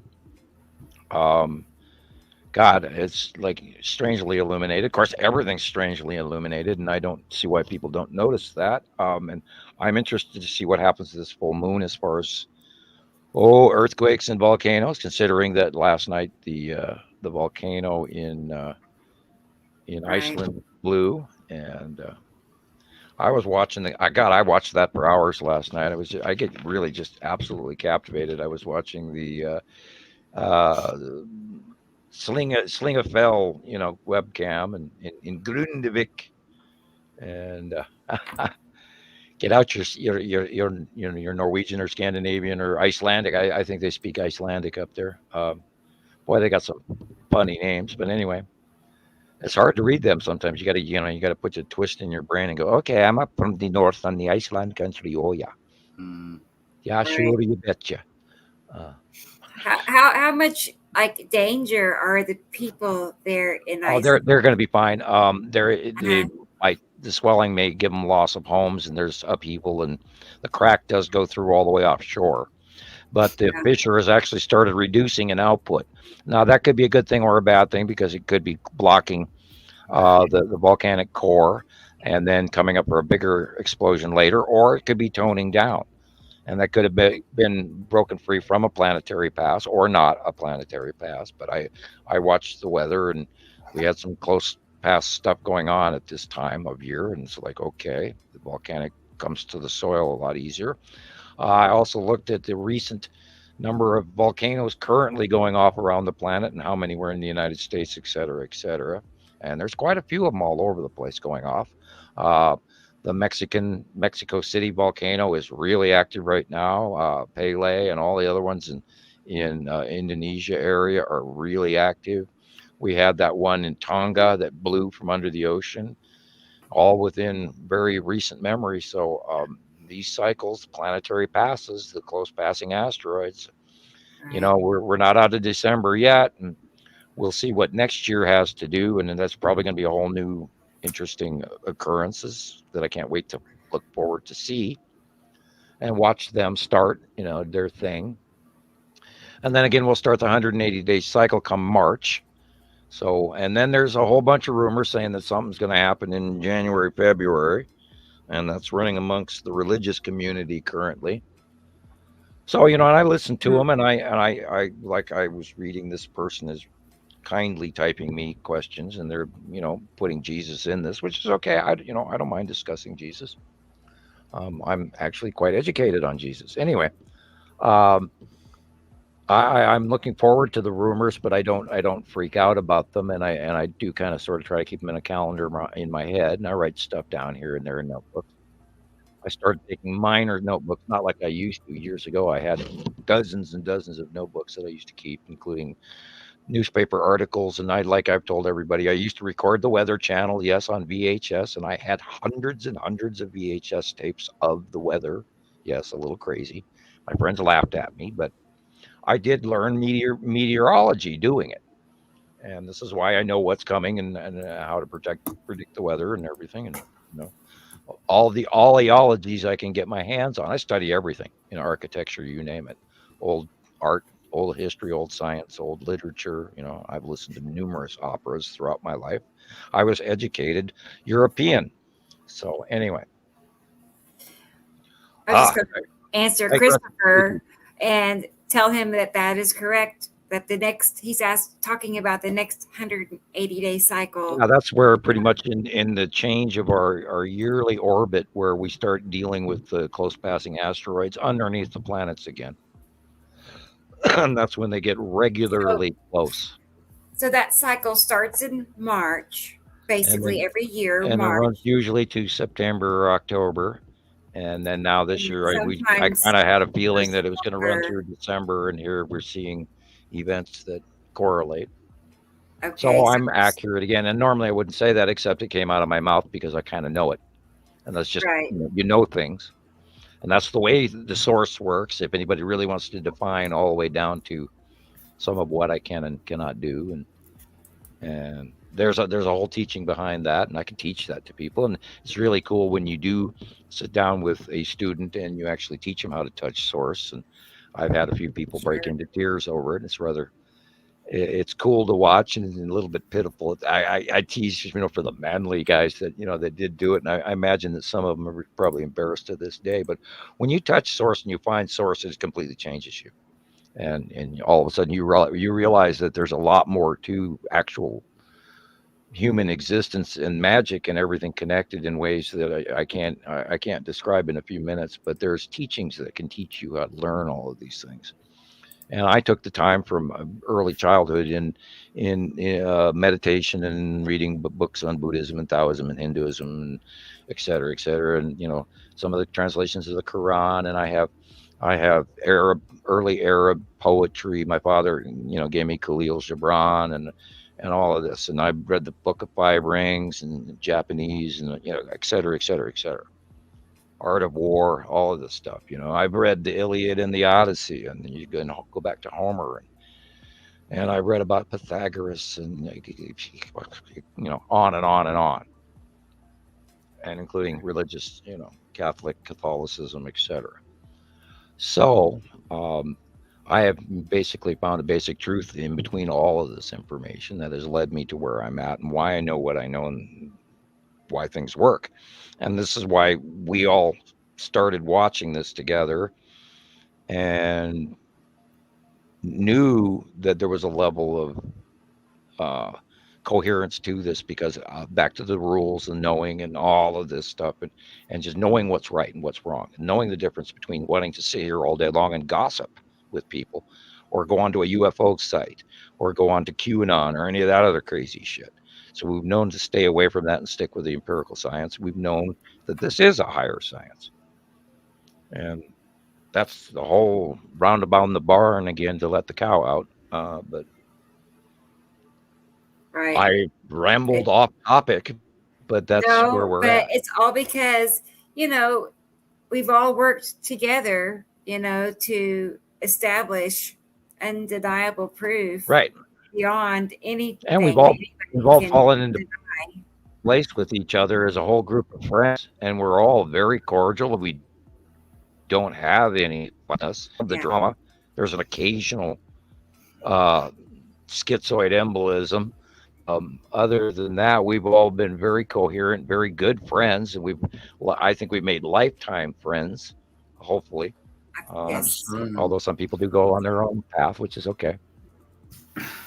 that happens But too. But what's amazing about this is, I think that it comes through, Sam. I think how we get along and how we've grown to be kind of to be to be so close, to be a family, and the fact that we believe in this so deeply. I think is the reason why some people will sit here and watch this for 4, 5, 6, 7 hours. I think when people speak the truth, people know that. People know the truth when they hear it. And yeah, I it's, know it's that funny. people I know play that. some of the older shows, and I literally know what I'm going to say next, even though it's exactly what should be said next. It's weird. Yeah. And and it's good that we're actually laying this down onto tape, which is publicly accessible, I hope. And how else do you and I don't want to reach over, well, yeah, trust me, we're a cult, because I don't want to be a cult. We're a group of people that have mindfully found all of our own places that we each fit in a certain way, and we provide information as a group, and we're always sharing exactly what we do best, each of us.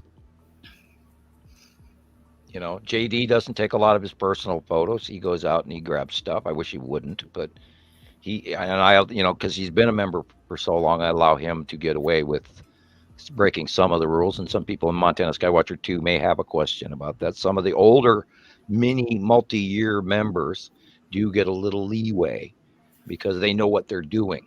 Whereas some of the newer folks, I mean, God, I spent, all week clearing up spam again. So, um, It's been pretty It's ridiculous. battle. I've seen some pretty obnoxious off-topic posts on Montana Skywatchers. I see you're still dealing with that.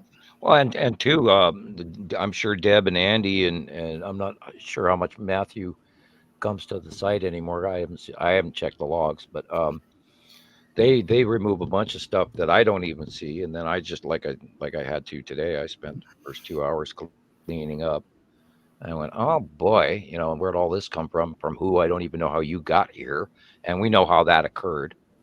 So, yeah, it's just another, it's a chuck hole in the road. I got to learn to drive around, and that's all. And we're gonna get beautiful mind, that Pythagoras. Oh my God, no kidding. Um, that was a Facebook user comment. Um, Sure, right here. uh, I have connections to you guys that have been really wonderful, because you guys are helping me all the time, and then I want to help you, and then this is what we're all doing. And I don't think we've ever really had any major issues between the whole passel of us, including Jillian and all of her friends, and Andy and his friends, and Petty. And I don't know how much Petty shares with his friends. I haven't heard, because he doesn't talk a lot to us, because his translation to English is labored. But I mean, we have a lot of people that have just been really wonderful and work well together. And there's certain people that post this, and there's certain people that post this material, and somebody posts this material. And over time, it's been all cataloged and used, and we still use it. Yep. All the time. I was looking right now at some pictures that Herbie sent me. 2 pictures. I don't know if Herbie is still If we can see with us them. watching, but I'm going to load them so we can see them. So just take me a couple more minutes. But yeah, that email, it worked. So if you want to send a picture and we can, pull it up for people to see, let me pull that email. We got Skypics for Sam at Gmail. Yay! So send your pics there and we can Working. address them. So I don't know about all tonight, but that's the plan, at least for our shows. I got a minute. Uh-huh. I'm just sitting here. It's not time for Star Wars yet. No. Not yawning yet. No, no tired. No, I know. Still working on my first cough drop, you know. Are you Uh, serious? That's it. Oh, Well, Herbie. these Ricolas, they last forever, man. They're square. I'm still here. Yes. And so you pop them in your mouth for about 5 minutes, and then you take them out and put them down on the counter. I got a little plate here that I put them down on, you know, and then pick it back up when I need it. But they last longer than the Halls. What flavor are they? Like lemon? These are Ricola naturally soothing, original natural herb cough drops from Ricola. Right. You know, the guys in the What Swiss they taste Alps like? blowing on the horn. Like, are And they they work. lemon or honey or Yeah, what they're flavor? they're like honey, natural Yeah. soothing. Yeah, it just says 21 drops from Switzerland, Uh-huh. and they're brownish square I've ones. never tried them. I'm sure I have Well, tried them. they really do soothe your throat well, and then you're not eating mentholatum from hell. Yeah. I See, I kind of only like get the blue I halls. kind of like that in the Halls Uh-huh. cherry Open to flavored that. ones. You actually get the mentholatum that clears your nose, but I don't have nose issues. I just have throat issues right now. I get it. Yeah. Because over time, because of my thyroid surgery and everything, over time it my throat gets dry from talking. Right. Right. No, My And lips that's why get we do dry. 8-hour-long shows, right? Yeah. You know, yeah. I know. I know. Maybe it's I have 8 hour issues long too. show making your mouth dry. God, Sam, Um, shut up! I want to go to bed, man. I want to. got- I just want to mention something real quick before I forget. There's somebody that made a comment here at the beginning of the show, and I didn't notice that there was some of the comments because it's being I'm streaming it to my channel as well, and there's some of the comments were actually on my channel. In fact, the ones that the peanut gallery ones were on my channel. Oh, cool. Yeah, I was able to Cool. delete them. I was like, how do I have control over them? But no, the comment was from Seven Spalding, somebody I've been following for a long time. And he, even though I'm not sure how much we agree on what's happening. He has a Sky Nibiru channel. I Okay. don't know if Seven Spalding. I don't know if he's here still. You know, he was here in the beginning. I saw that here. Yeah. Okay. I saw. Uh, Great guy. You know, I love his Yeah. videos. I think he's in, where is he? He's in St. Louis, I think, St. Louis, Missouri, but he has the greatest view. And sometimes Really? he posts some amazing videos. Again, I'm not sure how much we agree on things, but I do know that if you want to see some pretty cool planet videos, head on over to his channel. I do know the guy's a very good guy, you know, a very kind-hearted kind of person. So Yeah, the I want Great to say Lakes are flat. thank you for being here, Seven. I don't know if you're still here. I'm sorry, I did not see your comment earlier. It's the first time I streamed it on my channel, so I don't really know what I'm doing. But if you see this, I want to say thank you for being here, and you know, you're welcome to chime in anytime, and you know, send us some pictures or just chime in anytime, you know. Yeah. But you know, and you know, put him on, you know, plug him as you say, Sam. You know, he has some really cool videos, really. And if people would like to come on and even do a brief cameo guest appearance and talk on the show, Yes. Yeah, he's That been would be cool. he's been doing videos for years. I've been following him for years. He has some really cool stuff. we Really invite people to come in and pop in for 5-10 minutes or hours, if depending on how long you want to sit in front of the camera. And if you know, if you're on topic and knowledgeable, we'd love to hear it. You know, we do occasionally get yanked by a few side conspiracies to talk about things out of our level of expertise, which is okay. I do get sidetracked quite easily. Cincinnati, that's where he's at. I foresee more and more people wanting to do that once they see how comfortable we all are together. You know, you might as well hop on and visit with us, you know, on screen, and we can, you know, go over people's pictures while we do, you know. So I see us, the guest level, going up and up. I really do. So people are I'm still waiting for Planet X Hunter.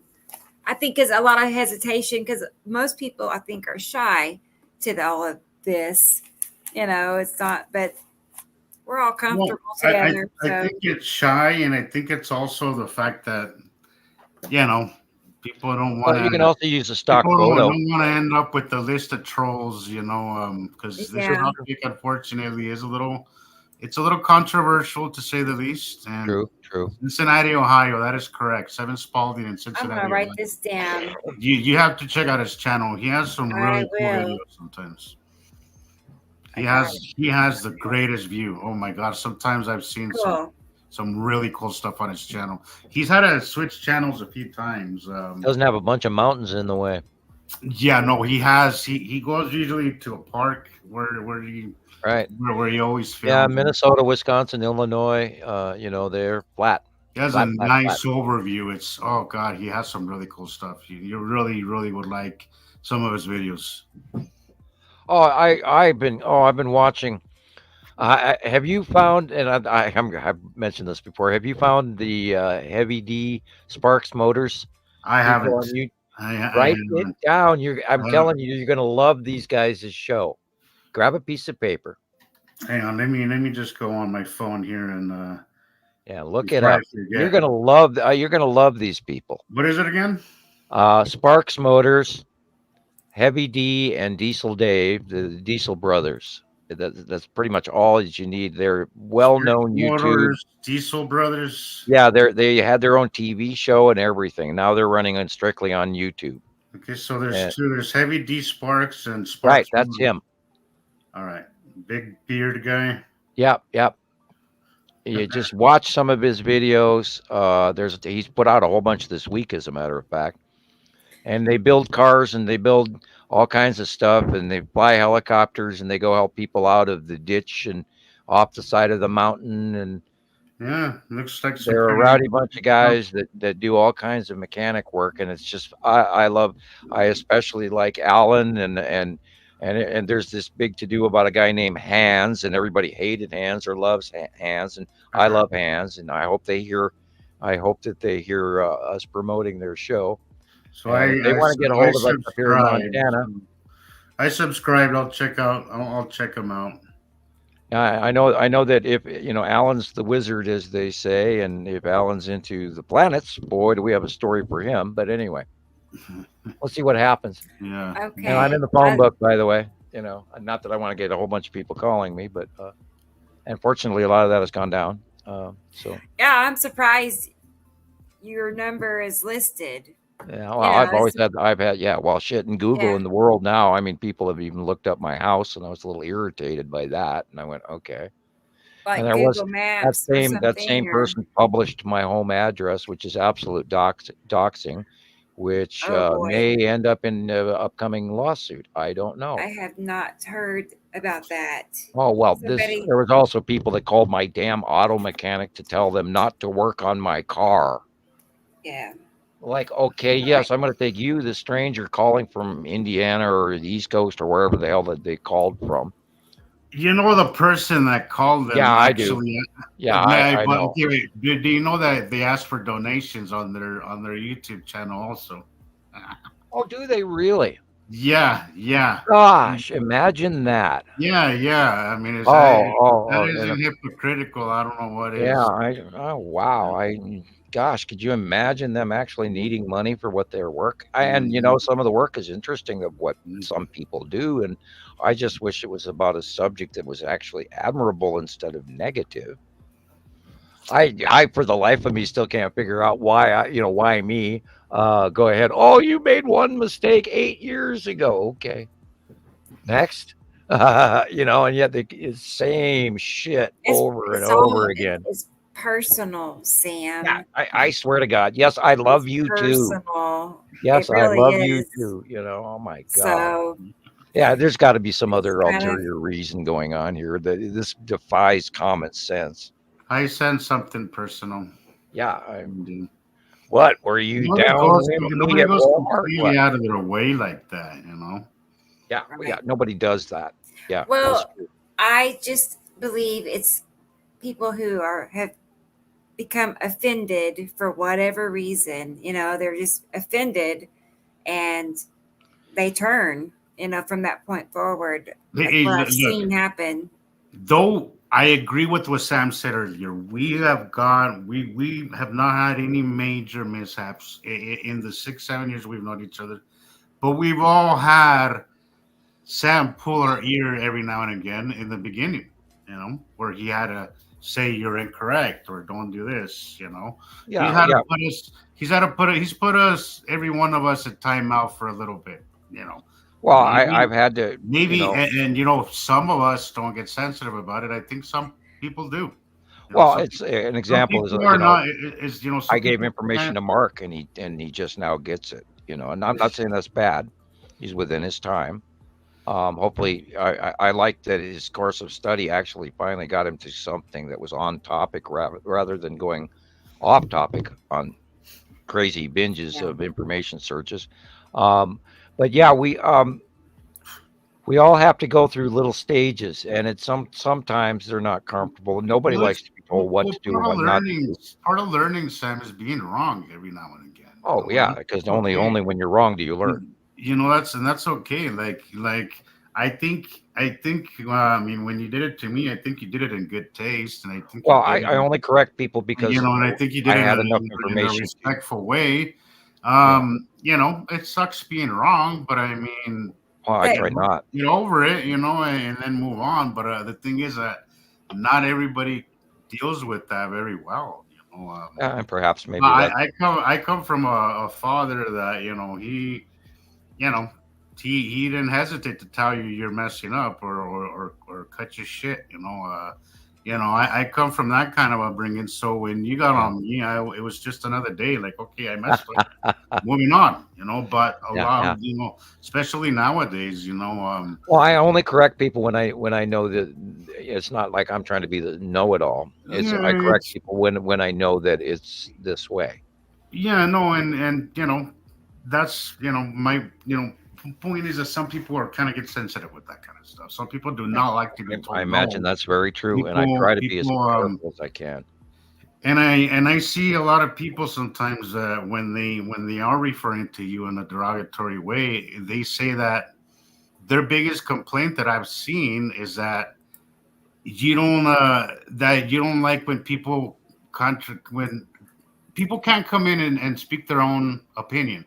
And I'm like, well, that's why groups are made. Like we're not arguing what's going on in this group. Like there's a basis of understanding already, and this is what we learned here. Like you're not gonna go inside a social studies class and try to talk about science. Like it doesn't work that way. It's Right, right, there's a basis of there's a right. topic that we discuss, and that's what we do. And that's why there was And if you want literally to talk about something else, well, there's other groups for that. Like last week I probably threw 20 some odd people out that were posting semi correct topic, but were singularly dealing off the internet. And that was not connected to them in any way. And then the information that they're sharing is inaccurate.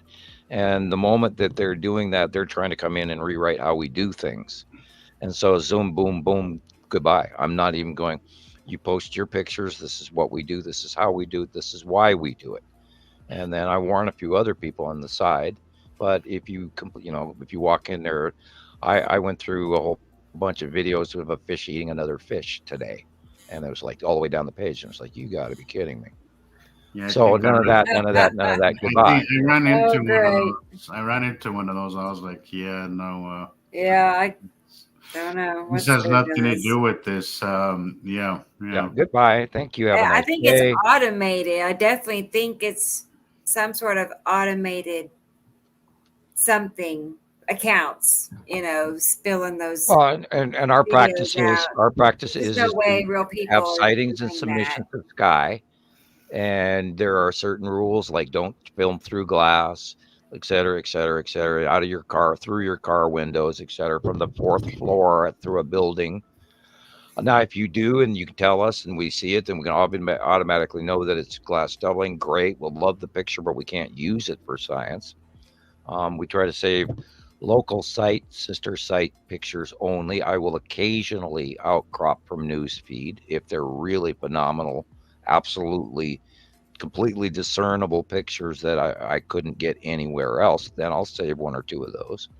But generically, they're from all reported sightings locally in our sister sites. And that's how all the information has been farmed into vegetables over the years that are producing the produce of our work. And this is real, true science. We're not guessing. I mean, Christ, we've been watching this shit for a decade. Where the hell's everybody been? Here's our credibility. Here's our credibility. Here's our credibility. But now we're being either shadow banned or undersold. I don't know which. And this is why we're starting doing what we're doing. And hopefully everybody, hopefully we can get Well, that if million people views. continue sharing, which, you know, it's down at the moment, but I haven't had like a hit on TikTok lately. So, it peaks and valleys is normal. I'm But interested to see where it goes. I mean, it could go yeah, like this, or it could go all of a sudden, boom, out we go. right. And I don't know where our show will change. We'll probably, if we get better at this, we might have different topics. We might have better runs at our files that we hand you every day of current, local, regular. And I think we're doing a good job with the current, what's going on, and what we found this week and what was last week, and hopefully everybody is getting an idea for it. And we can occasionally bravely post the site drawing every once in a while for people, and hope we don't get flagged for that. For nudity. So, okay, I got these pictures for Herbie. I just realized I probably, let's see. Well, I got Bring the 'em on, pictures bring 'em for on. Herbie, but then I probably do need to hop off here in a little bit. I have to get up earlier than usual in the morning. So, but An agenda. I got to take somebody to an appointment.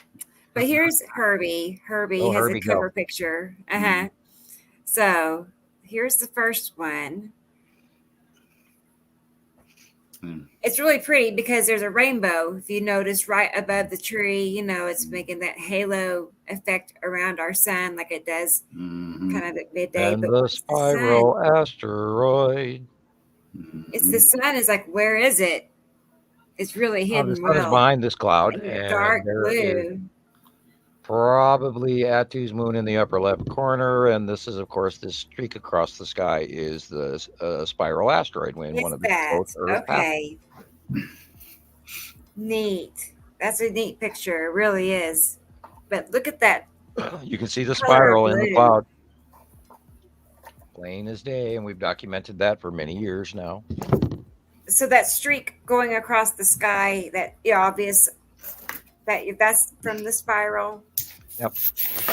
You can tell by the spiral, and the red asteroid leaves a different pattern, and the lead asteroid leaves a different pattern, and only the spiral asteroid does this. Okay. Looks like that sliver of Italian noodle. Yeah, that's a good one. Definitely save that. And then this was the second picture they sent. Looks a little square to me. Okay. It could be a very close Texas cube with the light cutting into where the purple is. It's like a cutoff halo, and the rest of the sun is off the picture, of course. And this is the cut into the facial, and the side orb is dead center, that circular purple thing. Looks like the corner of the Texas cube. Man. That was an interesting picture. It is, isn't it? They're like me. I mean, I like to look in the upper right there and see pareidolia. Like you can see literally two faces, but I don't want to point that out. Oh no, I can't believe you said that. But I did. That's why I said pareidolia. Oh my God. Because we have to discount that. It's probably. I was gonna say I used to make videos, of faces. I had like four different ones. A couple of them. You probably got some really cool shit that we could talk about off camera. But well, there's. Remember when I talk about magic and spiritualism and all that sort of stuff? There's a whole lot of that going on too. There's a whole lot of stuff going on right now. Okay. Like, And that boils down to spirits and what man and mankind is, and spirits, and all of that, beings, and you name it. Herbie says that second one, this one here, was filtered, to There's a bring whole out lot the more going on. colors and the details. I definitely, it was filtering that helped me learn to see the planets really. Yeah, because, same here. yeah, Same. then you could Right, see and the then colors we had a lot of people early on. changing, and you We had a could lot of see people that them easier. oversaturated their pictures too for a long time, and you can't really do that. There's a couple of new members that are doing that. A I'm gonna fine have to line, I'm gonna have to not ask you overdo not to it. do that, or to tone it down, or I'm gonna stop. Or I'll end up, holding their posts and pre-approving them. I was looking at some of my older stuff, and I was like, yeah, I think you were kind of overdoing it a little bit, and that's saying something, because I see some people that are just really really getting liberal with the Yeah, editing. if you're gonna adjust your pictures, just do it just a little bit. Yeah, And otherwise you're working hard on something, and then you post it, and then we can't use it.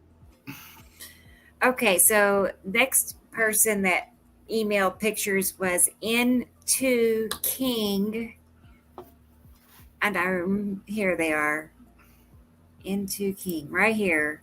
And I don't know if they're still watching, but they sent me 2 pictures. So here's the first one. What do you see? I see a cube, I believe. I see a straight line and a sharp corner. dark side. Well, it looks like current pictures that we are seeing. And I would have to say you're looking at the stripes of Atu, with Atu's moon in the upper right corner, and the bottom of the sun shining underneath, and then you're seeing the red asteroid being illuminated right by the sea trail. I see. Okay, wow. What that shape right there, right of the sun, just above top right of the sun, about 3 o'clock. Looks a little. I see like a Little dark cubey? little. Yeah, I see. I see some. Yeah, Well, what hides behind also. currently Yeah. behind lead asteroid, and slightly behind the red asteroid, and up underneath Atu's moon is the Texas cube. Yeah. I'm going to zoom in and we're going to look at it closer, okay? Okay. I think I'm going to get another Coke because I've run aground. We are scientists. That's what we're doing. We're evaluating, right? Isn't that what scientists do? Hold up. Okay, hang on. I got to close this out and reopen it.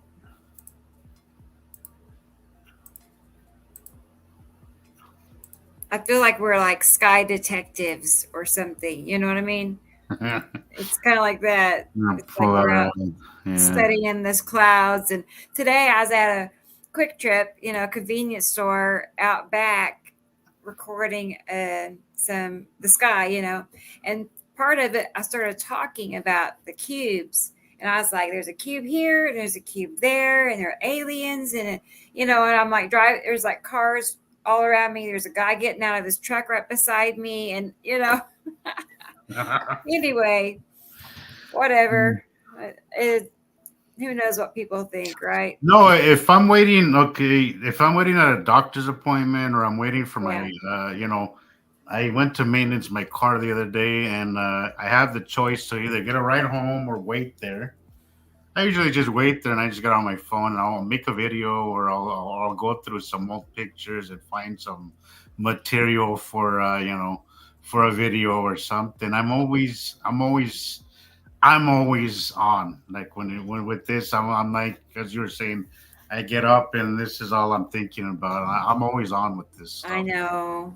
That's so cool. If I'm not taking something, if nothing's happening in the sky, I'm just going through my older stuff and seeing what I can use, Well, it's not like you can even watch television without seeing it. Yeah, exactly.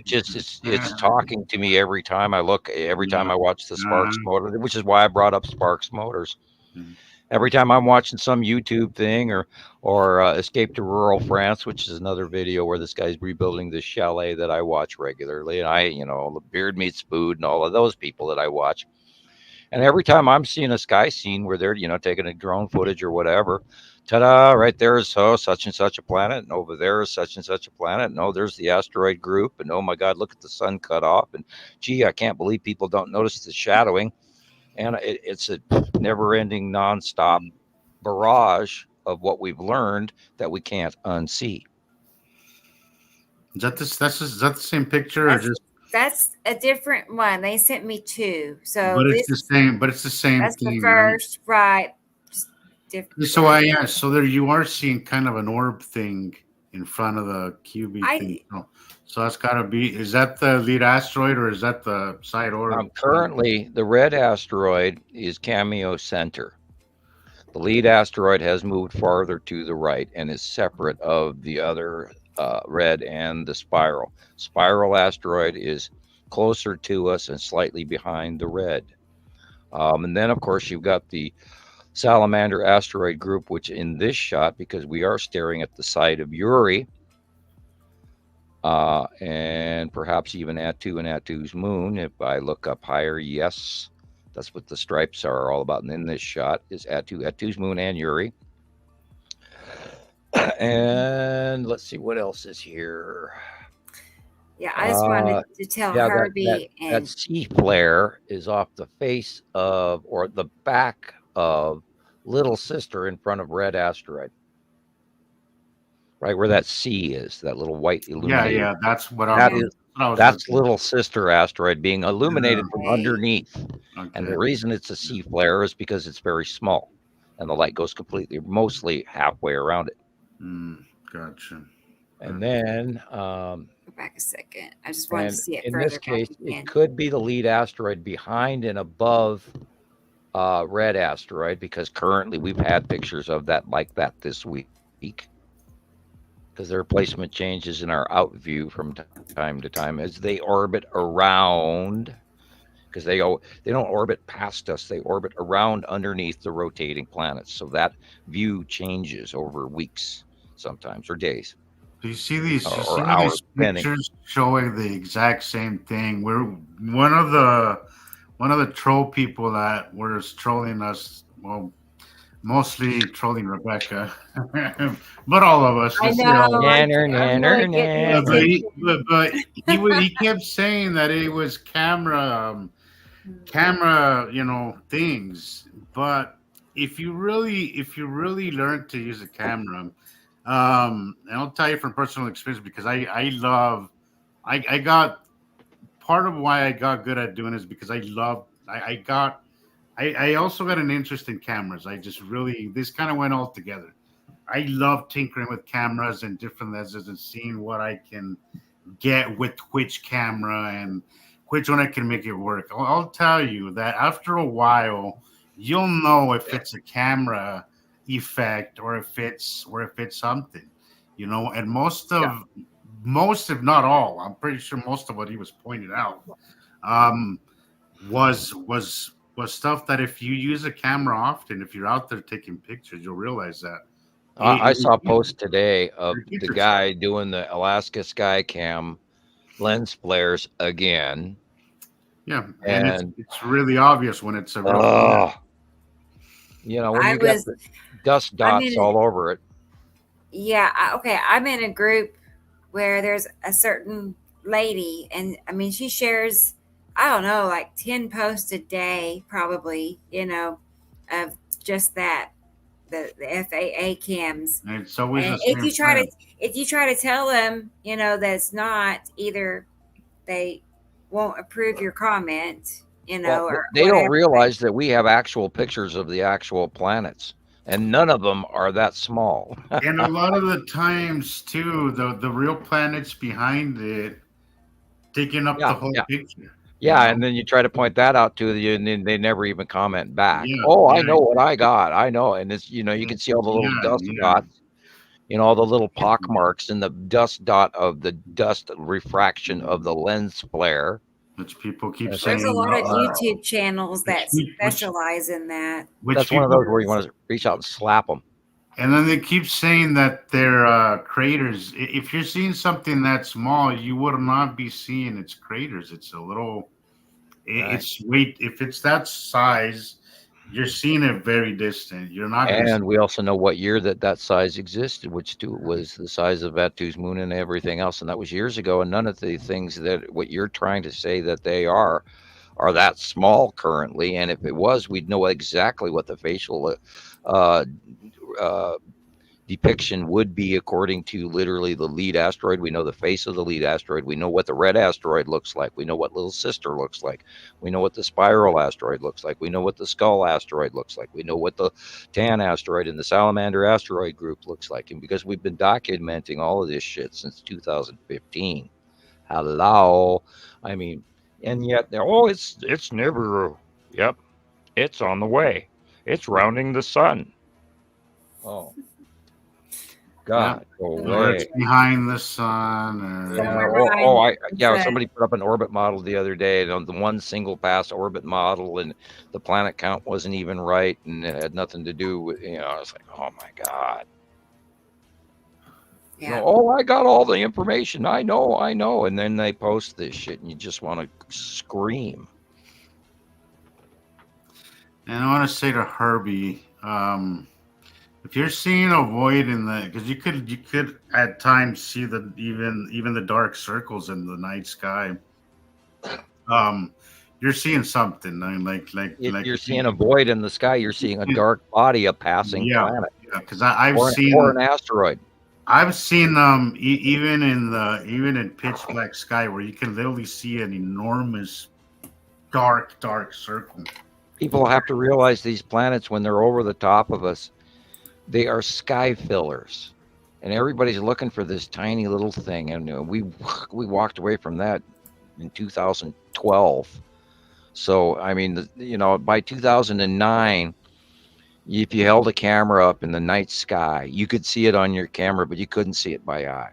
And in 2010, all of a sudden, it started appearing in Antarctica webcams and stuff. And then by 2011 and 12, all sorts of events started happening that we've all documented all the way back, and including the second star and everything, the planets tipping and magnetospheres and temperature rise and all of the normal planets, et cetera, et cetera. So this is all documented, and a lot of people have a real hard time believing that an entire decade has gone by and these things have crept from small to just absolutely freaking massive. And so if you're seeing no stars, you're seeing a planet over the top of you at night. Yeah. Because they are now going beyond Earth. Whereas before we didn't see them. And once they go past us, we'll actually see facial illuminations of them, supposedly at night, like a second illuminated moon. And we are seeing evidence of that, and we talked about that in our last show. If you didn't see the examples of that or the show before that, then go back and look, because there are nighttime sightings. Example, look how dark it is in this picture right in front of us. And if you look up, there's this big white thing with sort of almost rainbow illumination. Gee, where does that rainbow illumination come from? Well, you're looking probably at the bottom of Batu's moon, right here. That whole white area is probably nighttime Batu's moon.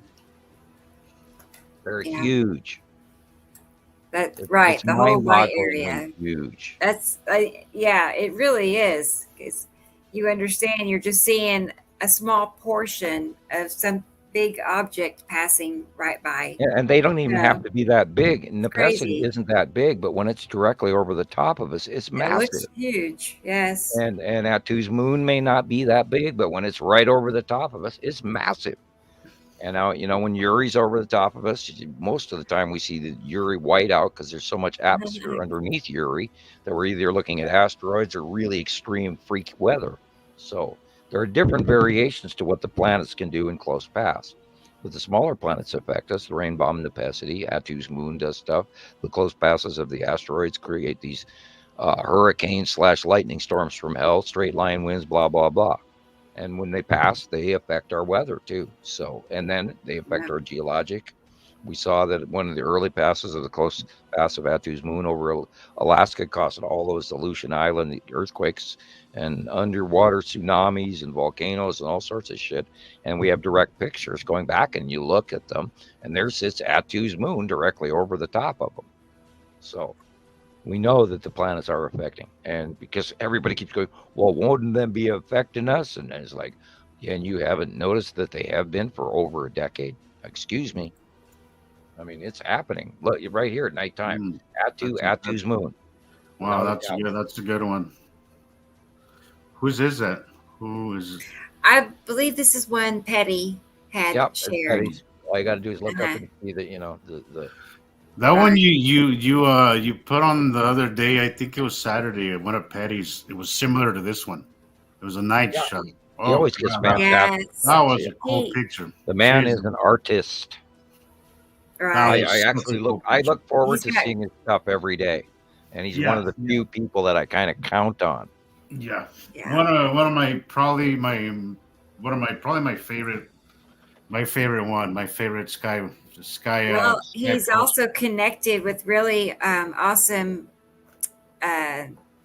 webcam channels. I don't know where he accesses these webcams. I have no idea. Really I'm horrible with that stuff. Well, I think in Europe, I think they have a better thing going in Eastern Europe than we do here. I have noticed that the knock on wood for saying this. I noticed that the British have a higher level of censoring than we Americans do, and so I think we've lost a considerable amount of our earlier connections, that science that we did regularly use. I remember many years of actually watching the shadow illumination that rocked over the planet. And you guys have probably forgotten about this. We haven't talked about it for so long, where I would put up these space cam weather satellites footage, and you could see the passing planets actually blacken out the whole face of the Earth knock it into shadow, and then briefly pass real quickly, going against the opposite direction of what the normal sunrise to sunset lighting factor was. And we used to use that all the time, and then all of a sudden they took that away from us. There was some cool ones. Gosh, there was some cool stuff coming out. You could see in the early years when I started, Jesus, there was some cool stuff. Yeah, we saw. That's where I got over asteroid passes where the shadow goes across the Earth, and it's like, look, it's gone. That's when I started getting. I got addicted to a certain person's time lapses, and then when he disappeared, I had to get my fix somewhere, so I just started. Yeah, we lost a lot of links. He did some good work, but he spent a lot of time bitching about it. So when he disappeared, I was like, man, because I was always looking forward to his post because there was a lot of cool stuff. I can't believe he got petty those over Mexican webcams. There was a lot of great stuff coming out. I cannot believe what he went away over was 2 pictures. Yeah. 2 that pictures. Was a shame. It was a shame. Tolerate it. It was a shame because he was a good sky watcher. He was. He was one of the rudest ones we've ever had. Yeah. But he was ever will have. I don't think we even. I don't think we have trolls that rude. I think he's ruder than even some of the trolls that we've had. He was a mean guy. He was a really mean guy. But when he stopped making them, I just started making them myself because nobody else was really making them. So that's how I have a few copies of his former work, which is now outdated, and I don't ever use his material anymore on purpose. I'll go watch his. I still watch some of his. I have a playlist of some of my favorite videos from him, and I still go watch them sometimes. He hasn't posted in about 4 years, so. But I still go watch some of his videos sometimes. He even had some cool music. He did music as well too. Yeah, I liked his techno. I did like his techno. He had some pretty cool beats, So yeah. This is true. You're talking about Jamie, a lot of work. Right? We lost a lot of work when he got a hubby over to do still capture photographs. Oh, and that was of the big 3. Right. Oh my gosh. over 2 pictures of asteroids. Yeah, but I think that relationship was doomed from the get go, Sam. He's just one of them people that you're just Well, I think he started out as it's gonna be good for a while, and then it's gonna end abruptly and I violently. And think he just started out with animosity and ended up getting swayed over to the reality of Atu coming in, and the absolute. You couldn't argue with that purple planet. because from what I understand, Sam, he was posting before he met you, right? Right. And then you just kind of went on his channel and told him Well, what I was reined happening. him in. I reined him in as a member, Yeah, and then because yeah, he was that's he what was he was. arguing with me at first, Really? and Yeah, like yeah. many people, I take the time to talk to as many people as I can, as much patience as I'm allowed, and we worked together, and then he got better at it, and then he started sharing his stuff with me, and then I would explain it to him, and then it transgressed where he saw my vids and he wanted to critique them and add to them, and I let him. I said, "Yeah, go ahead if you want to. You make it better, then send it to me and back, and then I'll watch it and post it if I like it. If I don't like it, I won't post it." And so we did a whole series of videos, the Understanding the Sky series, and a lot of people learned off of that, and we did really well for a long time. And then he got huffy over 2 stupid pictures and wiped out the whole YouTube channel. Gone. Jeez. I gotta say, I'm I, not. you know, I I, wasn't. I hate to say it, I but he was wasn't. like, I wasn't shocked when that happened. I wasn't shocked. I was not shocked I at had all. not seen anybody be that pissy over something that simple and do so much damage. Yeah, It was you like, just. Right. ouch, I, you know. Yeah. I think he was having resentful feelings for a long time. I mean, that with that kind of reaction. Well, he had a lot of things going on. He had a. He was. He was medicated also. He was medicated a lot He, too. he, he was he was uncomfortably medicated for the necessity of his affliction. So it wasn't over medicated. I mean, he's probably very lucky he got through with what he got through. But on the other flip side of the coin, the man was quite wealthy and was drastically spoiled. Drastically spoiled. Hmm. I mean, his parents Right. gave him ungodly. He gave him what I almost make in a year every month. Oh my So, and he gosh. lived on it. He lived on an unbelievable amount of money every month, and it was like, oh, you Yeah. God, I could only dream of what you could make every month. So, he had a lot of comic book quirks and the ability to buy the toys and splurge on whatever and live where he wanted to in Southern California, blah blah blah blah. So Yeah, anyway, no, I was under the impression that's what he did was just buy and sell comic books because right. Well, he'd managed to create it into a thing where he had enough money to make money. You know, you yeah, have to because have that requires a hell of an the startup investment. seed, right? Yeah, And because then he had the money. you would always recommend me do that, and I was like, I don't have 15 grand to Well, go spend on a magazine. yeah, I was going to say I don't have 20 grand to lay out for comic books as a Yeah, start. no, You know, I don't have that kind of capital, man. Like I just know. excuse me, I have one box of saved comic books, and it's the Conan series. I bought the Conan comic books and saved them. You know. I Anyway, will I say, wonder what those are worth. are they worth anything, son? I don't know. I have no idea. I know that somebody He stole always told some me of to them. just to get one and make sure to go and get it signed by Yeah, there you who's the go. creator? What's the creator of those magazines of those comic books? I can't remember what his name is, but Yeah, he passed away recently. Yeah. yeah, he told me make sure you get it before he passes away because once he passes away, they're gonna blow up in price. And comic books have a really high return. Yeah, and And some of the ones that are worth a small fortune today, when as a teenager we played with and threw into a big yeah, trunk and treated like shit. every I'm sure year, that I saw, an original Superman or an original Spider-Man in my time, and we just wow. treated it like shit. And now I'm looking at what those are selling for, and I'm going, oh my Yeah. God. Yeah, they increase in value like 10% every year. And if you could get it signed by, again, I don't know his name, I can't remember his name, but if you could get it, That's you on the always tip of told me my just get tongue. one. He said, just invest in one, get it signed before he dies, and you'll probably be set. You'll probably be set. He said, but again, I don't have that kind of capital. Well, we need to do that with our science too. We need to have signed legacy information going out to people. Get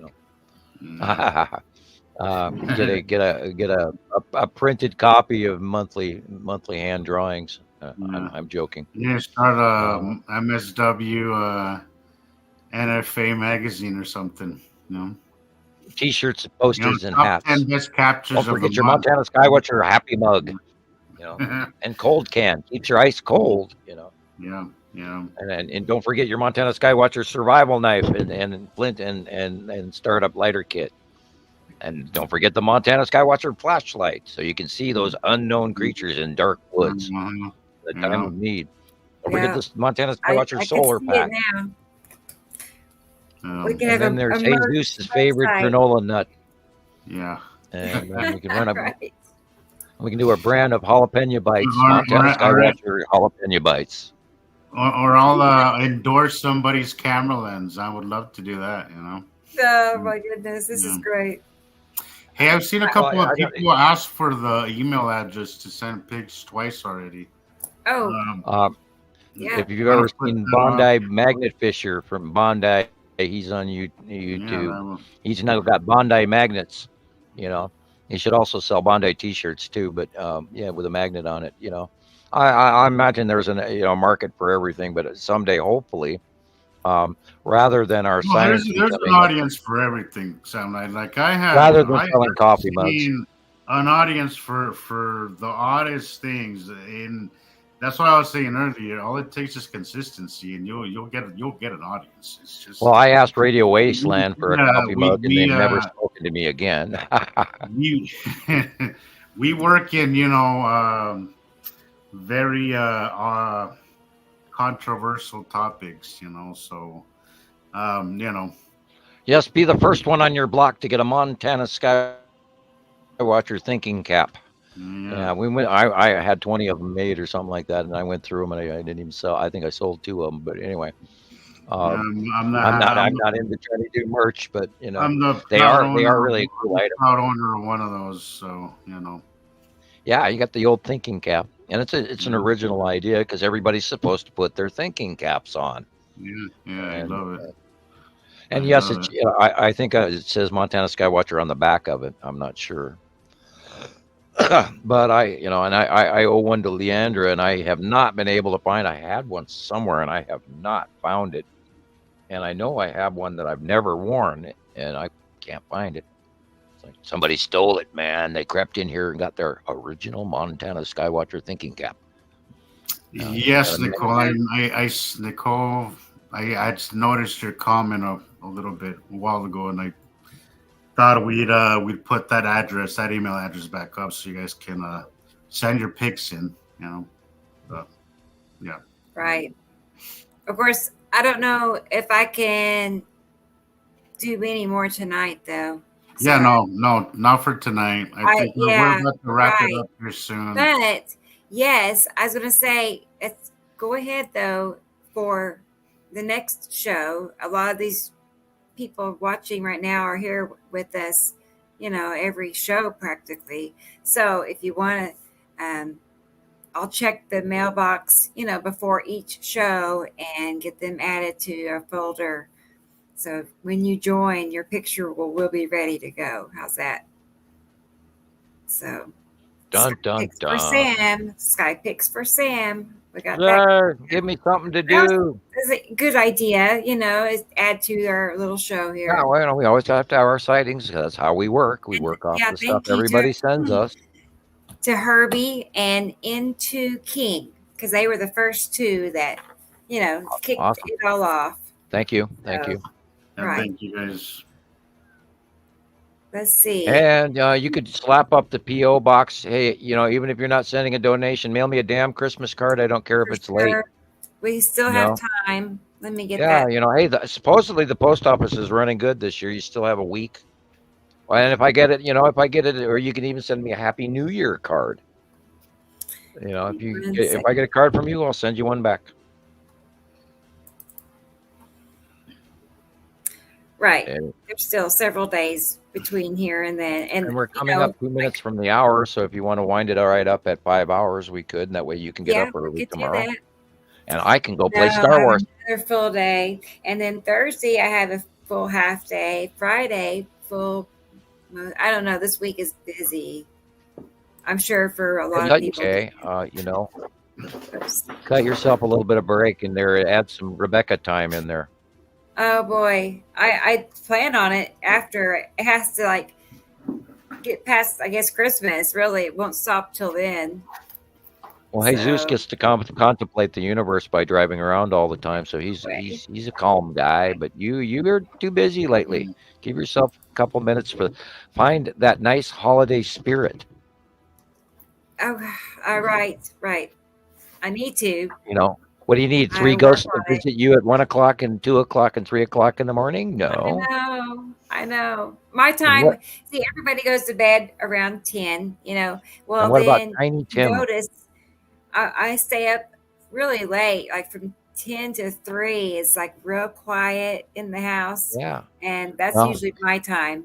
Yeah, so watch Santa Claus or Rudolph the Red-Nosed Reindeer or Frosty the Snowman, and just grab that, or even put on some Christmas music in the background. That keeps popping up. I agree, though. Yeah. Alan has been playing like this on the TV. It's a fireplace, scene, and it plays Christmas music. So, yeah. There you go. Yeah, we've been the old plastic fireplace. Look where we've come to. Yeah, we no longer even need the chestnuts roasting on the open fire. We can put it on our phone. Here it is. Yay. Anyway, if we want to hit the last minute here, we can wind it up right now. Okay. Yeah, Audrey was wanting to say, will you be doing a show Saturday the 23rd and Tuesday the 26th? Most likely. It's my birthday on the 27th, the next day. So cool. You got just Christmas birthday. So I was visiting with Sam about that, and we're planning on having our shows as usual. It doesn't land on a holiday. Unless Jesus or some, has something. No, I mean, I have it on Christmas, and I don't know what New Year's falls on. But New Year's I do. Yeah, it would be the following Monday. So our show would be the next day. I guess the second. So it is on a Monday. Yeah, we'll be on business as usual then. Yeah. So cool. I'm hoping we get some more snow. Apparently Wyoming doesn't have any snow. Colorado doesn't have any snow. You got snow, Jesus, in Utah? We've had some up on the mountains, but we have not had nothing down here. We got like 120 inches last week up on the mountains, but that's good. That's good for water next year.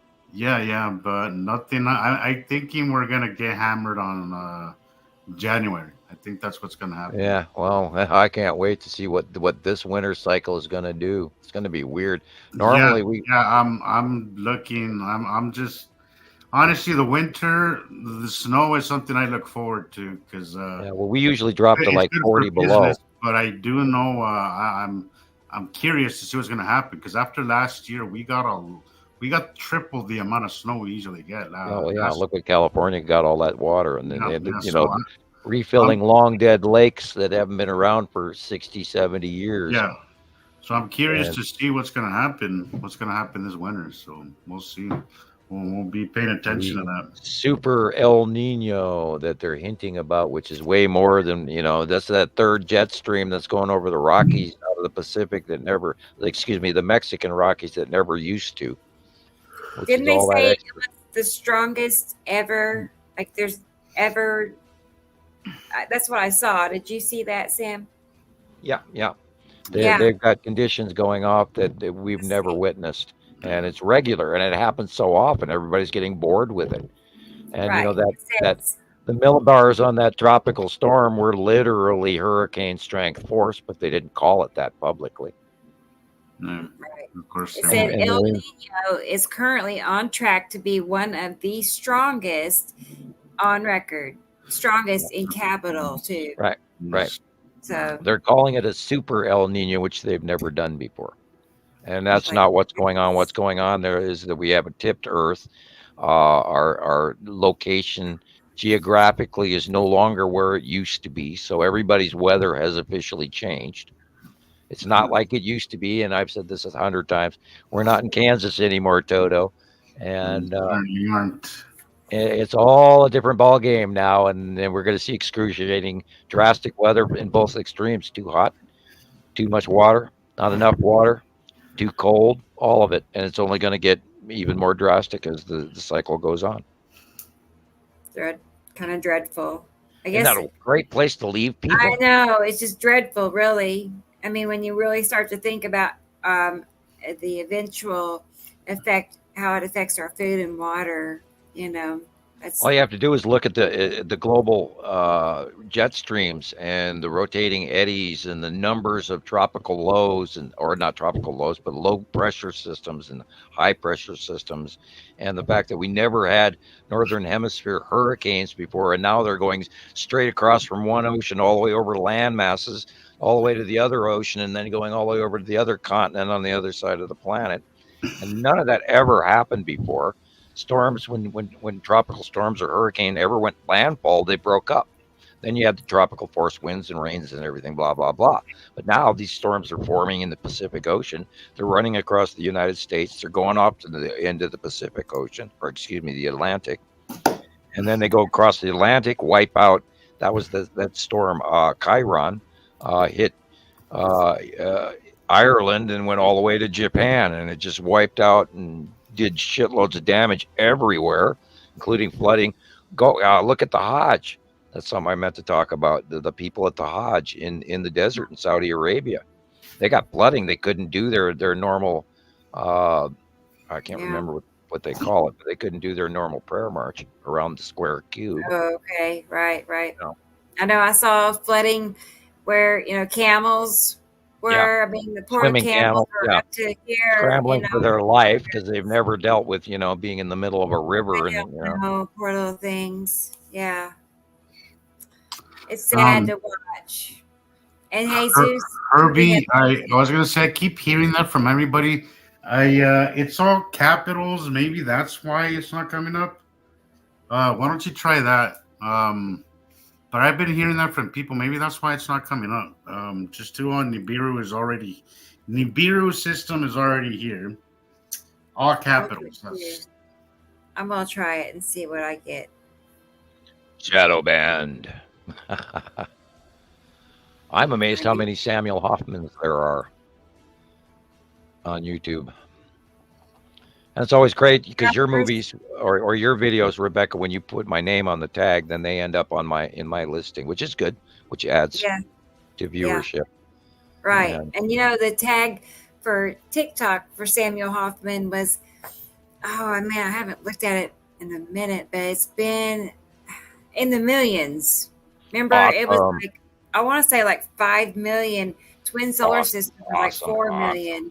So, I mean, we're in the millions over there on TikTok for tagging. Yeah. Well, shoot, y'all get on board. You're going to miss out. Right. That's cool. I know. That's awesome. I didn't know that. Oh, yeah. And lots of shares, it's in the thousands. Well, that's good. That's why these people are making videos about me, really. I wish they'd all send me $1. I know. Oh my gosh. Woo. It could be, turn around. Yeah, well, if we got a philanthropist and this is a joke. If we got a couple $1 million, we could all set up shop somewhere, and come to work every day with good donuts and a health care plan. And I'm of course going on in crazy town. But turn into something. I told you. I often thought that we should do a radio program, a late night, almost Art Bell thing, but I'll volunteer to be the next Art Bell. I have no problem with that. Right. You can tolerate me and my, I think he was smoking cigars or cigarettes while on show all the time, in his harsh, rough, old, gruff voice, and people would call in, which is kind of what BB 333 does, sort of. And he, of course, has sponsors very much like Art Bell. Anyway, Yeah. we don't have any sponsors, but we do. I've done a lot of radio programs, but anyway, or Yeah. podcasts. Well, Radio Wasteland. I mean, I don't know what it takes to become a radio channel. Yeah, they were marketing their feed, and it did go through actual other radio stations. I believe Right. on the West Coast and the East Coast. I'm not sure Like, completely. how do you? If that's I mean, correct. we could do that. Well, then you'd syndicate. We'd have to go to it. We'd have to sell ourselves at a radio uh, conglomerate to syndicate a like a weekly program, and then Yeah. they would That. hire you and put you under contract, and they'd give you sign up start fees and all Yeah. this, and then you get like a percentage of your own material where they profit off a percentage of you as well, and then you start to sell pieces of yourself, and then you can't say certain things on the radio because the FCC is the federal licensing, so therefore you're not allowed to talk about this, I this. see. Well, then, Yeah. I didn't realize there's all these catches. Yeah, that was kind of why I got in trouble on the FM radio station, is because I tore stuff out of the teletype that I thought was being handed to me as real news, but we weren't allowed to talk about unless the station manager approved it first. That's true. Oh, okay. And Yeah. your brain clicks because you want to read that a storm in Kansas City or whatever, and then and I made the mistake of doing that once and got in trouble over it. And Into says we're doing it now. We don't need a radio show because we're already broadcasting it. And Christopher says we need our own production company. That way, Brought no to you one by can Johnson's Foot control Powder. Oh, okay. our narrative, which, yeah, we can never sell out. It's just not a possibility. We got to stay, free. And Deb, for instance,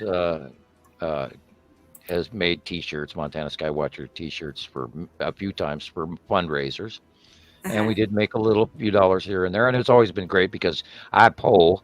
I'm too poor. I can't afford an R. Yeah. And it's been very helpful over the years because we've had huge issues with our car, and it's a very old car, and I end up walking without a car, and we don't make enough money to actually own a car half the time. But then I live out of town. We have no other way to do that. Anyway, there's no buses, no taxis, no nothing.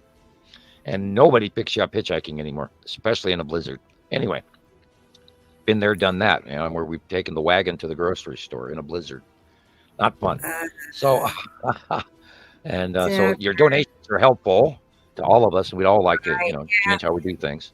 I mean, I will say people have stepped up and helped you, in some really serious. Yeah, been wonderful, helpful people out there. Been some really kind, wonderful they were people. very generous. And that's why that's why we're still doing it in a lot of ways, is because I've never been able to seriously afford nonstop computers, and I have saved for a lot of my own computers, and I'm on computer number 15 in 13 years, and we've lost a lot of equipment and electrical, and been hacked and messed with and screwed with, and had my house fried and all sorts of fun stuff. So it is also, there's a lot more dangers than people realize what I'm doing. So anyway. Sure.